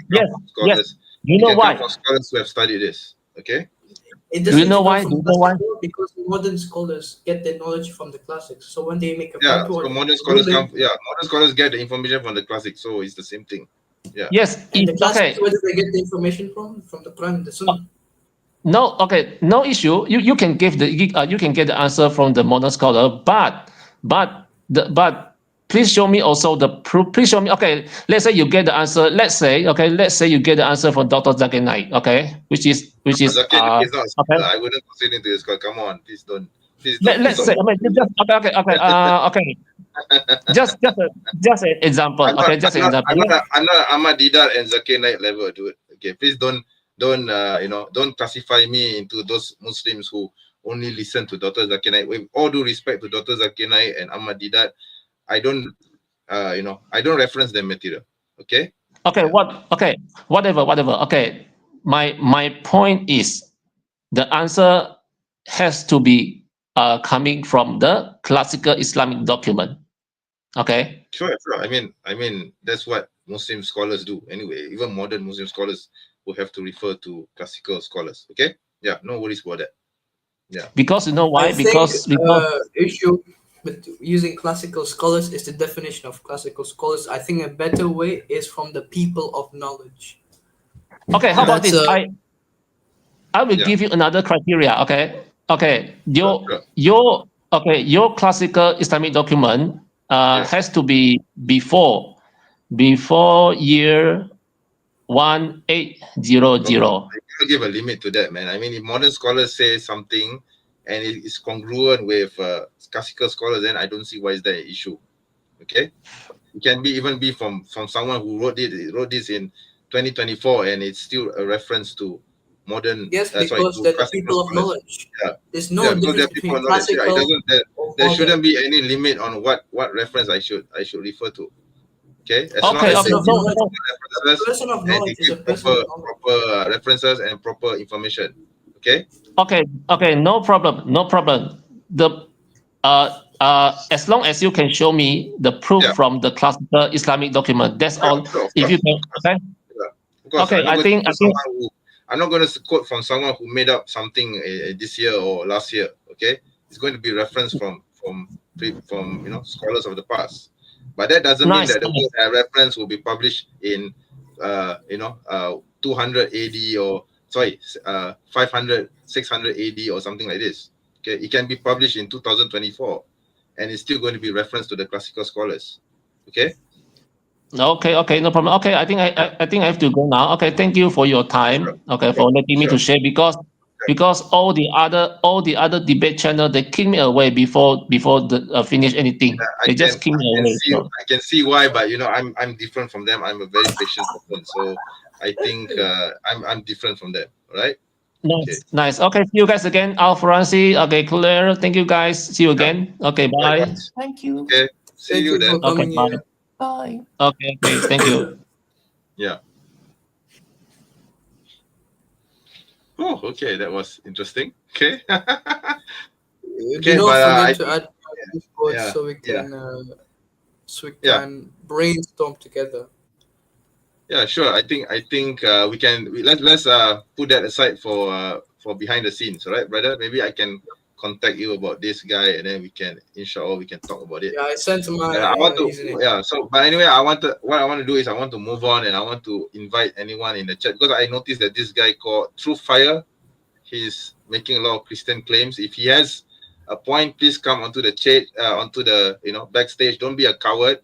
Don't hide behind the chat box and come here and talk to me. All right, I'm here. Okay? Also, a person named Reigns. Yeah, I think that's this guy called Reigns. Is he a Muslim? Reigns? Obviously not. He says. Actually, I think he is. I think he's Muslim. Yeah. Sorry. Oh, I think he seems that he's Muslim. Okay, yeah. I misunderstood his chat. Yeah, he's Muslim, but yeah. So I think this guy called Truth Fire, I think he's making a lot of claims. Yeah, the chat, the StreamYard link is at the top. So if you are, if you are brave enough, if you think that your half-naked man can save you, come onto the chat and come onto the live stream and face me. All right. So don't hide behind usernames. Okay. Actually, I'm feeling a bit hungry, guys. So maybe can I be offline? Off away from here for about 10 minutes. You can make me a moderator and I'll handle your stream. I'm not sure how to make you moderator, brother. Let me see. If I can make you mod, that would be great. Actually, not on this account because it's my cousin's account, but. I can see your cousin's name. It seems that it's a very Indonesian name.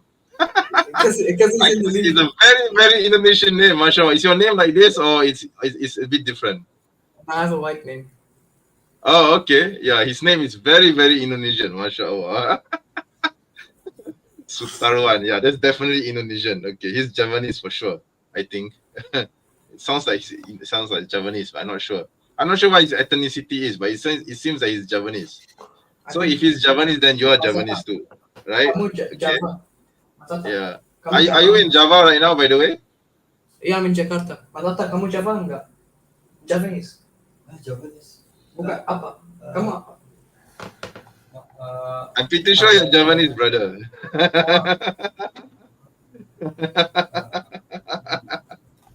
Minang. He's half Minang, half Java. Yeah, but I think you are Javanese, right? Because you're cousins with him, so you have to be Javanese. Okay. So we are of the similar stock, brother, because I'm also Javanese, by the way. My father, okay, his ancestry is from Solo. Okay, you can ask your cousin where Solo is. Yeah. Yeah, but Yeah. I think you can just. I believe there's some way to make this account moderator, and I can. Okay. So maybe- anyway, I'll just step off for a while. Give me about 10 minutes to have a quick lunch. But in the meantime, you can chat with Take Claire your or time. something. All right. Yes, Okay. yes, No we problem. will Take your time. produce content for you.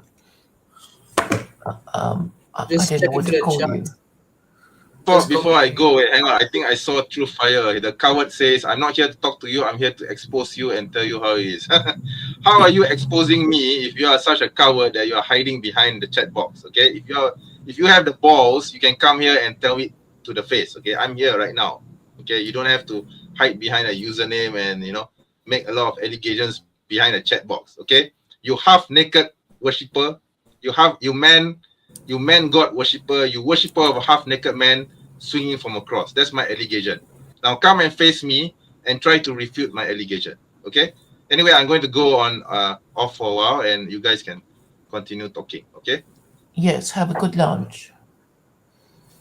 Regarding held comments about why they put the Muhammad's name in the Shahada, is because it's how it is. You're saying that put the name of He's the Adam final until messenger. because he's the final messenger. Plus, even in Islam, we still need to believe in all the messengers before, all the prophets before. If you can search up on your phone or on your computer the six articles of faith, the Arkan al-Iman, one of them is belief in all of the prophets.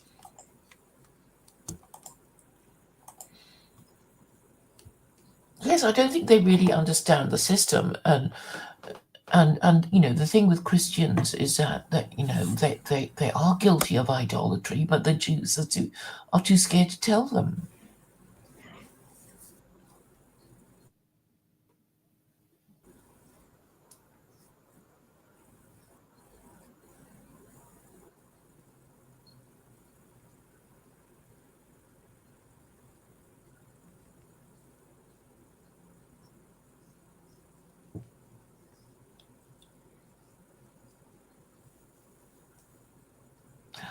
Actually, I thought truth was truth fire. I thought they were the same. Oh, right. I was saying that the Jews have been too frightened to tell Christians that worshipping a man is idolatry. But they take a stronger. And it's hilarious to see how the Christians they usually take the Jews as an ally instead of the Muslims. If you were to ask a Christian, if a Christian were to ask a Jew and a Muslim, what do you think about Jesus? There was recently an interview in Israel where a man was asking Jews about Christians and their thoughts on Jesus Christ, and they were saying very hurtful things like we're allowed to spit on them. Anytime I hear that name, I spit, or I'm cursing them, or so on and so on and so on, or very violent things. And at the same, and if a Christian person were to ask a Muslim about what you think about Jesus, they'll say a prophet of God, a messenger of God, something nice. He's one of the arch messengers. There's four arch messengers, if I remember. Jesus is one of them. And meanwhile, the Christians taking the Jews as an allies, even though their beliefs do not, even though both beliefs don't align with the Christian belief, the Jewish have a more, how can I say, a more violent, or no, that's not the correct word, a much more negative perception. Yes, because they're quite rude yes. about the mother of Jesus. Well, I know Muslims accept the virgin birth as well as the prophethood of Jesus. You know what a rabbi or a Jew would say about Mary? I've heard one rabbi they'll say that she was raped by a Roman soldier. No, they'll say something that they create, that she stuff that they said that she created this religion to hide her having uh, uh, intercourse, which is obviously not correct, and that's why I'm not a fan of what the rabbis are teaching. All these hate against not only Christians but Muslims too. What they call the Gentiles. And another thing is Judaism is not a religion; it's more of a race. You can't be a Jew unless your mother or in certain sects of Judaism, your father was a Jew. And even in some sects where they say you can't convert, you're seen as a second class Jew. And this is another thing. This is why many rabbis don't accept converts, or they tell them that you can't. If I were to go to a synagogue and ask, "Can I become a Jew?" They'll say either no, you can't, or say you can, but you won't be a real Jew. Well, they're supposed to turn you away 3 times or something like that. That's what they'll say. But I suppose converts, even to Islam, say that they're treated badly. And in a way, I can understand. It's like, well, you've only been, Jewish or Muslim. You've just arrived through the door. Why are you, trying to tell us, things to, what to do? For Islam, I've seen the opposite. For Islam, I've seen. I'm sorry, I didn't hear that. For Islam, I've seen the opposite. I've come across many reverts, and the overall behavior towards reverts the Muslims are very welcoming. I myself, I'm a revert. Even though I was born into a Muslim family, I identified myself more of a Christian, and when I said Shahada, the overall community was very welcoming. But obviously, it's not about the community or the behavior, but what the faith says. And in Islam, there's no distinction between someone born and someone who reverted. In fact, there's more reward for reverting because all the sins you have done before you're Muslim get to wipe. You're on a new slate. It's as if you were just born. Born again. Yes, Christian. exactly. Yes. So when did you formally revert to to Islam? I believe it's somewhere around 2022. Oh. Right, somewhere around the COVID pandemic lockdown. Right. And were your parents pleased? I mean, I'm They guessing didn't really care. one of They don't really care. Okay. Is one of your parents Christian or Yes, something like that? but they're not practicing. One's Christian, one's Muslim, but they're not practicing. Yes. But I think the trouble with Christians is that they I don't think they even really believe. I mean, they use it to, say, well, we don't need your religion because we've got our own. I think that's, my next question is like, well, there is a problem with your idolatry according to the Jews and the Muslims, and they just don't care, which suggests that they're only pretending to be Christian. Another thing, which is also what my father has noticed, is that especially with the Christians, they'd be hypocrites. They'd be sinning the entire week, but the one day they go to church, they do their prayer, they do their mass, and after that they go out. Which he's seen from experience because he's lived in Philippines, in France. He's been in so many countries, and the difference between the faiths is huge. Yes, because I think for Christianity they have this really corrupt bargain where they with the Catholic Church that the priest gets to forgive the sinner on behalf of the person wronged. So it's like, well, it's not your position. It's not your place to forgive anyone on behalf of somebody else.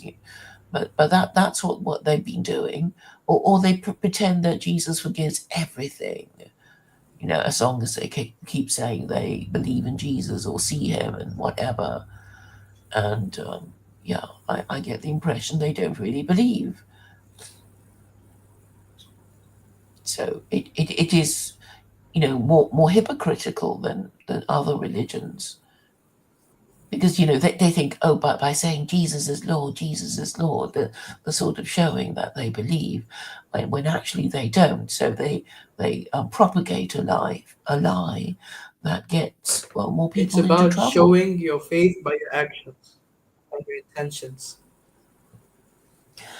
Yeah, and the trouble is, Christians have no principles, because at least with Jews, you sort of know they're not supposed to eat pork. They're supposed to keep the Sabbath, and Muslims, have their own thing as well. But what are Christian principles? Who knows? Like, I I know mean, about the Jews, they pray 3 times a day. I've seen how they pray.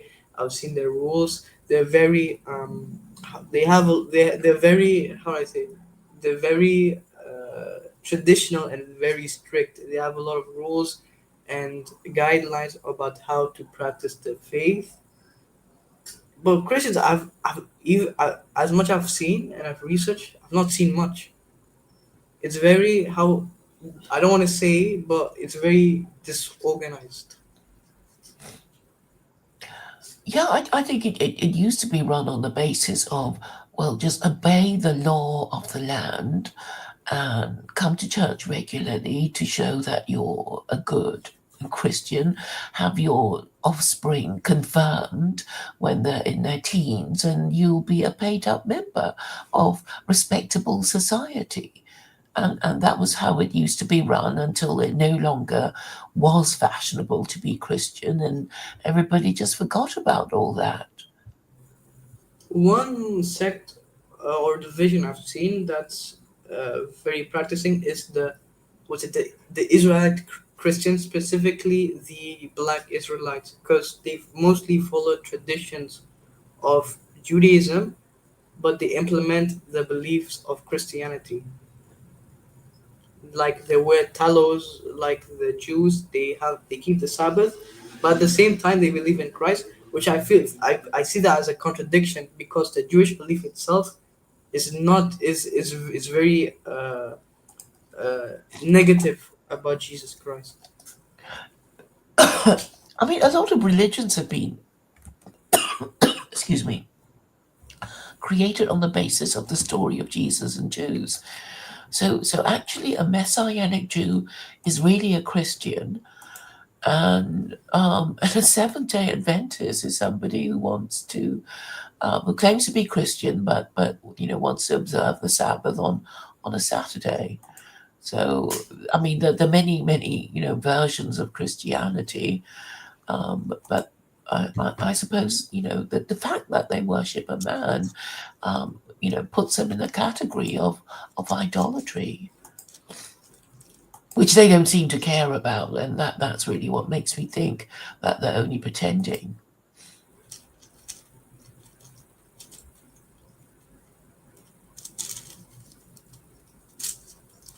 Yeah, they basically created a new religion. I'm reading Wikipedia now, and it was created in 1886, I think. Because there are Gentiles who want to pretend to be Jews, and then we have these black people who want to pretend to be Jews too. Because obviously they find something very appealing about the story. But the thing is, it doesn't matter, because I mean, Orthodox rabbis have been saying there isn't really that much advantage to Gentiles converting to Judaism, because they would say, well, Jews get punished more harshly for all kinds of things, like, well, Gentiles are not supposed to keep the Sabbath, but if they convert to Judaism and they break it, they'll become, the penalty is death. Yeah, I've talked to one channel. It was the Israelites, it's Christian Israelites, the African American one. If their belief is that if you aren't was it Native American, if your skin color isn't black or brown, and you aren't coming from the 12 tribes of Israel, you're either gonna become their slave, or something's much worse, there's going to be way more punishment. And I'm asking them, how is it fair that because I'm not a specific race, then I'm going to be punished? And they can't seem to answer about that. They said no, because they'll say something like, because of what your ancestor did, something like that. Yeah, it's my ancestor. I'm not my ancestor, am I? You could be following every single one of their rules, but if you're not Black or Hispanic or Latin American or so on, too bad. Yeah, and the thing is, you would have thought that, okay, I'm agnostic, but I've taken the trouble to understand a bit of the theology of all these religions.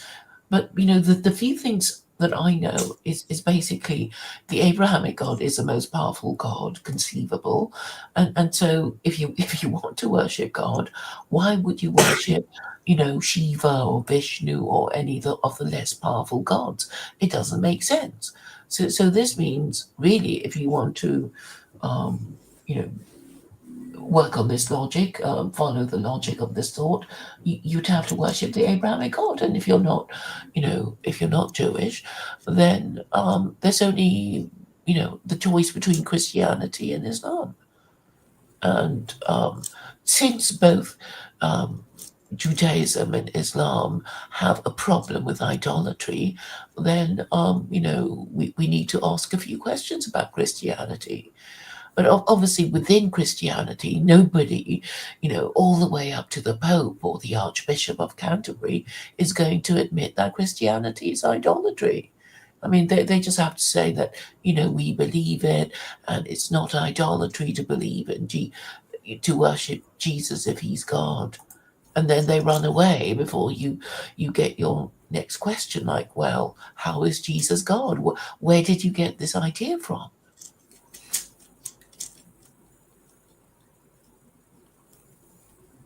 Yes, I agree. And just to answer one of the comments in the video from Hell, yup, Arabic language is confusing. First, it's not about confusing or not, or difficult or not. It's your effort to learn. Me, I don't speak Arabic, but I was able to have the level. I'm able to, if I was living in an Arabic country alone without a translator, I could get my way because I had the effort to learn the language. And you're gonna say something along the lines of, "Oh, why was the Quran only revealed in Arabic? Then what else?" Yeah, I mean, do we want it in Chinese? I mean, it's quite a difficult language too. If it was in English, that's not fair, would it be? That now the other people would have to learn English to learn your book, or if it was in Spanish, then that's not fair for the other people. or German, or Russian, or Greek. So this argument of why is it revealed in this language and not that language, it doesn't really make sense, because what language should it be in then? Yeah, because I mean, somebody was saying, well, this is actually a white American convert, and she was saying that Islam was revealed to the worst people. The Quran was revealed to the worst people, who were savages, and and then she said, because I thought that was a neat way of answering, because so I was talking to a Chinese person, and he was saying, why wasn't the Quran revealed in Chinese? And I said, well, if it was revealed in Chinese, then the Chinese would say, we don't need it. We know how to run our country. We don't need. So I suppose it makes sense to give it to the most barbaric people, and then think, oh, look what they've become now. They're so powerful after they followed, the book. And it's the same with Judaism, really, because it's like, oh, look at these Jews, these low status people, they're not only slaves, but fleeing slaves, so they were, kind of outlaws, and then everything went well for them when they followed their book. And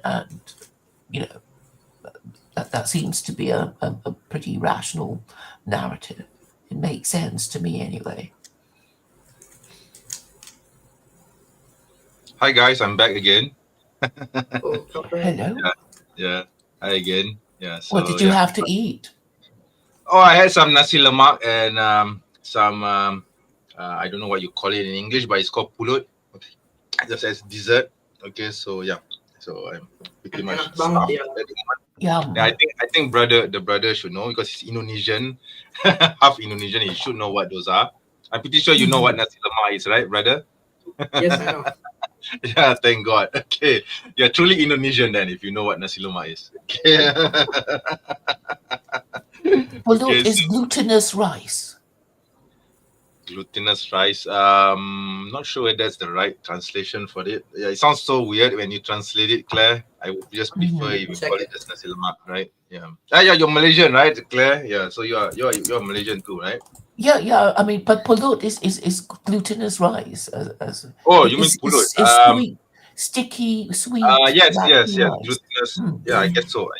Pulut. Yeah, I mean, yeah, I guess Yeah. so. But it's not really rice in that sense because it's already like it's already how would I describe it? It's very hard to describe. Okay, very hard to describe if yeah, it's a very elongated form of rice, I guess you could Long say. grain rice. Long grain, yes, I guess so. Mhm. Yeah, I guess you Mm. could say that. Yeah. So I had Mm. that for dessert. So yeah, not a bad lunch. I guess Mm. very late lunch. Yeah, very late lunch because right now it's about 5:30 p.m. my time. So it's very close to the evening. It is the evening. In fact, it's going to be night time soon. Okay, so Yes. so right now, okay, I just want to announce that right now the live stream has been going for about 5 hours and 13 minutes. Okay, I guess this is one of my longest live streams ever on the channel so far. And there was 11 people at one point, but now it has dropped to 7 people watching this live stream. Yeah, I guess 7 is fine. Okay, so yeah, so I guess it's all right. Yeah, so I'm still waiting for people to come on. Okay, so actually there's this guy called Sam. I don't know whether I should bring him on. Is he a Christian? Okay, I'm gonna bring Sam on. Sam, if you are there, please leave your chat. Oh, okay, you just mentioned. Okay, you just I think you just mentioned chat your. Okay, so I'm gonna bring you on. Because Okay, Sam, you Sam, are need you to there? be careful about who you let on because there's some Yeah. people who Yes. come on They your might stream.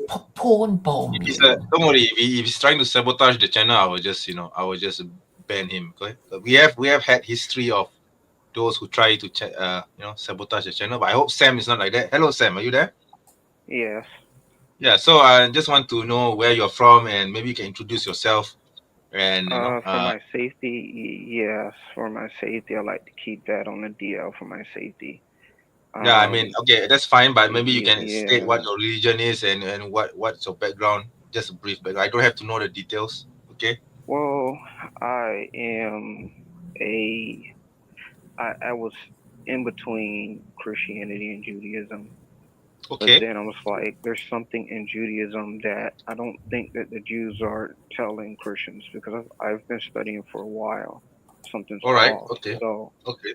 I started leaning a little bit back towards Christianity. Okay. But Fair I'm enough. not here tonight to talk about Christianity or Islam at the moment. Okay. Excuse me, not Islam, but or Judaism. Okay. Okay. I'll be pulling a little bit from the Bible or a little bit from there, but I want to discuss. I have some questions about Islam. Sure. Go ahead. That's what this live stream is for. As you can see, the title says live Q&A session, right? So, and Yeah. it actually says John. Just to let you know, the if I'm not wrong, the Talmud has instructed Jews, especially the rabbis, to not reveal the contents of what is inside the Talmud to non-Jews. Yeah. Okay. Yeah. So anyway, Sam, maybe you have your questions. Yeah, go ahead. Yeah. Yeah. One of my questions is, I have dealt with Hamza Den, and Okay. I love his game streaming. I'm not trying to put anyone out there, but I've dealt with him. He seems a little strange guy, but one of the questions I had was he keeps like appealing to Jews to help him out, Okay. because he believes he worships one God. Somehow that Yeah. makes everything all better.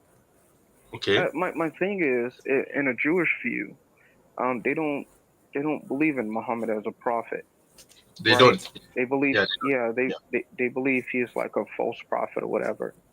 We And actually, I don't think it's actually, I will correct you on that. The Jews don't actually have a belief on who Muhammad was. Of course, there are some Jews who say that he was a false prophet. Okay, the more no. You're extreme one. speaking to some. You hold on now. You're speaking to some Jews. You can't speak for all Jews. I've spoken to Jews over the phone, with my personal cell phone, Yeah. and they don't Yeah. believe he's a prophet. So No, I'm they don't. correct I'm there. not saying. I'm not saying that they do. I'm just. You haven't allowed me to finish. Okay. So. Okay. Okay. All Jews don't believe that Muhammad was a prophet. Okay. They don't. Okay. But an But how? interesting thing is, in the past, Jews actually migrated to Mecca Yes. because they heard about the Prophet Muhammad and they thought that he was. They learned about the last prophet. Yeah, Yes. yeah, They don't know yeah. who he was.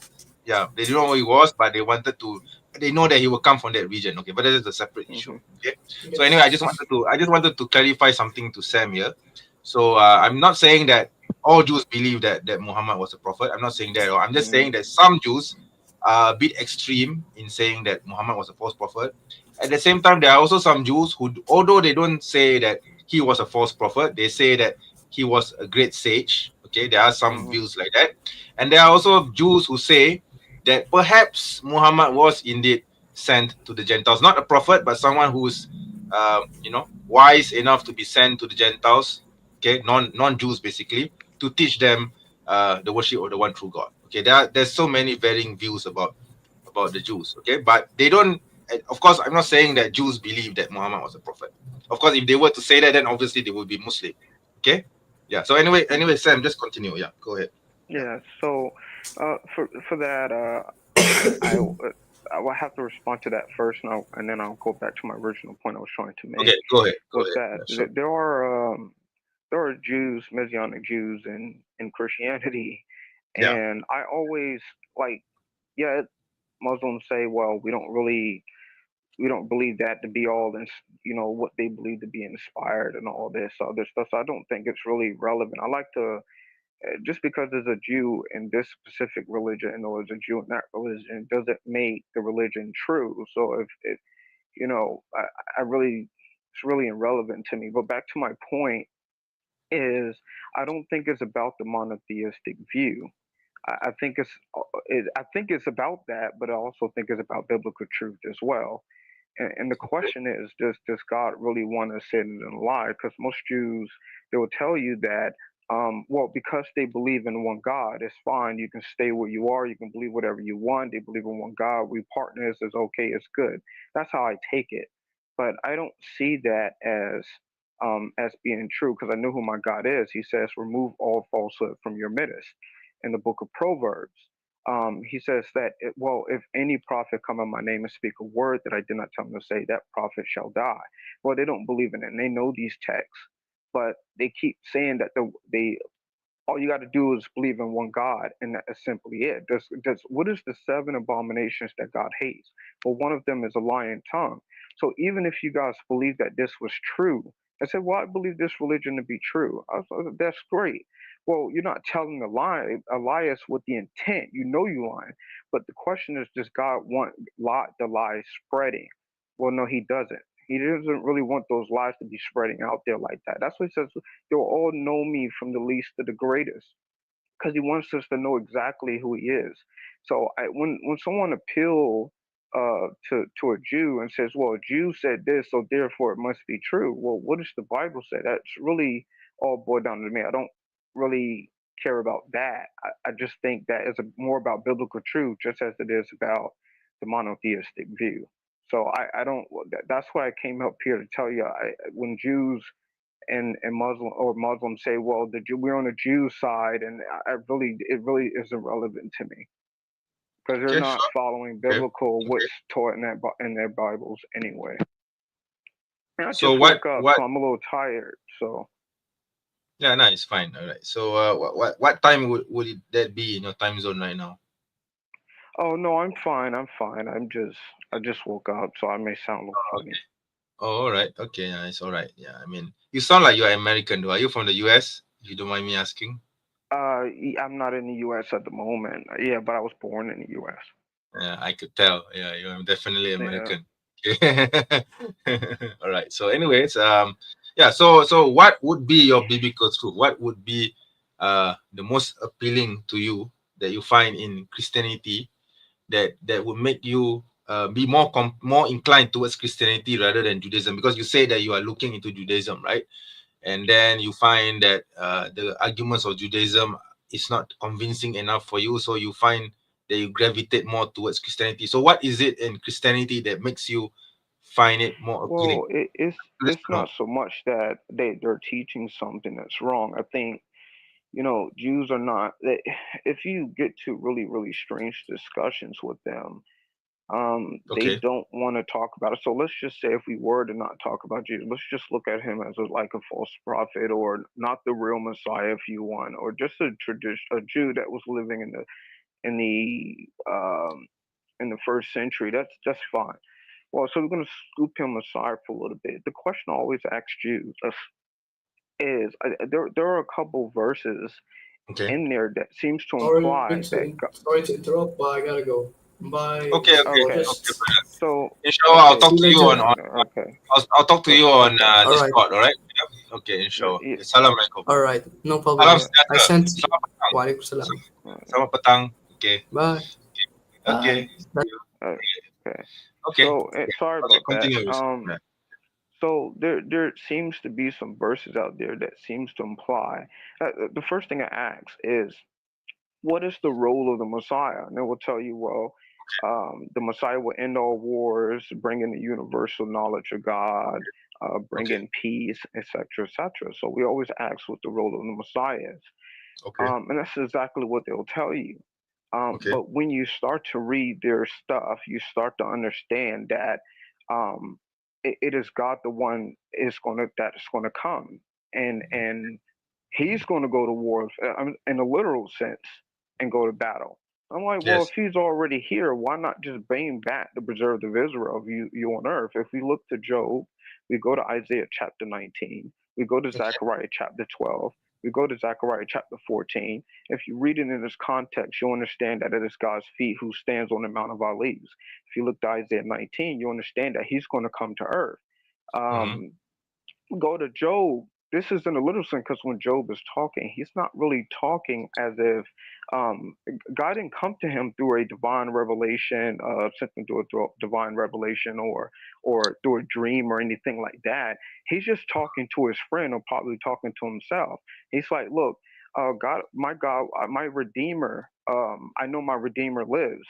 I know my God will come to earth. So even though my skin even though my skin is destroyed, yet in my flesh I shall see God. I will not behold another as someone else. His feet will stand on earth. Well, if this never happened, so this will have to be futuristic. So what does this mean? You understand? So when you start, I don't have time to go over every single verse, but it's a fact. So the question now is this literal? Is it not literal? So when you're talking to a Jew, they say, well, we can't really tell you whether something is literal, because some things we can tell whether it's literal, and some things we can tell when it's not literal. But there are things that we just don't know whether they're literal or not. And when you read it, you realize some of these things, if you stop taking one passage out of like sometimes you'll take a passage, you'll run with it, and you'll just run off. But I like to see how that verse ties in with the rest of the scripture. And it seems to me that God would be the one to fight, to bring back the preserved of Israel, bring in peace, the one to fight in war, and then bring in the universal knowledge of God. That's the way I see it. And I don't think any Christians would disagree with me here, because that would be what they believe anyway. But that's just, we're not talking about the Messiah at the point as far as in Christianity, but something's just completely off. And I read it. Any Muslim that tell me something else, I'm not buying it, because I've read it. I've even wrote articles that does not make sense to me, and I'm not getting a straight answer from it. Okay, so I guess your concern is more with the Messiah, the role of the Messiah, right? Yes, God is doing exactly what this the Messiah is supposed to be doing all this stuff. Like, what is he? He couldn't finish the job, so God had to come and do it for him. You know, so is he coming to earth according to Jews? Or is like this? It just don't make sense to me. So it's like it's very strange. I'm not Okay. getting an answer. But that being said, what do you know about Islam, and what do you know about Islam saying the things about Jesus alayhi salam? What do you know about us, our Well, about Jesus alayhi salam? yeah. Well, you have a portion in the Quran that I seem to like. Most people think it has to be a contradiction. It has to be like for something to be false, it just has to be a contradiction. Well, that's not entirely true. You can, if there's a story in the Quran that seems to be fabricated, and we can prove that fact, then that alone would discredit something. So, but when I look in your book, that's why I also came here to talk to you about Surah An-Nisa, chapter 4, 157, because I think this text right here is a fabricated story, and that's what I'm here to talk to you about. And that's a 4:7, meaning I think it says that the Jews claim that we killed the Messiah, the son of Mary. However, he was neither killed nor he was crucified, but another was replaced for him, and they're all in conjecture. Yeah, I know the verse. Yeah. Okay. Okay. Yeah. Just let me know when you want me to finish. Yeah, sure. Go ahead. Yeah. Okay. My question to you then, since you're familiar with this passage. Yes, very familiar with it. Do you believe Isaiah 53 is about Jesus? Just give me a yes or no. No, I don't. It's talking about someone else. Yeah. We'll get into that later, if I have time for it, because I seem to think otherwise. But can you tell me, is Zechariah 12:10 about Jesus? Yes or no? Sorry? Is Zechariah 12:10, they will look on me whom they pierce? Is that about Jesus? Yes or no? No, that's not about Jesus either. Okay. So if you remove these two passages, then Christianity is false. They have nothing to stand on. In fact, there will be nothing to give Christians or anyone a hint traces that Jesus will be tried according to any law, whether that's Jewish law, Roman law, or just law in general. If we take it further, there will be nothing that will give us a hint traces that someone else would die on the behalf of the Messiah. Or if we want to go a little further, there will be nothing that gives us a hint trace, something that a bloody, horrible death of the Messiah. In fact, Jesus is not even supposed to be on trial at this moment. You're looking at classical Judaism. Yes. So my question to you then is, you have a crucifixion in the middle of the Quran, and it's like Allah said, well, this is not the real what really happened. You got it all wrong, Christians. Here's what really happened. Okay, Jesus didn't die. It was actually probably someone else who died on the behalf of Jesus. So why do you? My question is, why do you have a crucifixion story in the middle of the Quran? I don't want to go into the corruption. So if you use corruption, I'll go somewhere else. But can you tell me why you have that in there? Because I don't think you simply need that in the Quran. And we'll get into that in a minute. Because the Quran engages with the Christians too, and the Christian claim is that Jesus was crucified to die for the sins of mankind, and this is the crux of Christian theology. Okay, because in Christian theology you have the concept of peccatism, of sin. Okay, you know this very well. I think you know this better than I do. So you have two concepts in Christianity, which is the major thrust of Christianism, basically. The first is peccatism, the concept of sin. Okay. The second is saviorism, the concept of someone dying, or someone savior-centric, someone who is a redeemer who would die, or who would be intercede on your behalf for the sins of the world, which is also related to peccatism. So without these two cruxes, without these two core theological beliefs of Christianity, you don't have Christianity. See, so the Quran needs to engage with this. Okay, so the Quran needs to talk about in short, Quran needs to talk about the crucifixion, and that is what the Quran did, and the Quran says that the crucifixion did happen. It's not saying that the crucifixion event did not happen. It just says that it wasn't Jesus. One at a time. Yeah. So my question to you: do you believe in a substitution theory? I have my own theories, but substitution theory is the one that I lean to most. Yes. Okay, Yes, tell I me would say then. yes. But yes, great, perfect. Now tell me, why does Allah need to save Isa when Isaiah 53 and Zechariah 12:10 is not about Jesus? Can you tell me about that, please?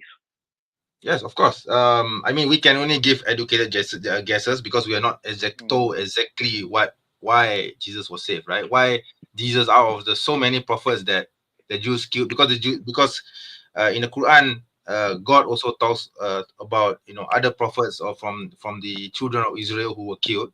But why was Jesus the only one here mentioned who was saved, right? So my educated guess on this would be because he will be paving the way for the coming of the last prophet, and that is part of his messiahship as well, because we Muslims also believe that he will be coming down. He was sent up to the heavens. If you read chapter 4 verse 158, which is just the next verse after that, he says that God raised up to himself. Okay, so we also believe that there was an ascension, that Jesus was not crucified, that he was raised up to God.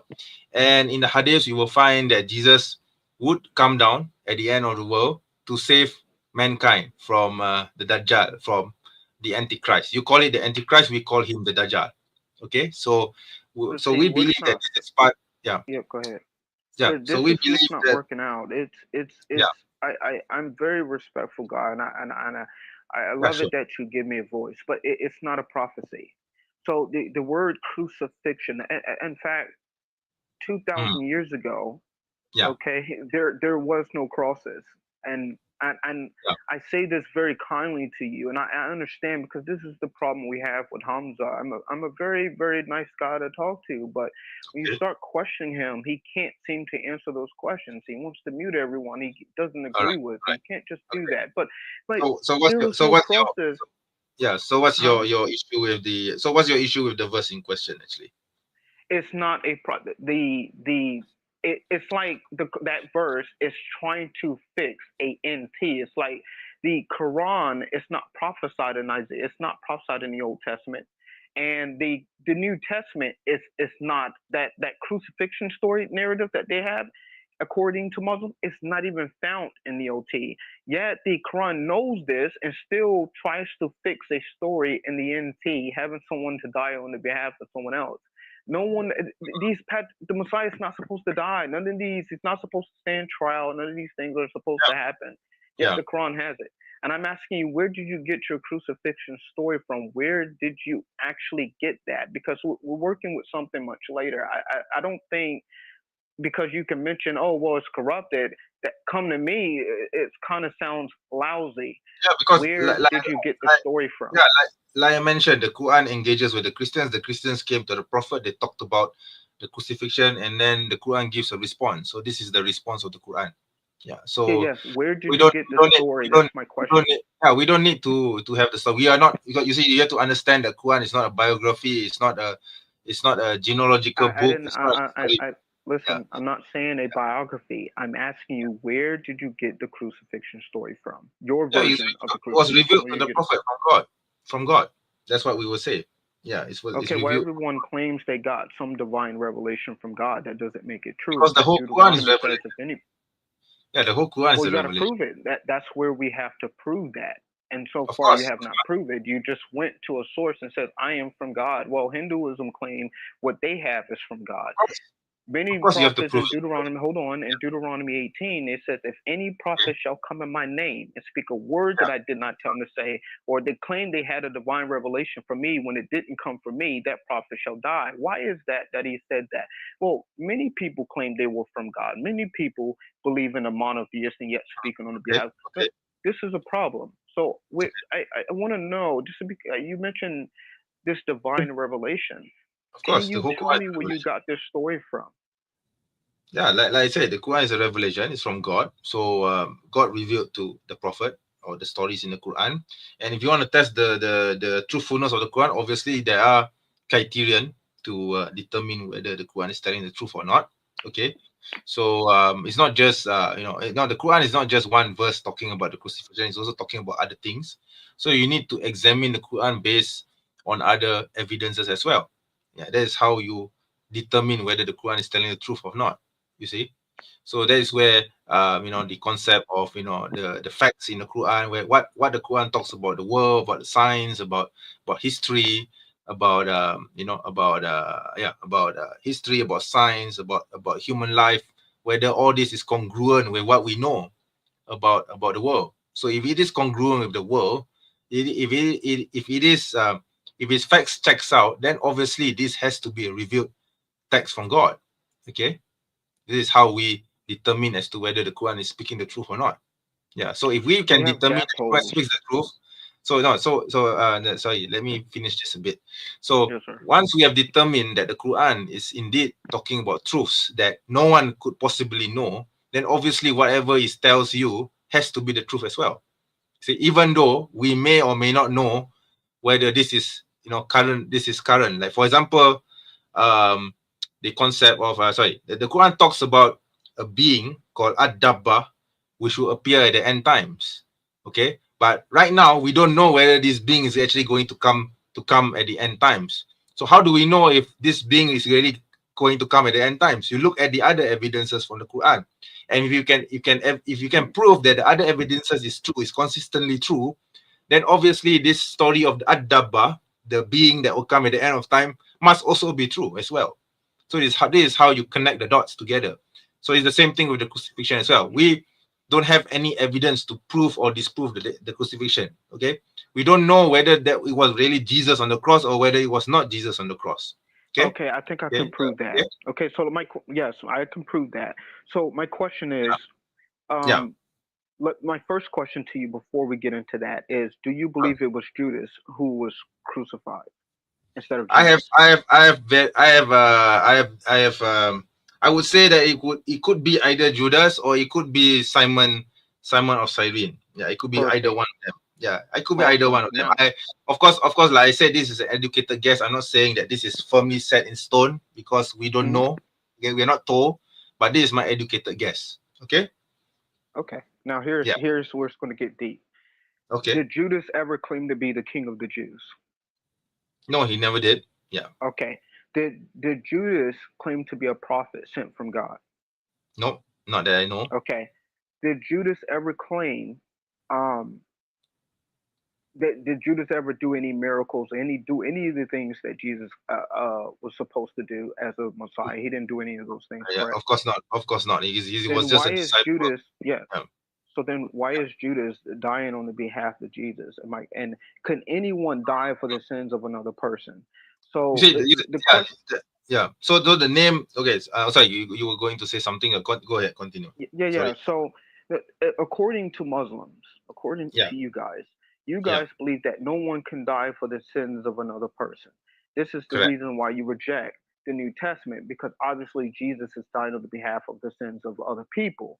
But yet, hold on. But yet, what I find very strange is that Allah seems to be okay with someone else dying on behalf of another person, and he's not dying. Judas is not dying for his own sins.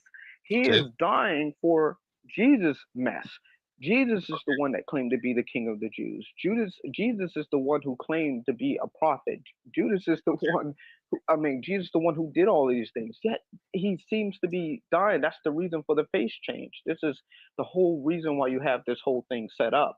This does not make sense. In fact, what is Judas even guilty of? What is his charges? And even if he had a charge, why does he need to take his place of Jesus? This doesn't make any sense. And so even if you want to say he was a sinner, then we have to look beforehand, because obviously they were planning on taking him out of the picture way before Judas even stepped into the picture. So that's my first question to you. Okay, shall I answer, or do you want to go and continue with your second question? No, you go ahead. Okay, sure, I can answer that easily, inshallah. So okay, my position, I think I've already made it clear that I do accept the substitution theory of sorts. Okay. As for the reason why Judas was the one, or why I believe that Judas was the one, I'm not saying that the Quran is saying this, by the way. This is something that I have come up with. That's something that I have come to a conclusion too. Okay, where if you read the New Testament, you will find that Judas was the one who betrayed Jesus. He was the one who identified Jesus before the Roman soldiers who were trying to arrest Jesus, and they did not know who Jesus was. So Judas kissed, the cheek. Of course, I think you know the story of Gethsemane. So basically, Judas was the one who identified Jesus, betrayed Jesus to the Romans. So in my personal view, in my personal opinion, in my educated guess, the reason why I say it might have been Judas is because God wanted to punish Judas for his betrayal of Jesus. Jesus was never meant to die on the cross. Jesus was a prophet of God. As Muslims, we believe that Jesus couldn't possibly be, killed or murdered in such a horrible way, because we have to be honest here. Crucifixion is a horrible punishment to be inflicted upon anyone. And it's a travesty to actually attribute crucifixion to a prophet of God to die in such a manner. So we Muslims believe that Jesus must be saved by God. Based on, of course, on Surah An-Nisa, chapter 4, verse 157. At the same time, the Quran also says that someone must have replaced him. So the best person that could have replaced Jesus in order to be, to exact justice and to basically punish this guy for the sin that he has done is most likely Judas. Because Judas was the one who betrayed Jesus to the Romans. So it has to be Jesus. It can't be Peter. It can't be James. What did Peter do wrong? Peter didn't do anything wrong. It can't be James. It can't be Mark. It can't be any of the disciples. So the most closest candidate that could have been, I would say, punished by God for his travesty, for his betrayal of Jesus, would have been Judas. So I'm not saying, by the way, I'm not saying that this is what the Quran says. I'm not saying that the Quran has identified Judas for certain. I'm saying that this is based on my own reading of the Quran, based on what I know about the New Testament history. I would say that Judas is the best candidate for the person to be substituted with. That's what I'm saying. I'm not saying that the Quran is identifying Judas. You need to make this clear. You need to understand the distinction. So I could be wrong. I mean, it could have not been Judas. It may have been someone else. It might be someone else who's not part of the story. But I personally believe that it was Judas, because based on what the New Testament has said about Judas and what the Quran also say about someone being, replaced. You keep appealing to the story in the Gospels, but yet the Gospels is corrupted, and yet you don't know which portions of the Gospel is biblically correct. You're basically relying on the Quran. You're relying on the Quran because you believe it to be inspired, but yet you believe the whole thing. In fact, Isaiah 53 is not about Jesus. Zechariah 12:10. That's what we talked about this earlier. And why these passages? This is not even all of this stuff that we talk in here is it's not even in the OT anyway. So that's when we get into the problem. No one died on the behalf of Jesus. These passages doesn't exist. Now I know you may say, well, the whole Bible is corrupted. Well, then where do you have anything dating back to the 1st century that seems to confirm your crucifixion story? Because what we have is a long, and then Muhammad has to come centuries, hundreds and thousands of years later just to fix this problem. So and then it raises other issues. It raises so many other different problems, and I won't address them here tonight. But do you have anything dating back to the 1st century that seems to confirm your crucifixion story? Yeah, there are many accounts of there are many Gnostic Gospels or apocryphal Gospels which say that there are some which say that Jesus was substituted with someone else, that Jesus may not have died, that Jesus was appeared to have died in of course in a Gnostic way, which doesn't appeal or doesn't conform with current mainstream Christian understanding of the crucifixion. But there are many. Basically, my point is that there are contradictory stories about the crucifixion. It's not just from the 4 Gospels, but it's from the Gospels which are not canon. So there's many. With your argument. So like the Gospel of Basilides, for example, says that Simon of Cyrene was the one crucified. Okay. Okay, can you be a little honest and tell your audience what these Gnostics really believe? Like, here, let me ask you this question. Yeah, I mean, According to Allah, yeah, hold on. According to Allah, yeah, would Basilides or the yeah. Gnostics, are they blasphemy according to your God?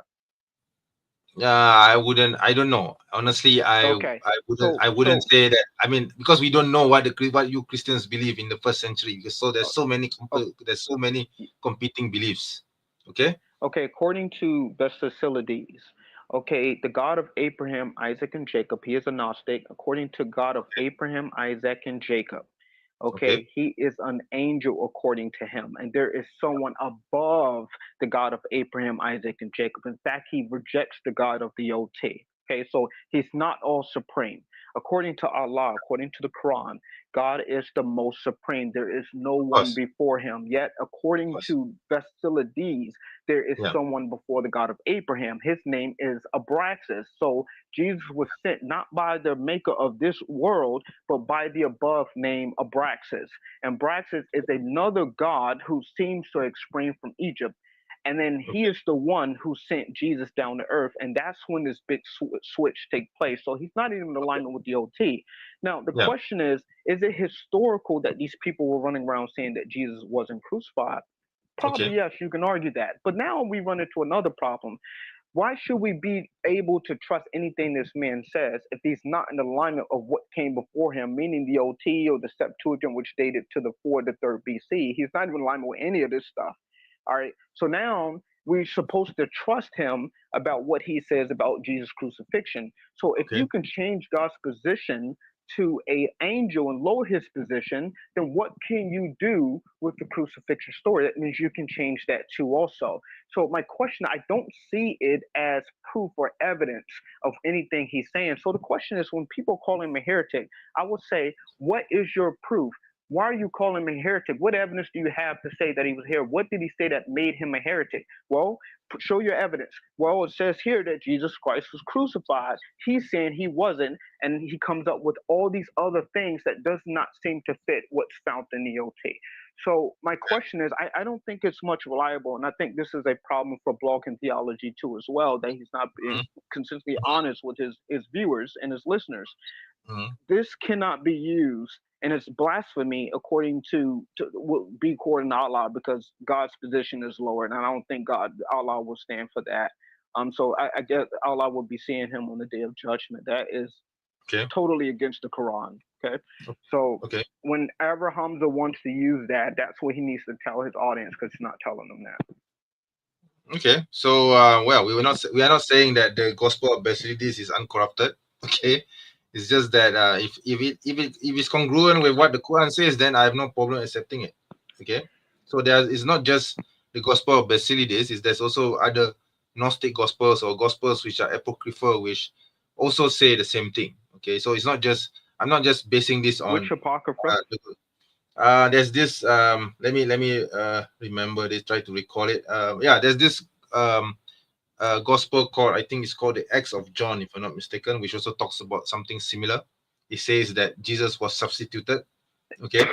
Yeah. But Okay. it doesn't say how he was substituted, but he says that he wasn't Can you tell me Jesus. if that? Yeah. Yeah. Yeah. Who was Yeah. substituted? Who was he substituted with? Yeah, You that mentioned particular John. gospel, in the Acts of John, no, it doesn't say who he was substituted with. It just says that Jesus appeared to die. Okay, appeared to be substituted. Yeah, it just says this. Okay. Yeah, Now my yeah. argument It to doesn't give that would be that yeah. It yes, doesn't give my a name. argument to that. Yes, I'm sorry. So my argument to that would be, if you go down to other Gnostics, other what they also wrote, it seems to Yeah. contradict this the story where Jesus is dead, Mhm. obviously, but they still call it a substitution, and Jesus above the cross laughing. That Yeah. story Yeah. seems to contradict Basilides and also Yeah. the rest Sure. of the Nazis, so they can't seem to agree with one another. And Sure. tells me this is when something's wrong, because it's Yeah. like one saying one thing, and then you're saying something else, and you're saying something else, and they're not all in agreement with each other about these Okay. texts. So number one, either it's false or something else is going on. So it's like you got a law enforcement coming there. We know you're lying, and you're getting all the people's stories, and their stories can't seem to check out whenever you want to make a false allegation against. Because I was lied on in my apartment. Right. Someone said I was doing it, just didn't happen, and then cop was talking to him, and he came up with another story. He had a different story. He had a different, but their stories weren't adding up. He said their stories don't check out. So something is wrong. You're not being honest. So we're not going to take you to jail because obviously their story it's not adding up. You understand what I'm saying to you? Yes, So I yes, didn't I do get it, but something's wrong here, and we need to take a look at that. I'm not trusting this source. Looking at Basilides, he's not in alignment with that came before him. So just because I find something laying around in the 2nd century, it would be nice to know what they thought, but Fair does enough. it mean I have to accept everything that was laying around? Yeah, fair enough. So we can apply this same logic to the story of the crucifixion as well, because there's no one single narrative account of the crucifixion as well. If you look at the 4 gospels, they all contradict each other. You see, so which one are we going to believe? Which particular narrative do you want to believe? Yeah, it's the same so thing. So I've been studying between those 4 gospels for a very, very, very long They contradict time. each other. I don't know whether you know this, but they do contradict. Well, we'll talk about that much later. In fact, I probably show up. I wrote a big article on it, very fantastic. And I don't mind if you had an email sending that over to you, because I think it's a fantastic read. It's something that I won't get into tonight. Put it in the private chat. I will give you my email now. Okay, hang on. Perfect. So I don't believe in whether we won't get into contradictions tonight, but I'm comfortable with the Bible that we have. But if I must assist, Hamza appealed to Simon of Cyrene being crucified. Well, the question is did Jesus receive 39 lashes? Well, if he didn't receive 39 lashes, that means he never made it to Golgotha. He never made it to Calvary. Which means it's impossible, because Simon of Cyrene could have never carried this cross, because Jesus was nowhere near. In fact, he would have never been. He couldn't have. He was in. If we read the story narratives, he would have been jailed first, whipped first, and all these other things, then released, then taken out, and then carried to the cross, and then had someone else to help carry his cross. Well, that's not what we find, because you guys picking from what stories you want, and it says, well, we don't really believe that the 39 lashes story. Well, he was definitely beaten. So the question is, he didn't make it there. He could have never made it to Golgotha. That means nobody carried his cross, because that would have to taken place first, and then after they would have had to carry his cross then much later. Right. Okay. I can accept that. Yeah, I've no problems accepting that position. Yeah, but like I said, the crucifixion itself is in doubt, because there are so many contradictory information. Okay, so why should I believe the crucifixion if it's contradictory to each other? Yeah, that's something I would then email you about once you put it in chat. No, I already did. I already did. Let me see. Okay. Yeah. I got. Now let me see if I can snapshot this. If I can. Go ahead. Let me see. See if it works. Yeah. Okay, I got it. Okay. So like back to what I was saying, the problem, and I think people see these as like, your argument is useless. It means nothing. But like, well, one may agree or disagree, but just because someone disagrees with you doesn't mean that what I'm saying is untrue. I learned this in college, but at the end of the day, it's a fact. I think even Christians will leave Christianity. Like, if they're like, well, Isaiah 53 and Zechariah 12:10, and then you're like, well, these obviously not referring to him, and so why do we need someone to die on the behalf of Jesus when these obviously passages are not about Jesus? Like, if people were smart enough, they don't fact check these things. They just listen to what you tell them, and they just accept them based on what, without doing further research. Okay. Well, I don't need Jesus to die. God never had in mind for anyone to die on his behalf. Just not a prophecy. So we didn't have to ask if this is corrupted. Do you have anything that is completely preserved, referring to scripture, that seems to back up what you have in Surah An-Nisa 4157? We just simply don't have anything that seems to date back during the time. The only person we know of is Josephus that writes about the crucifixion. But there are some things that people think he wouldn't have wrote. But definitely, he was a good man. He was a righteous man. He was really the kind. passage He won about over many followers and so forth. the passage about Jesus being crucified, but in Josephus is actually stated by mainstream scholars to be something to be inserted by a Christian much later. It wasn't written by Josephus. Yeah. So, and what part? Because that's not what Bart Ehrman says. We spoke to an atheist, Bart Ehrman, who says that not everything in what Josephus wrote about Jesus should be excommunicated permanently. Because a lot of scholars like to seem to have this idea. Well, it's just wrong to think that way. Jesus, according to him, he definitely agrees that Jesus was crucified, and he believes in that. According to Bart Ehrman, that yes, he did die. He was crucified. However, he never claimed. Josephus never claimed he was the Messiah and that he rose on the third day and things. Okay. This is just not by him. But however, yes, he did. Jesus was crucified and so forth. He was a good man and so forth. That's what the text would have said, and then the rest would have came in much later.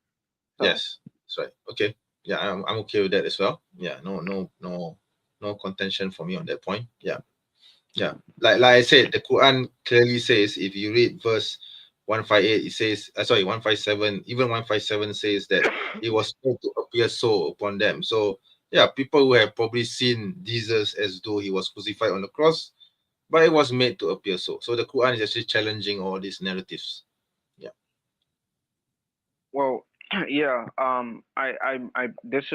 That's all I wanted to come up here and talk to you about, because it just seems like that the story is very, very fabricated. We don't know where it came from. It's a newer source, and and my last question, I'm gonna leave you with this, and I got a jet. If I had a book called The People of the Book, and in that book, okay, someone is claiming to be the next prophet after Muhammad, right? And in that book, there is not a single contradiction in it. Would you accept it? Yes or no? I wouldn't accept it, because the prophet himself said that there will be no prophet after him. Great. Yeah. So then, therefore, you will reject a book who is claiming to be inspired by God and has no contradiction. You will reject it regardless of how preserved the book is. So preservation It in will this have case contradiction. doesn't seem to. It will have Preservation doesn't seem. Preservation and no contradiction in the book doesn't seem it's irrelevant to you. So it's like we keep appealing to, well, it's preserved and doesn't have a contradiction, so it must be inspired by God. But yet then we reject that too as well. In fact, we have many books that has been preserved and they're not inspired by God. So which are? Can you name any? Like Can you name? if you listen to Bart Ehrman's, if you listen to Bart Ehrman, he used an example of a telephone book. Yeah, he used an example of a telephone book. Telephone book is not. It's not. I'm aware. It's not a guidance. Yeah, it's not a guidance for mankind. So we threw. Correct. So yeah. we threw a hypothetical out there. Yeah. And now hypotheticals, most people say, well, I don't do hypotheticals. Well, hypotheticals can become reality. So just because someone says what if it's like, well, I can do a what if. Like hypotheticals can become real. Well, what if I did, and then you actually wind up doing it. So it's hypotheticals are not actually bad. It wouldn't be good to healthy to use a hypothetical in a debate. You want to come with much facts as possible, but it wouldn't hurt to throw in a hypothetical every once in a while. It's not bad, but it's just to get the person to know where you're at and where you're thinking. So I don't see just because you don't have a preserve, it's still not in harmony with your stuff. And your stuff came a little bit before. Now you got someone claiming to be the next prophet after Muhammad. You have to accept this book because it's preserved and so forth and so forth. Now I'm seeing that you have an error here. I'm like, see, you got an error here in Surah An-Nisa 157. Come to me. I don't think it works like that. And I just can't accept that. But I'm hoping that people will come by this today and see what me and you talked about. I can't make them see because it's been 5 hours long. But this is a problem that I'm not getting answers from Muslims. I'm not getting a straight answer. Actually, I was called stupid, and I was muted and blocked by Hamza. Yeah, I mean, I wouldn't want to speak on behalf of Hamza, but yeah, I mean, what I can say is, well, you a lot of time and space, and yeah, I mean, I have a lot of time to kill. Okay, maybe Hamza didn't. Okay, that's why he did what he did. But yeah, I tried to give you a lot of space, and I have a lot of time. Okay, and I don't mind listening to your position. I'm very open in that sense, and I can give my take on it. Yeah, so that's what I do. Yeah. Okay. Well, I appreciate it so much. I got your email, and Okay, sure. you know, we spoke about God coming to earth. I will send you that too as well, because it seems like God would be the one. He says, "My feet will stand on the Mount of Olives on that day, and I will go out to fight as I fought on the day of battle." On that day, his feet? Who is his? What is this? What are you talking about? Well, the Lord's feet. Are you referring to God's feet? Well, how does someone whose feet can stand there? Well, let's look at Job. Let's take a look at this. Well, he's going out to battle. Well, great. Well, then go out there and fight as you fought on the day. Bring back Israel. You're already here. So, I mean, again, I appreciate your time, and have a wonderful day. I got your email. Yeah, I hope that you can come on again on my next live session. Just do subscribe to me, and you'll get the notification. All right? Yeah. Awesome. Have a nice day. Okay. See you. Oh, what a pity I missed him. Oh yeah, never mind. I think he needed to leave. He needed to go anyway. But I was thinking, you know, whenever they ask that question about, you know, what do you think happened to Jesus? I mean, I think the purpose of the verse is to expose the hypocrisy of these Christians, because, you know, if you really love Jesus, you'd be really happy to hear that he didn't die horribly on the cross. That's a good point. Actually, I never thought of that. Yeah, that's actually a good point. Yeah, but in, you know, in their case, it's like, no, he has to die for our sins. Yeah, you know, and how dare you? You know. Do you know what Christians say when I give them a hypothetical scenario? Let's say if I have a DeLorean that can travel in time back to the time of Jesus, and if this person can jump into this time machine, this DeLorean, and go back to Jesus's day of crucifixion, would you, as a Christian, save Jesus from the cross? You know what Christians would answer? You know what majority of Christians answer? I think you know the answer anyway. The answer is what they won't answer, or they'll say no. No, they did. They did answer. No, they did answer, but you know what the answer is, and it kind of dropped my jaw. Maybe you didn't know the answer. Yeah, they said no. They won't save him. They said no. They'll leave him to die on the cross.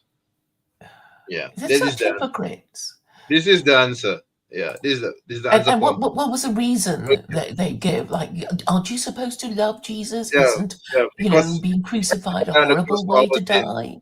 Because that's the way he's supposed to die, for his greatest love, to die for our sins. That's what they usually answer. Yeah, because it would be against God's will, because God wanted him to die for us, for our sins. Exactly. Yeah, and as a Muslim, I wouldn't be able to do that. Okay, I wouldn't. I mean, if I had a time machine and I could, bring it to the time of Jesus, I would try to do Jesus on the cross, man. I wouldn't allow him to die. Why would I want him to die on the cross? He's a prophet of God. You see? Yeah, and also, Islam is a religion that allows them to, to still acknowledge Jesus as a prophet and acknowledge the virgin birth and still, worship God in the correct way. But they're not interested. They actually want Jesus to die. Yeah, they actually want Jesus to die. Yeah, exactly. They want Jesus to die. They have to allow Jesus to die, because this is basically their core theology. Without Jesus' death, then Christianity is nothing. As per Romans 10, chapter 10, verse 9. If you were to open Romans chapter 10, verse 9, you will see what he says, and this is exactly what Christians believe. You see? Yeah. What does Romans 10, chapter 9. Wait, let me bring it up. Okay. Let me bring it up right now. Okay, sorry, I'm still feeling a bit stuffed from the lunch I had. Oh my god. Okay. Yeah, I'm only on breakfast. Okay, there you go. Yeah. And I just had the turkey left over. Okay. Sounds delicious though. Yeah, it was turkey stew, but I had it for breakfast. So chapter 10, verse 9. 14, Okay. did you say? 9. No, 9. Okay, yeah, this is the one. Yeah, this is the one. If you declare with your mouth Jesus is Lord and believe in your heart that God raised him from the dead, you will be saved. Yeah, this is the core theology, man. This is what they believe. Okay. Yes, And so you have to be. Yeah. You were saying, yeah, go ahead. No, but the thing is, a lot of these things that they're required to believe in cannot be proven one way or another because there's this version of the Bible that says this and that version of the Bible that says that, and then they'll say, oh, but what about the book of Thomas and all the books that were excluded from the New Testament, and so they dispute that. But I think it's like the only way to get them is to point out their idolatry. It's like, well, if God really exists and created the universe, he must have created humanity too. And it is idolatry to confuse God and his creation. Exactly. And then you can run to the Jews because the Jews will have to, however much they hate you, they'll have to agree that it is forbidden for them to worship anything that isn't God. And they are forbidden, according to the third principle of Judaism, from conceiving of God as in any way physical or material. Yeah, exactly. Yeah. Sounds okay to me. Yeah. So really, they haven't got a leg to stand on, and I guess the only reason why they got away with it for so long was because until fairly recently, until in fact 1813, I think it was blasphemy to deny the Trinity, and you could be burnt at the stake for That's what happened to Michael Severus. I don't know if you heard of him. Have you Yes, heard Michael of this Servetus, 1649, wasn't it? Or the 17th. Severus, yeah. Yes. He was burned at the stake for denying the Trinity. Yeah. I think and it was he in meant to. He thought about it. Yeah, I think the execution was in London, if I'm not mistaken. Geneva. Oh, Geneva. Okay. Yeah, he was burned at the stake. Yeah. He actually wrote a book about it. 1553. My mistake. 1553 was his date of death. But he was a doctor, so he wasn't some, stupid, crazy person. And he was, disputing theology. And it was John Calvin that had him burnt at the stake. Right. Yeah. So, So that was what happened to Severus. I have his book, I think, it was written in English, I think I have it somewhere in PDF form. You can actually download this from archive.org. Yeah, it's actually I forgot the name of the title. You need to look it up. Yeah, he wrote about a long treatise against the Trinity, and the arguments are actually very good. You can actually reuse them to use them against Christians, and I do that. And I find just couldn't answer most of the questions. They couldn't answer. Yeah, so I kind of recycled his arguments again after all those many years, centuries. Yeah, still works for the purpose of refuting Trinity. Yeah. Well, it's quite easy to refute, really, because they're asking us to believe that somebody whose fate we do not envy, being condemned to die horribly on the cross is God. It's. But I'd be very interested to find out where to get this Michael Servetus's publication, so I can read it myself. I send it to you. I will send it to you, maybe through email. All right. Yeah, I'll look it for you. I'll look it up for you. Yeah. Anyway, the live stream has been running for about 6 hours, and we have 7 viewers right now on the live stream. So I might going to have to wrap this up soon. Okay. So but anyways, hey, Sam is here. So do you want to speak to Sam? Yeah, that would be great if he wants to speak to me. Yeah, he says that he wants to speak to you. Okay, so I'll bring you on, right?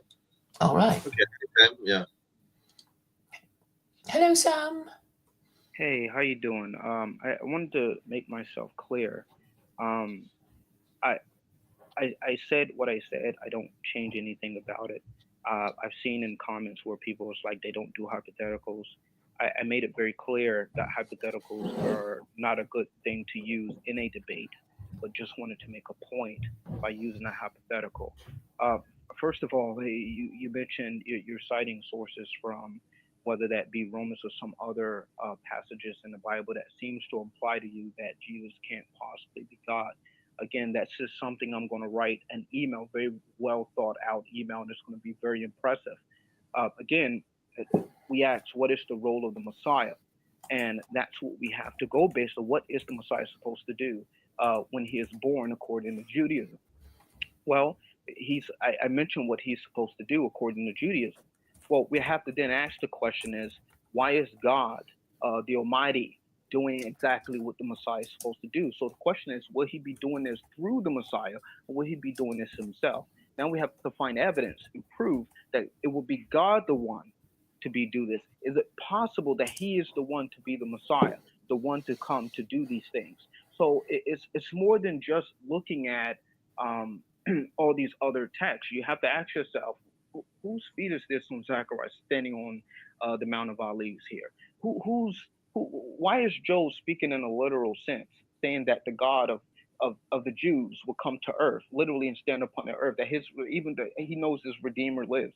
This is completely, I can't cite every source, but it gets very, very fascinating. So it's almost, again, I would address these things in an email, but I don't want people misunderstanding what my position is, because no one has ever talked to me before. This is the first time we ever spoken. But no, there's not a single trace or evidence to say that Jesus was not crucified. There's not a strain of evidence. I don't care what blogging theology said. That's just a comment that I'm making, that I'm serious about this matter. There's not a strand of single evidence. I've given you my email, so you can talk to me about absolutely. So what's your response on that?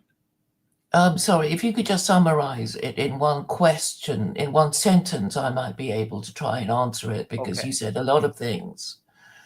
Okay, so my question to you then is, I'm going to ask you the same questions, okay? We know that Isaiah 53 is not about Jesus. We know Zechariah 12:10 is not about Jesus. This puts Christianity out of commission. Now we have to ask the question is, well, is there anything in there that seems to give us a hint, traces of a hint that someone will die on the behalf of Jesus, or we can take it even further, that Jesus will stand trial in the first place? Well, where's that evidence? We have almost nothing to stand on. There's not. Well, Jesus did say that his papa was God, and this obviously upset the Jews, according to chapter 13 of Deuteronomy. Okay. So what is the role of the Messiah then, if that's your comment? No. The thing is, it doesn't matter about the end times and eschatology. Logic should tell us. My point. Hold on, relax.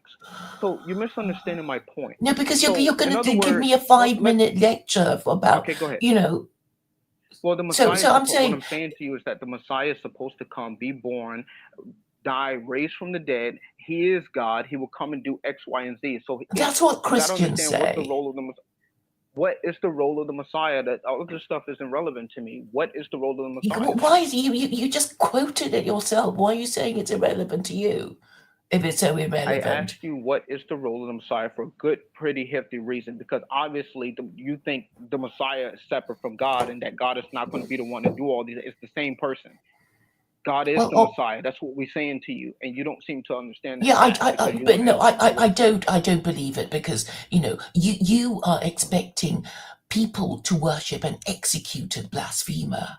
And the only way that you people made people do it was to burn them at the stake if they so much as questioned it. That's what you were doing. It's the same thing for Islam, because you guys did the same thing. No, there's actually no blasphemy laws. No blasphemy laws in the Quran. Very well.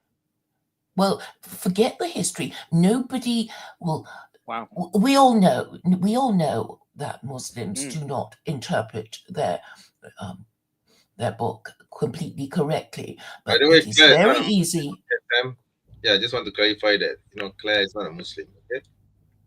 Oh, so what is she? I'm agnostic, but I'm saying non-Muslims should adopt Sharia for their own good. Sharia, but you're not Muslim. Yeah, that's what. Well, I'm a political theorist, really. So I don't really care about. I'm saying, are you interested in Islam?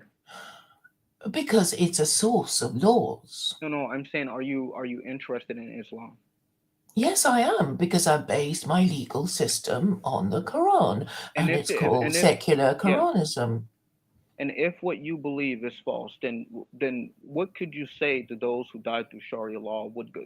How would you feel about that? If this God never happened and this actually God never said anything that this was supposed to happen, how would you feel about that? About the Well, I'm saying that we as societies should choose the best available guide to humanity, and that's the Quran, whoever wrote it and whether God exists or not, because its rules are fair enough. Okay. So number one, it would be God the one, to go to battle, to go in there. He says, I will bring back to preserve of Israel. Why in the world would God say that when he's already on earth? Why not just get them yourself and bring back to preserve of Israel? We already know he's standing on earth as a person, so he's definitely. Sorry, I don't know what is God standing on earth and stuff. We'll get into the New Testament later when I come if you could just shorten your sentences. No. What was? I don't even know. Your questions go on and on. They are paragraphs of sentences. So that's your opinion. Forgive that's me because you don't want to understand my point. No. If you have a proper question, it would just be one sentence. So what is your one sentence question for me? I think I asked you. What is the role of the Messiah? You didn't want to answer it. It doesn't matter, because Jews, Christians, and Muslims believe that there will be someone coming. They're just not agreed on the exact identity of it, and it doesn't matter. It's not about what they say. What does the Bible say? It doesn't matter. It doesn't matter. That's not how I work things out. Okay? It's like, what's a point? What's a point of arguing about the identity of the Messiah when he won't even appear in our lifetimes? We should be choosing the best book of rules for us in our lifetimes, in our societies, by comparing the Torah and the Quran. You're not Jewish, are you? You keep appealing to Jews. I find that very strange. What's so strange about that? Christians and Muslims are obsessed about Jews. And blending them into the Bible when it's not there. What do you mean it's not there? Christians worship a Jew. Let me finish. Let me finish. As I explained when I first came in here earlier, it's not just about the monotheistic view. It's about biblical truth. That's the first thing. So you're trying to appeal the Jews, but yet for them to accept you because you believe, and yet they don't believe in the prop. That ain't clicking for me. That's okay. I don't even know what you just. I don't know what you said. Hold on. I'll let you talk. They're pulling from sources.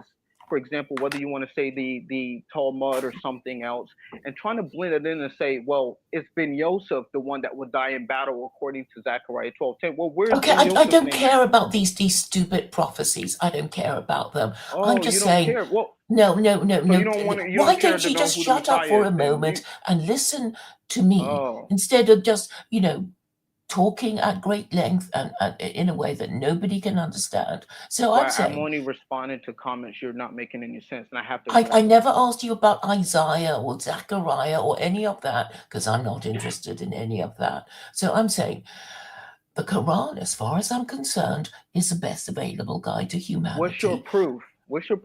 You talk. Well, you find a better guide. You find a better guide. Are you going to say it's the New Testament? Are you going to say it's the New Testament?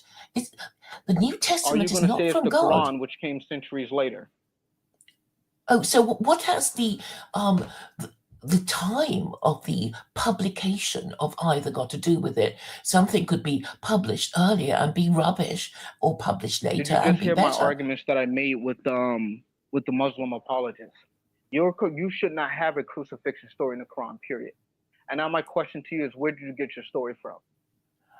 The crucifixion story in the Quran. Where you get it from? From the Quran, obviously. Okay, and that came when? Centuries later? Do you have any proof? Yes, obviously, because crucifixion story. Yeah, and according to Cite your source. According to Allah, Jesus did not die on the cross. Okay. And Christians should be happy that their beloved Jesus didn't die on the cross, but not a bit of it. You're really angry and you want him to die, and this exposes your hypocrisy. Okay. You want him to be some sacrificial lamb. So don't pretend you love Jesus. You don't. He's just a piece of lamb meat to you, right? It perfectly exposes your hypocrisy. That verse. My hypocrisy. What's the hypocrisy? Hypocrisy.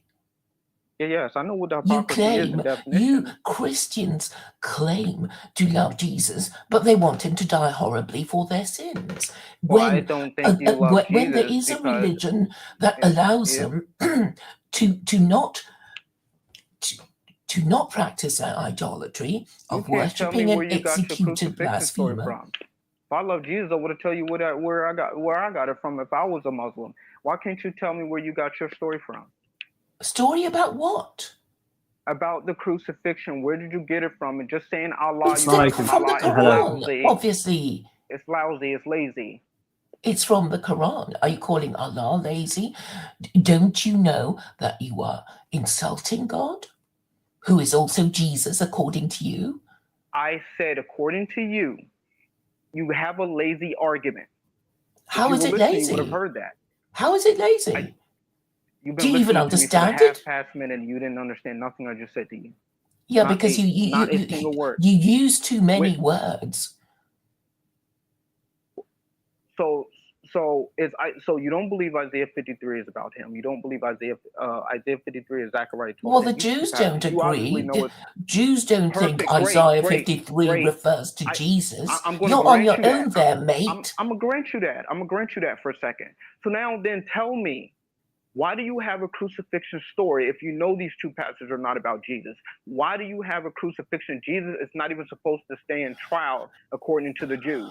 So you keep appealing to Jews. Tell me where you got your crucifixion story from. It's from the Quran. Okay, which came what century?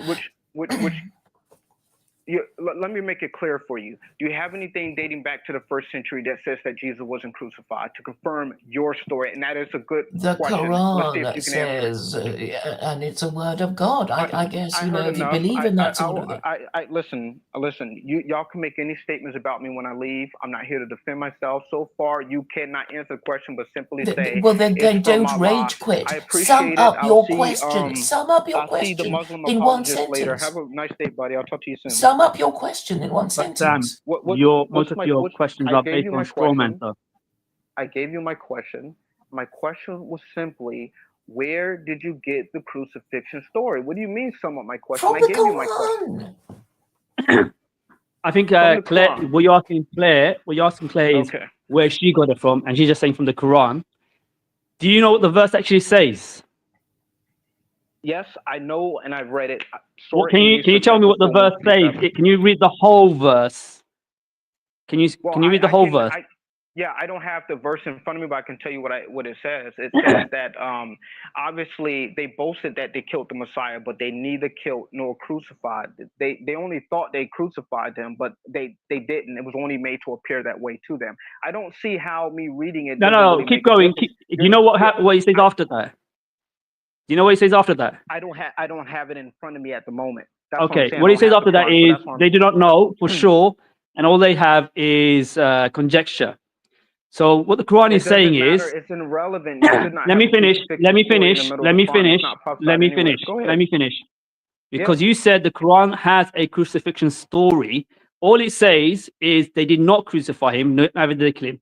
This actually negates the story in the New Testament and the Talmud. Because in the Talmud, they don't talk about crucifixion. They talk about killing him by stoning him. Yeah. Now, if Jesus was not if you look at all the stories, I'll go on. I'll go on. Let me finish my point. Oh my! If you look at all the stories, there is no story sourced to the time of the event. Every story that comes after. So even the stories of the crucifixion, the crucifixion itself, the stories of the crucifixion comes several years later. The stories of him or substitution theory and other theories whether it's Judas or Simon of Cyrene, all this comes afterwards. There was all, when it comes to Christianity itself, there was an early splits between sects. Even the Ebionites, there was a split between the what was considered Ebionites. They had a variety between them. So you have several stories. What happened is just, and this is the issue, one story won out, which is your story. So you have to establish that a crucifixion happened as it did, not just because Bar Ehrman believes it did, because Bar Ehrman rejects the resurrection, and you, as a Christian, would need the resurrection in order for it to come about. You can't prove it didn't happen. Yeah, and you can't prove it did happen. That's the thing. You can't prove it did happen, 100% certainty. The Quran says it didn't happen, but it does say, the Quran does say it appeared so. So, Josephus' own text has been corrupted. This is thingy. Scholars know about this. Bar Ehrman seems to disagree. Well, Bar Ehrman, he disagrees, but others, not just Bar Ehrman, there are others there. Okay, listen, you look at conservative. You go to conservative. Bruce Metzler, for example, he also talks about the reliability of the New Testament as not being reliable. You have Paul, who comes after, who inserts himself, for example. There are so many of these different things that you have to consider. You have to prove to us a crucifixion happened, because you're arguing a crucifixion did happen.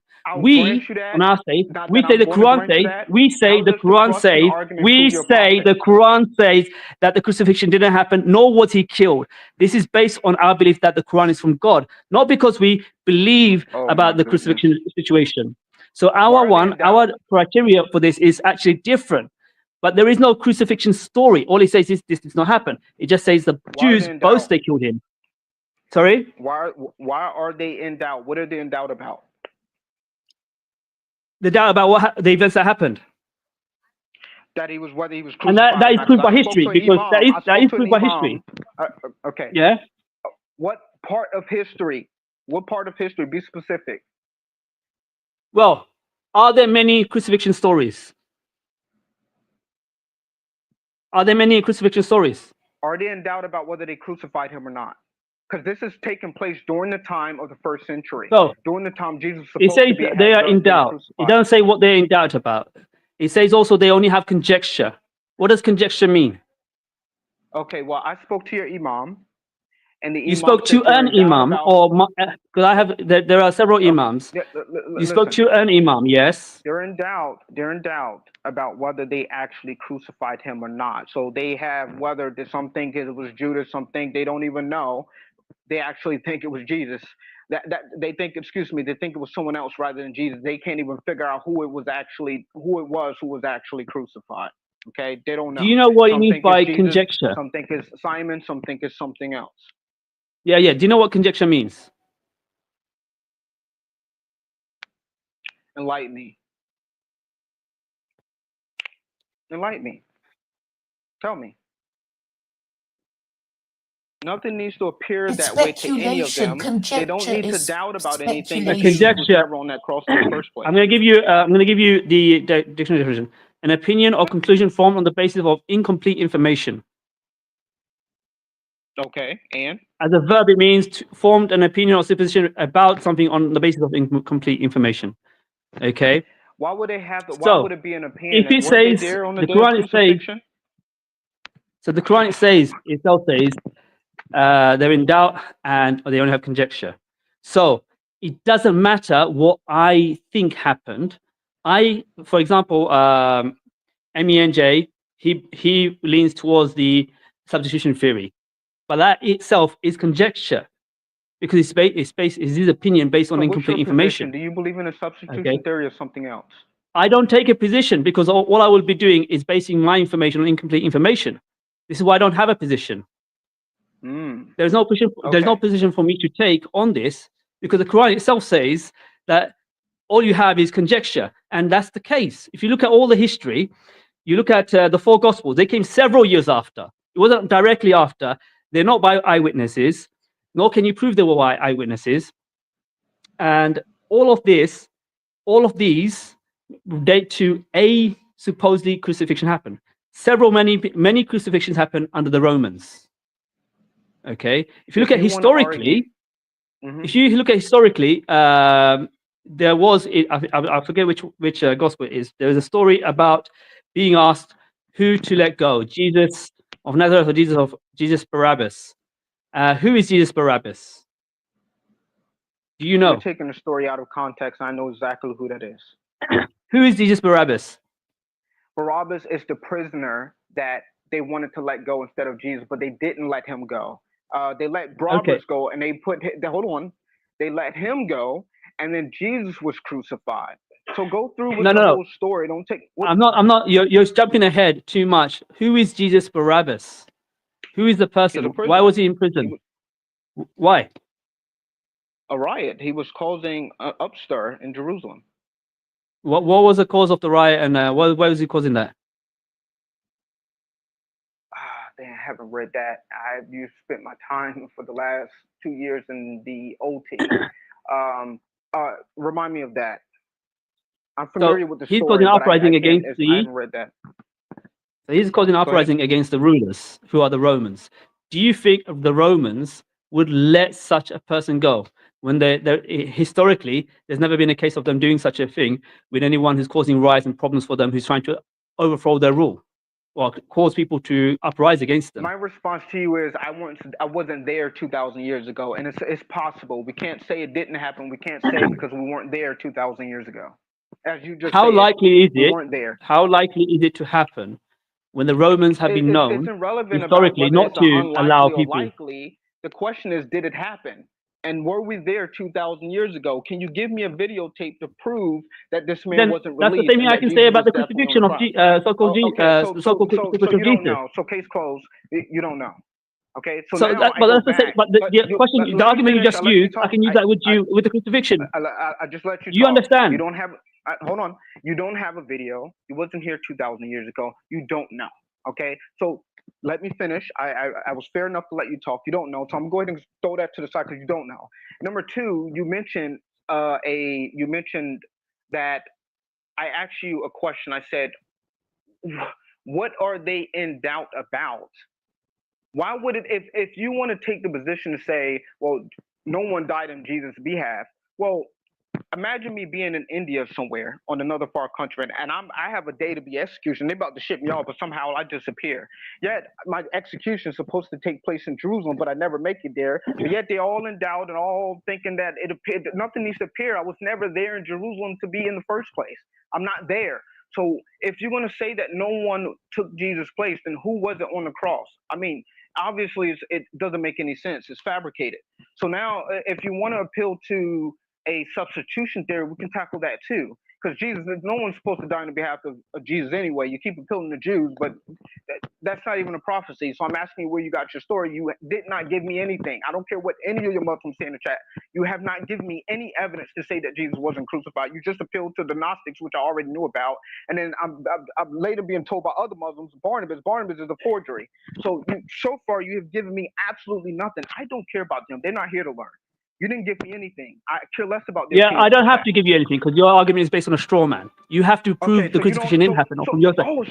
You've talked. I'm answering your question. Where is your I'm answering your question. I'm answering your question. All right. First thing first, you said they're in doubt. What are they in doubt about? Well, doubt can mean that they're in doubt about the event happening. They're in doubt that they actually killed the right person. That that could be. And again, we have conjecture. What people write is a conjecture. Do not forget, let me finish. I did allow you to ask the question. I'm going to answer the question. Okay? Your argument is based on a straw man because you're asking me to prove that something must have happened. Why does it have to happen? Mm-hmm. There's been several crucifixions. Hundreds of crucifixions under the Romans. Mm-hmm. So the substitution theory, well, some people have it, some people don't. Doesn't matter. That's besides the point. It's not that I have to prove the crucifixion. You have to prove it. You're asking me to prove something else happened. But the thing is, the Quran's position is simple. You're the one pulling from it. The Quran's position is simple. The Quran's position is they didn't crucify him, nor did they kill him. It says two things. It doesn't just say the crucifixion didn't happen. Okay, and the reason why it doesn't say about whether they actually crucified him, why do you got to put that in there? He never died. Let me finish my question before you jump. Answer. Let me finish the answer. Very well. The Quran itself says neither did they crucify him nor killed him, and it's an important point because crucifixion doesn't always lead to death, and death, other ways of death can happen. This is why I mentioned earlier. It actually negates what the New Testament says and the Talmud, because the Talmud doesn't actually talk about a crucifixion. It talks about stoning. And the Jews boasted, the verse says the Jews boasted that they killed Jesus, the son of Mary, the Messiah. So it says they boasted that, and then it gives the two ways of the claims that they killed him: crucifixion and death. They did not kill him. Stoning is also covered in that. So it's not just talking about the crucifixion; it's also negating the stoning. So to show why your one's a straw, to show why your one's a straw man, to show why you're a straw man, it will be like you asking me in the Talmud. The Jewish scripture they actually quite explicitly are quite vile against Jesus, alayhi salam, in that. But in that, they say they stoned him. They said they sent out an advocate for him for 40 days. No one turned up, and they stoned him. So in the Quran, in the Talmud, that's what it says. Okay, so in the Quran, don't mention that to me. I know you don't care about the Talmud. I am focused on the Quran. This is what I'm saying. Okay. You are not listening. Because if you were listening, you would understand my point. That has nothing to do with this. I'm not using the Talmud. I'm using what the Quran says, and I'm giving you examples from outside the Quran. I'm going to start again so you can listen. This is probably why you got kicked out from Hamza's stream, because you're not listening. In the Quran, the verse says, the verse said itself, okay, the Jews boasted that they killed the Messiah, yes? Then it says they did not crucify him, nor did they kill him. Now, the first part, the Jews boasted that they killed him. It mentioned the crucifixion. That is negated. That's in the New Testament. You talk about the crucifixion. It says that didn't happen. It says they didn't kill him. So the Talmud talks about stoning. That didn't happen. Then it says they're in doubt. Who's in doubt? It says they're in doubt. Who are they? It could be the Jews that they in doubt that they actually killed Jesus, or they killed someone else by accident. It could be that people generally are in doubt of what actually happened, and they have conjecture. So they base their views on incomplete information. Now, did the Jews, according to the New Testament, the Jews killed him with the help of the Romans via crucifixion. According to the Jews in the Talmud, they killed him via stoning. These are both negated. Now you're asking me who got crucified. Hundreds of people got crucified by the Romans. Okay, if you want to go through the substitution theory, it could be any number of people. Secondly, you missed the point about the Talmud, because when the Quran says they did not crucify him, nor did they kill him, it also negates the Talmud. And in Talmud, they claim they stoned Jesus to death. So now I could ask you, or someone else could, a Jewish person can ask me, who was stoned then? Who was stoned? So the question you're asking is based on a straw man, that someone must have died, someone must have been Jesus, replaced with Jesus. But that is just a theory based on incomplete information. You need to give me the information. Okay. I'm not saying the Talmud. Let me finish. Yeah. But you keep appealing. The Gospels, the four Gospels are not inspired. I did let you talk. I was fair. You told me to be quiet. I did that. So I'm telling you that the Talmud is not inspired. There are some things, if you look to scripture, it's not found in any of the scriptures. So you're using an outside source that doesn't seem to fit within the inside source, and doesn't seem to fit the Quran neither.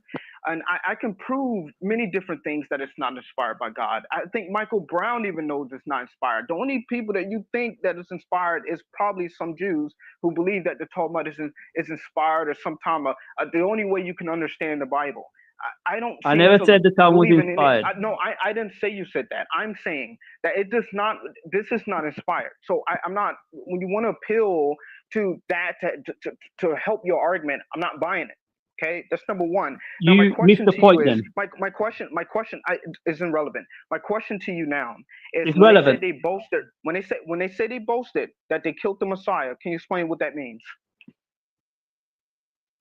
Before you said it's not, it's irrelevant. It's actually relevant because the Talmud, I whether don't it's listen. inspired or not, The Talmud is in no shape, no fashion. It's not written by God. The events of stoning didn't happen. None of this stuff is true. These are like kind of sort of commentaries and other different stuff.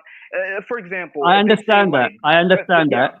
I okay, understand so that, we but know. you missed the point because the Jews themselves are saying they stoned in their own recorded history or opinions. They're saying they stoned him, and whether you see it's inspired or not, that actually is irrelevant.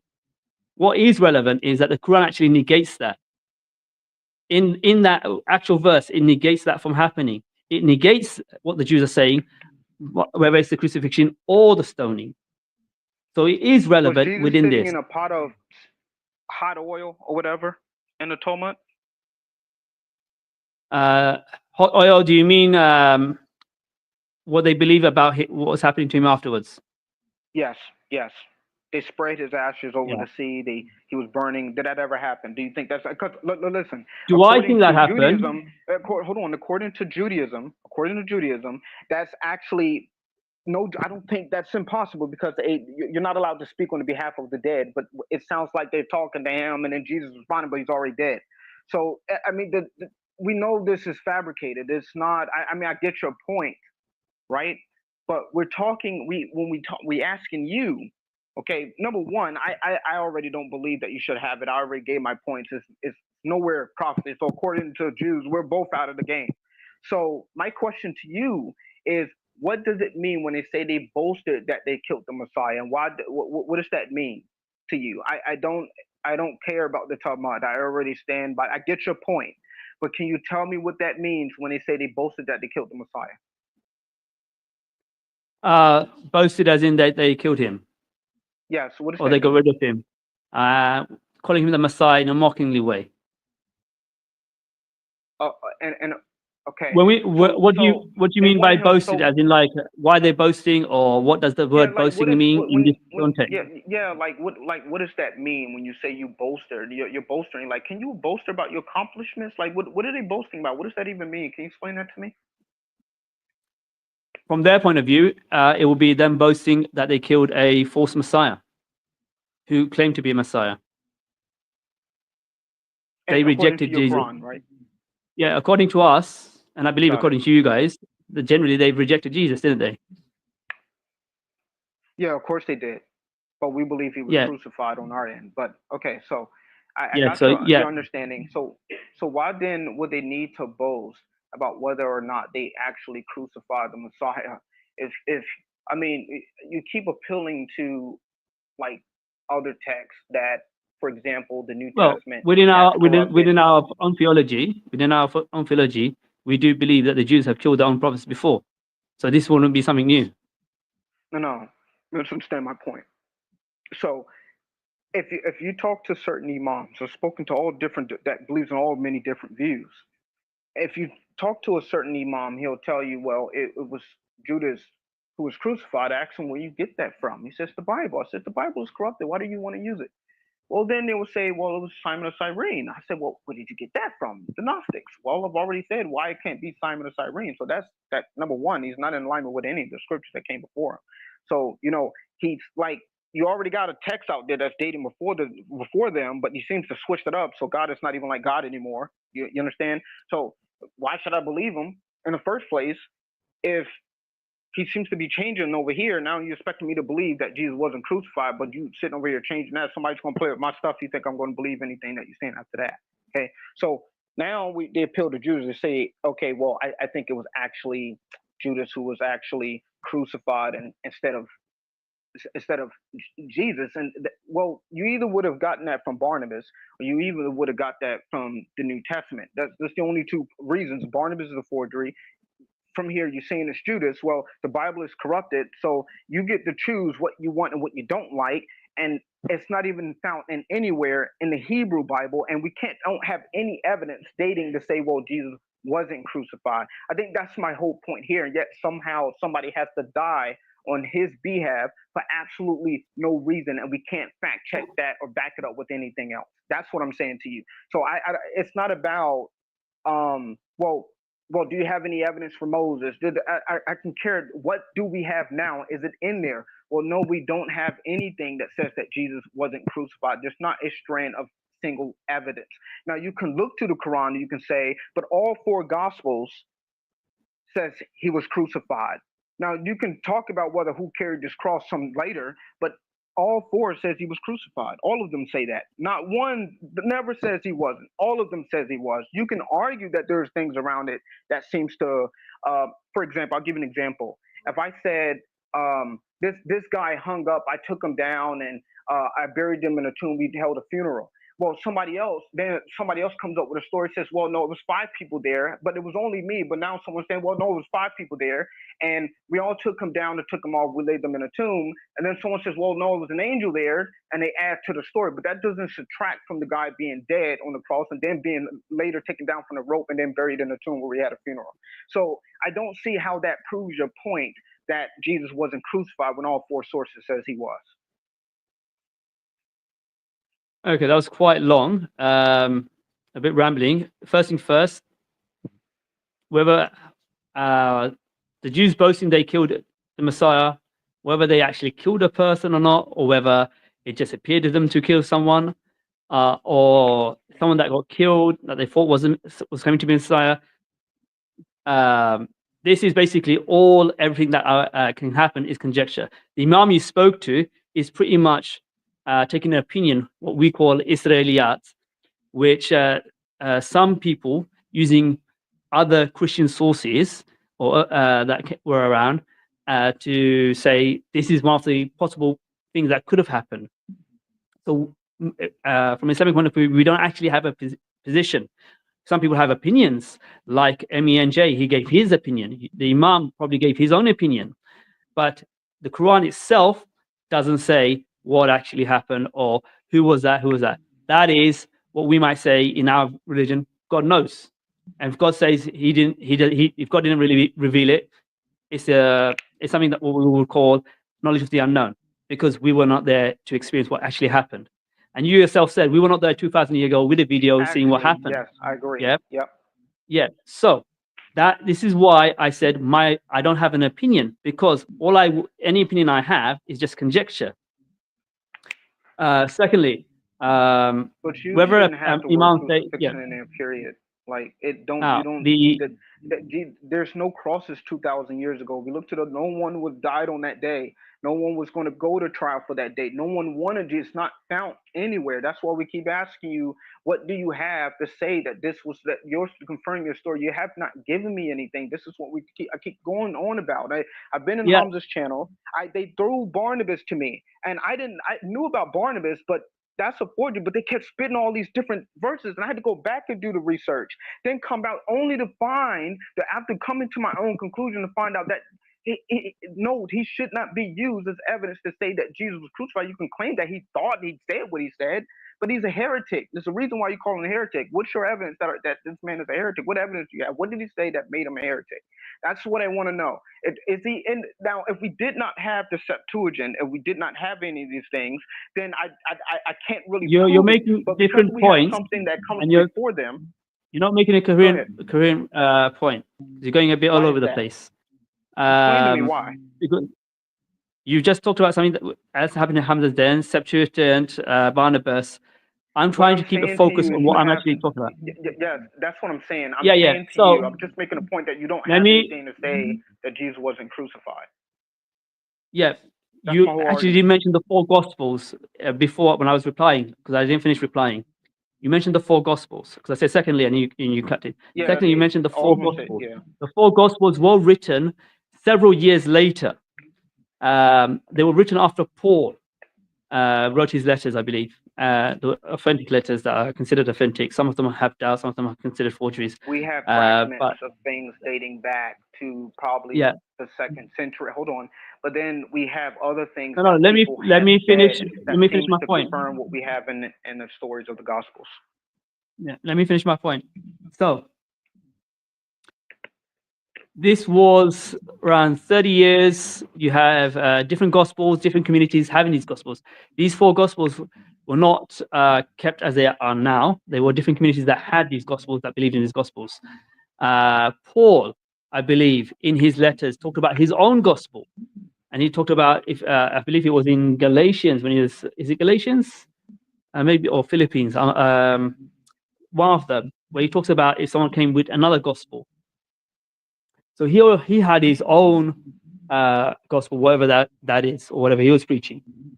Different communities had their own texts. The Ebionites, for example, is supposedly they had a version of Matthew, which is different from the version of Matthew that we currently have. And the manuscripts in the first centuries are only a credit card scrap of manuscripts, I believe, from the first centuries. I think for the first 200, there isn't actually much manuscripts that can be found dated back to the actual texts of Mark, Matthew, Luke, and John. Now, these Gospels came several years later. What we know, at least, is if we take it from a non-theological point of view, that these were not eyewitnesses to the events that happened. So now you have accounts many years removed saying a crucifixion happened, saying this is the case, saying this is, they give some different accounts. Some say minor, some say major. That's besides the point for right now. But these Gospels that you're appealing to come several years later. You're appealing to text that didn't happen from the time, happened later. All right. The four Gospels, they come at least, I believe, around 30 years after the event. I could be wrong, but it's around that time. This is also after the time of Paul. Sorry? You said 30 years after he died? After the event of the crucifixion, give or take. I'm not 100% sure that is the case, but so it comes after this event. Okay, and this is the event that the righteous themselves have not witnessed. Okay, and even within the story, there are certain differences. For example, what was they weren't witnesses? What? Sorry. What's your evidence to say that they weren't witnesses? So, who were the disciples of Jesus? The 12. Matthew, Thomas. Yeah, and and out of the four Gospels, which of those are attributed to his disciples? I'm sorry? Which of out of the four Gospels in the New Testament, which of those are attributed to Jesus' disciples? Can you simplify that question? All right, so Jesus had his disciples, right? Yep. Okay, and there are four Gospels. Are all four Gospels written by, or dictated, if you want to say that, by the disciples of Jesus? Oh, so you're asking, did the disciples write it? Yeah. Is that your question? Okay. Well, first of all, we don't know who actually wrote them, but it's possible that as Jesus was walking around with his disciples, it's possible that someone else was with them as they were writing down these things, and then later that's how that would have happened. So for anybody to say that we don't have anything dating back to during the actual time, like all this stuff was written down, I would ask them, bring me evidence that this stuff wasn't written. Well, they don't, because we don't have anything dating back. But if we found it, then we can say, hey, look, here's your proof right now. It's just like, but again, that wouldn't be anything saying, well, it didn't happen on the crucifixion. So yes, I think that is a possibility that either disciples could have written it, or either someone else who was with them, who was writing that, like a scribe, someone that was with them that was writing all this stuff down as it was taking place. You do know this is an example of conjecture, right?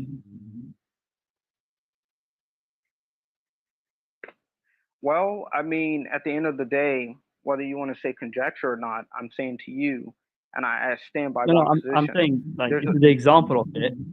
I was just asking, my question was, maybe the disciples wrote it themselves, or maybe they dictated it to someone else to write it. Either way, I was just asking which of the four Gospels is the whole four Gospels written by or attributed to Jesus' disciples, or is it three of them, two of them, one of them? Which ones do you know? Well, again, whether it's Matthew, Mark, Luke, and John, I'm not familiar. I looked at West Huff stuff. I'm not really familiar about. I've heard some of his arguments, and they were very compelling to me. But again, I can't remember everything he wrote down. But I do know whether it was Matthew, Luke, or John. I will say that one of those, I can't remember which one. I have to go back and watch his video. But regardless of the fact, I think that it could have been someone that was there during the time that could have written this stuff down and actually wrote it down, why the disciples and then why these things were taking place. So that's my personal opinion. I think that's exactly how it happened, or either the disciples written. But I definitely get your point. But that's where I'm leaning a little bit towards. That it's a possibility that one of them couldn't have wrote it down, or it could have been one of the disciples. Okay, so Luke, I believe, was a companion of Paul. Matthew is considered to be a disciple. The other one is John, that is sometimes said to be a disciple. I believe Mark was not a disciple. Okay, that's okay. Now there is an argument of the text where one is copying from the other, where they say Luke and Matthew copied from. I'm not an expert on this, but I did majority listen to West and all Huff. that. Now, yes, sorry, let me just finish. Now, this is not really part of the point. What I was trying to ask is, which of the disciples was present at the crucifixion of Jesus? I'm sorry, can you ask that question again? Yeah, which of the disciples? Sorry, which of the disciples? Can you hear me? Yeah. Yeah. Which of the disciples were present at the crucifixion? Who was present? I haven't read the New Testament in quite a minute because I wanted to study the OT to break away from the NT just to understand that a little bit. I think it was John. I'm not sure. Was it John? I know the mother, Mary, was there, and then someone else was there. I can't remember all that was there, but I would have thought it was like John. I don't think it was Peter or something like that. I believe that Peter wasn't there. John doesn't actually say which disciple was present. There were several women present. You were asking me who was present. That's what I thought you were asking me, like who was present there on the day Jesus was crucified. Yeah, and Luke just says all those who knew him were standing at a distance, so they were not actually close to the body during the crucifixion. So these accounts, they give different names, or they don't include names. It's either one or several people, or many people at varying degrees of closeness to the event. So even the event itself has varying difference of who was actually present or who was present as witnesses, or in some cases doesn't even name who was. That already. Yeah. So if the crucifixion happened, okay, we should have the disciples. It is quite telling, for example, that we do not have Gospels according to, or we shouldn't say Gospels, but accounts from those closest to Jesus, which have been tested to be 100% authentic, because there are some which are considered forgery, or there is doubt whether they are authentic or not. So this event itself, the whole event, is presupposed on those four Gospels. And there are other stories in the community which were later written down as well, that either gave the differing accounts. Because some believe that, some of the Ebionites, and even they were not a monolith. that believe that, some of them believe that, for example, Jesus was a virgin birth, some of them don't. Some of them believe he wasn't crucified at all. Some of them believe he, someone else was crucified. So they have different opinions. So these different opinions all existed within the late first, early second century. So you have all these different opinions. You have these four that are now within the Bible. These four were not always together. Different communities had different gospels or different versions of those gospels. As I mentioned earlier, Ibnites, I believe, had a version of Matthew, which is not the version we have right now. Much is they say some of the scholars say that it's probably a much different version of Matthew, as they were not considered they're considered heretical sects now. So one of the things from our point, from Muslim point of view, we take that verse in the Quran from God because we accept the Quran being from God. And then what God says about a past event, well, we are not there, but God would know of what actually happened. So hence, we say the Quran is from God, so that's why we believe that is from God. You, on the other hand, have the gospel. You believe the gospel, or the events of the gospel. The gospels themselves are events that were written many years after. Okay, and the gospels are, from your theology, inspired by the Holy Spirit, written by men. Yeah, is that correct?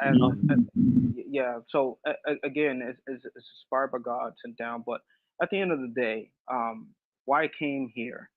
Because you keep appealing to the New Testament and keep trying to critique it, and that's not why I'm here. I'm here today simply because, I notice you guys keep going there. You keep trying to critique. You keep trying to tell me why Jesus didn't die, or whether who was on the cross in the Quran, whether it was this. It's really irrelevant to me. The word crucifixion should have never appeared in the Quran. It's not found in the Hebrew Bible. In fact, if a Jew, you were to be debating a Jew, this is exactly what you're going to get. You're looking at classical Judaism. In fact, I wouldn't be a Christian if Isaiah 53 wasn't about him. Hold on, let me finish. I did let you speak. And Zechariah 12:10, and I'm not waffling, I'm giving you my points. I just need you to follow along and graph everything I'm saying to you, because these passages, it's simply not about him according to you. There's nothing saying that the Messiah will stand trial, or that any of these things found in your Quran is going to happen. There's nothing saying any of these things that you're mentioning that's in the New Testament. There's nothing. Actually, you're actually getting this from, you're trying to stuff your it's like what you have in the Quran is not in the OT, and what the NT has it's not in the OT. Excuse me. None of our stuff is in the OT. Yet you're trying to fix a story over here when it never happened. So you still have a crucifixion, or whether you want to say he was crucified, the word crucifixion still appears, and you're still trying to fix a story, trying to say, well, this is the real story, but it's not found in the OT. And then when I ask you where you got it from, you go like, well, I don't believe so forth, and I don't believe that, and none of this other stuff. You don't even believe half the stuff that's found in. You don't even believe the New Testament. Like you keep using portions, but it's like you decide what's real and what we should take and pick apart what we want and what we don't want. But then you want to seem to appeal to the OT, but the OT is nothing in there. That's what you're telling me. There's not a strand of evidence. You're looking at classical Judaism. If that's a bad argument, I don't know what to tell you. I simply don't. And then when I ask for something dating back to the first century, you have not given me anything. That's why I'm here. Nothing. Since we talked this whole entire time, you have not given me anything to say that Jesus wasn't crucified. In fact, I don't think it matters. It's not even in the OT. So whether he was crucified or not, he either not the Messiah or something else is wrong. So you haven't appealed to anything there. We don't have anything dating back to tell us, from the first century, whether, is Jesus the Messiah? Is he not the Messiah? As you said, it's not in Josephus, or it would appeal to later. I mean, you don't have anything. That's what I'm saying to you. It came much later. That's what I'm saying. Now, I know you want to appeal and say, well, your stuff is dated to the 4th century, and yet you believe it. So I'm asking you, Okay, the earliest I can go back is probably Josephus. I can't go no back earlier than that. Probably what he wrote about the crucifixion only, not talking about him raising from the dead, not talking about this other stuff, just his crucifixion. In fact, I think John the Baptist comes up in some of this stuff, but we'll talk about that much later. I want to know what your response. I'm asking you what your evidence to say that Jesus wasn't crucified. That's all I want. I just want that. That's what I want. I want to know, do you have any evidence that says that Jesus wasn't crucified, something dating back to the first century? Okay, you mentioned a lot of things there before your question. You mentioned there shouldn't be a crucifixion. Do you have anything dating back to the first century to say that Jesus? Yeah, let me go through some of the things you said. You mentioned something that earlier you said there shouldn't be a mention of the crucifixion in the Quran. Well, the Quran should mention a crucifixion because there is the Christians and the Jews. The Christians, it does. It's not in the OT, man. It does converse None of this with. to happen. So is he the Messiah or is he not the Messiah? Let me finish. It does actually point out, and it does converse with others around it. The Quran itself. It does converse with the pagans in Mecca, the Jews, and the Christians. So it would mention this because this is one of the key points of your theology. So it would mention this. So whether you, in your opinion, think it shouldn't mention this, I think it should be mentioning this because it does converse with Jewish and Christian theological points. Yeah, can you tell me what though? Now, your question was, sorry? Yeah, you're saying it should. When you say should, can you tell this so the audience can hear you? What should? Like, what are you talking about? So you mentioned you said the Quran shouldn't be mentioning the crucifixion at all. No, what I'm saying to you, I think you misunderstand my point. Okay.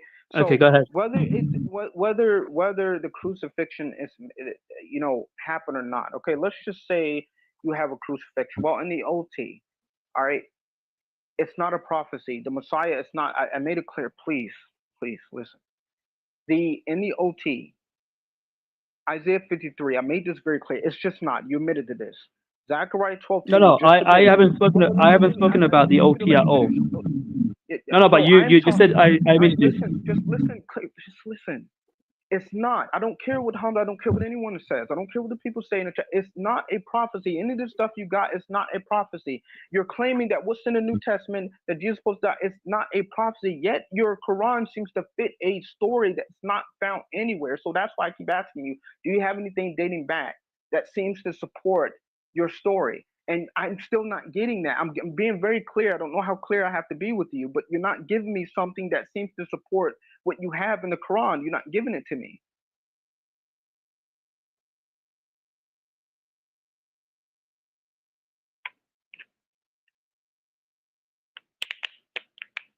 You can speak. I'm listening.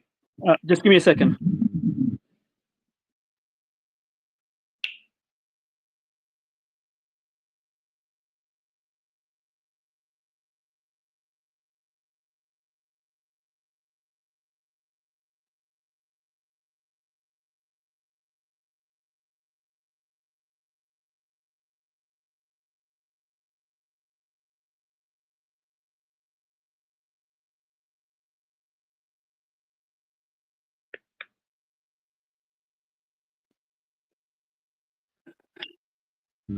Okay, can you just repeat your point again? Yeah, so my point is, okay, I'm using a classical Jewish debate, okay?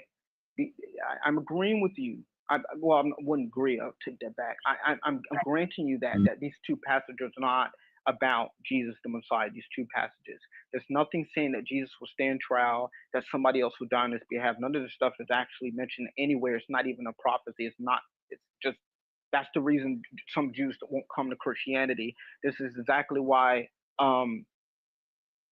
you have some Christians, to be honest, they may get up and leave and say, well, I don't really understand the passage, so I'm going to convert to Judaism, or maybe I'm going to leave Islam. But it's not a prophecy. Your Quran has things that's not found in the OT. You're trying to, it's like the Quran, it's the Surah An-Nisa 457, that passage, I can't find that in the OT. The NT's its version of the crucifixion, what they think happened on crucifixion, is not found in the OT. It's just not there, period. So now I'm asking, do we have anything dating back to the 1st century that seems to confirm your crucifixion story that you have in Surah An-Nisa 4:157, right? So this is why I asked the question of whether Jesus was crucified or not. Well, was he the Messiah? Was he not the Messiah? If he was crucified, was he the Messiah? Was he not the Messiah? If he wasn't crucified, I mean, why do you have a crucifixion in the Quran that the word crucifixion should not be there? Now, even if that had there, he definitely wasn't the Messiah. So I'm really trying to find out from you why you have the word crucifixion in the middle of the Quran like this was something that somehow you need to come and fix, and it's just not. It's not.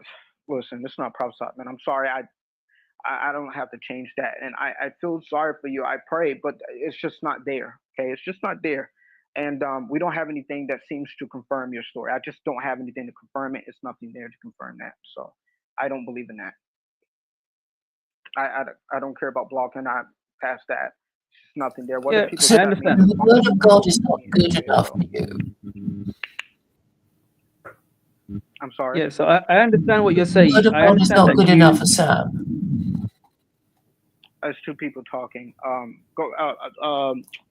Cyrus, go ahead. I think you were talking, right?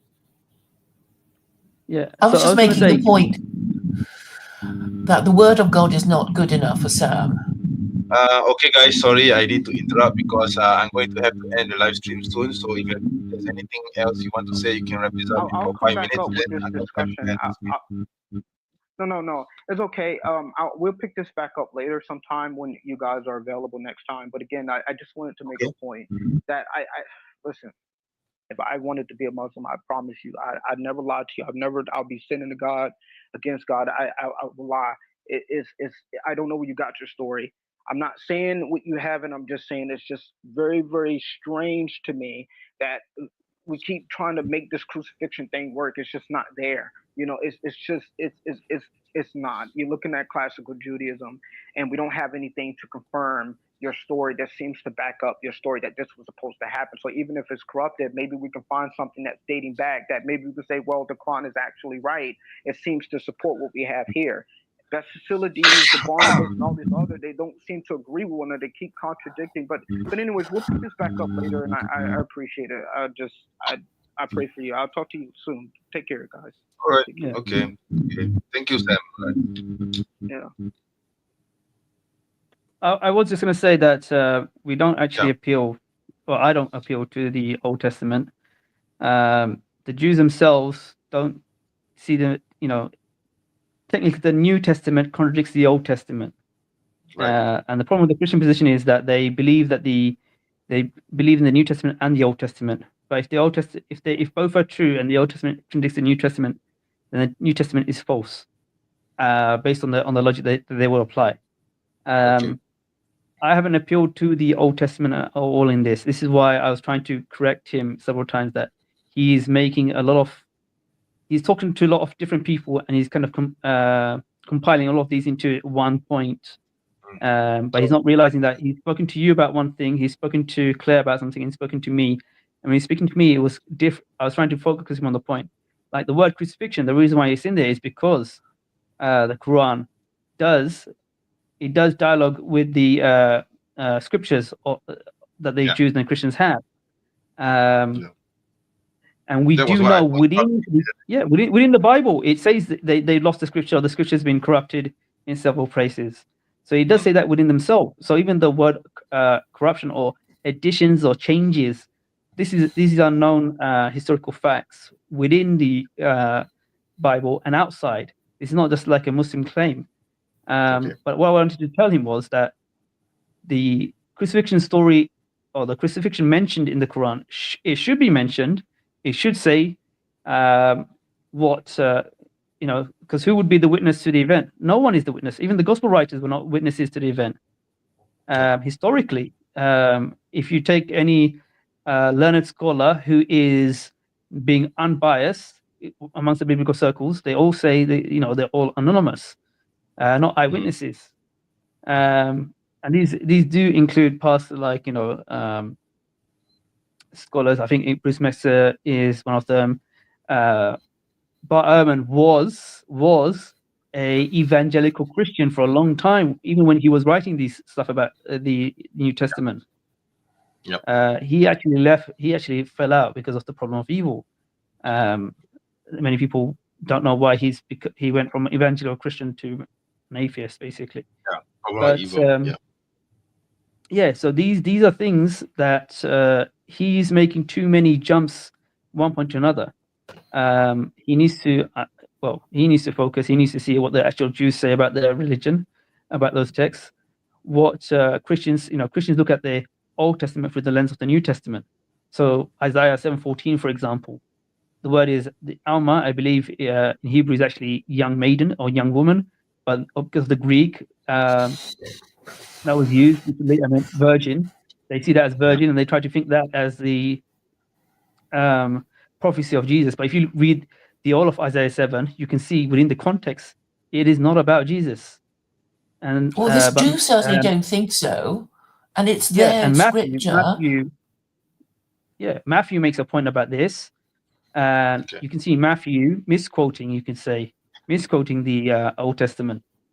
And it's not just. I don't believe it's the first time. The other thing is he will be called a Nazarene, and even that is a misquote.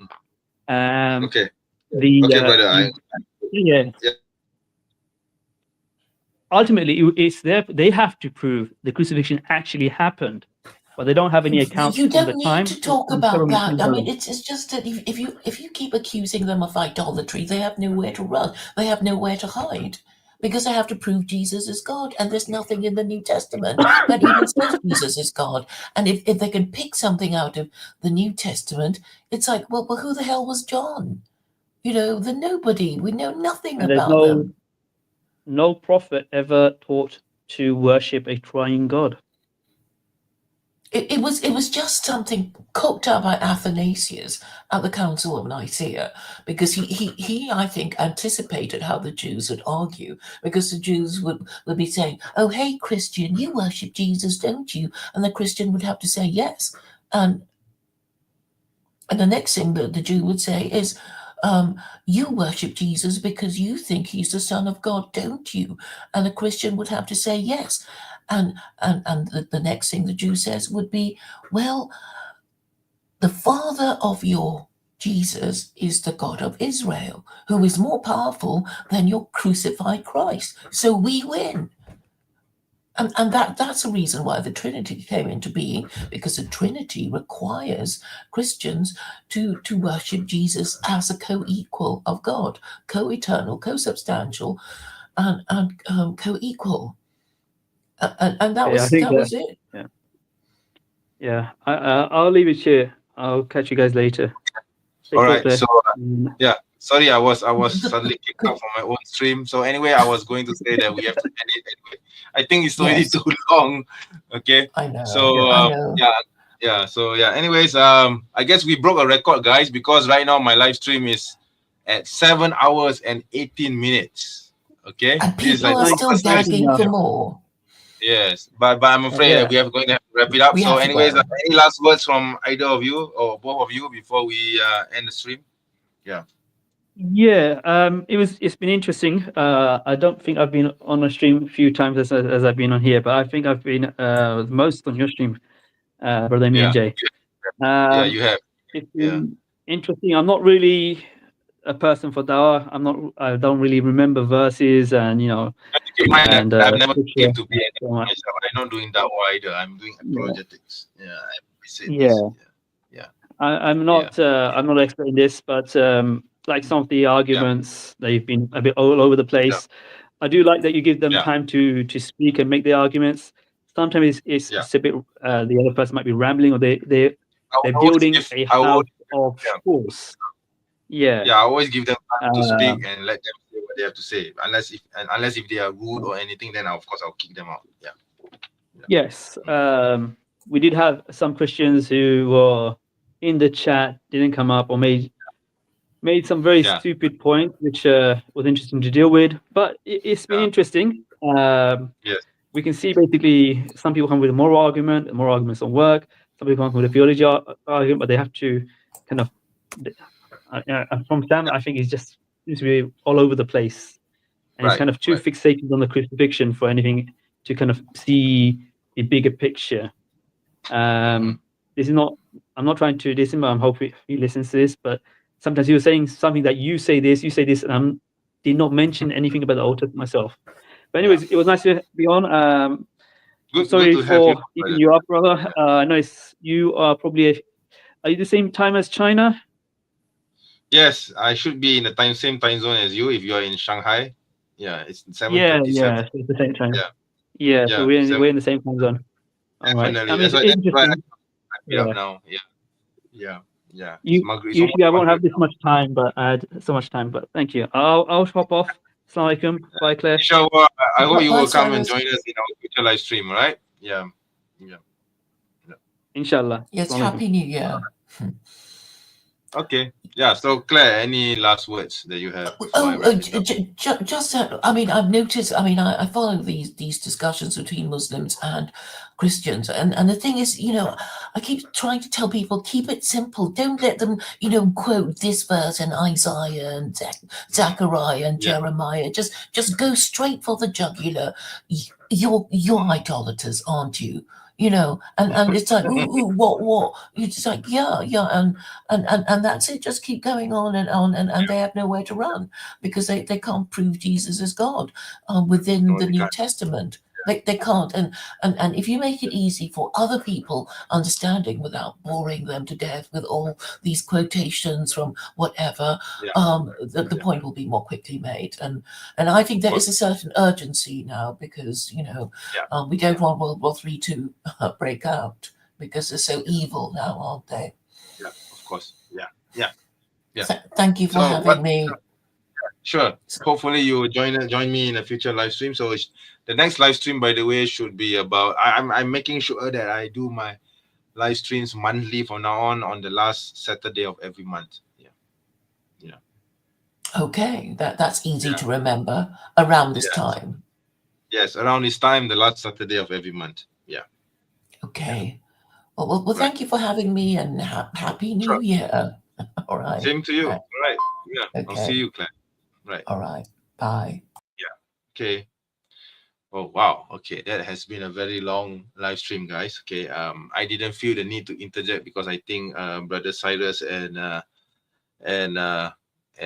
Claire was already there on the platform. They were already arguing the points that I wanted to say. Anyway, I said most of the things that I wanted to say. Right now, the live stream has been running for about 7 hours and 23 minutes. So a new record. Yay, for the Muslim Apologist channel. This is definitely the longest live stream that I've been running since the establishment of this channel. The last record was about 5 hours, I think, or less, slightly less. But this is definitely the longest. Okay, this is definitely the longest record. I think this even beats what's his channel's name? Yeah, Dawa Over Dunya, Ramzi's channel. Because usually Ramzi would do like about 6 hours live stream. Yeah, so this is like 7 hours and an hour longer than usual. My God. Okay, an hour more than his, and definitely 2 or 3 hours more than my usual live streams. My God. Okay, subhanallah, this is amazing. Okay, this is very good, alhamdulillah. So yeah, but anyways, I do welcome anyone who wants to come onto the live stream to air their views, to share, to debate, or to ask. Well, actually the point is to ask questions, but if you want to debate, I wouldn't really encourage that unless if it's necessary. Okay, the point of this live stream is to ask and answer questions. It's not to debate.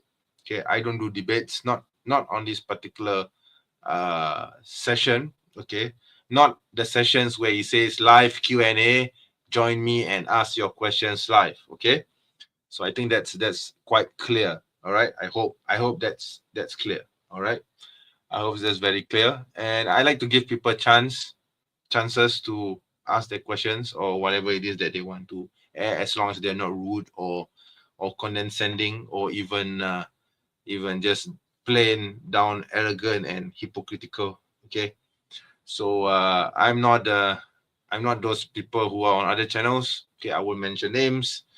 I'm definitely not Darren. Okay, so yeah, don't compare me to him because I'm not Darren. Okay, so anyways, thank you for coming onto my live stream.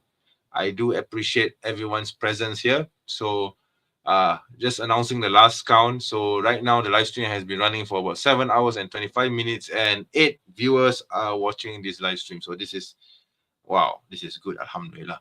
So anyways, I'm going to have to end the live stream now. So thank you very much for those of you who have, you know, made your presence known, and those of you who have come onto the live stream. Can't say much about the cowards who were, well, mudslinging me in the chat, but couldn't couldn't find the balls to come onto the live stream, even though I've posted the link and so on. I can't say anything. I think I banned one troll for saying nasty things about me, about yours truly, even though I don't know who he is. I just banned the motherfucker, right? So I just banned him, and yeah, I will ban people who try to be funny with me, all right? But I'd have no problems bringing people on, even though that person has differing views from mine. Okay, I am quite democratic in a sense, or at least I try to be democratic in that sense. Anyways, thank you very much for joining this live stream. I hope that inshallah I'll see you again in future live stream. Just to make a point that I'm going to do these live streams every month, starting from this month, on the last Saturday of every month. Just keep in mind that my live stream, my live Q&A sessions will be on the last Saturday of every month. Okay, so I'm not going to bring on anyone now. I'm sorry, but the live stream is over now. Okay, so I'm not going to bring anyone on because it has been running for too long. Okay, and the time will be around around the same time as I've done for this live stream, which is about 12:15 p.m. Malaysian time, right up until 6 or maybe even 7 p.m. Malaysian time. I try not to go beyond 6, however, but today it's a very special day, I guess, because he has gone beyond 6 hours. So yeah, but I try not to go beyond 4 or 5 hours. All right. So hopefully, inshallah, I'll see you again in the future live stream. So, Assalamualaikum warahmatullahi wabarakatuh.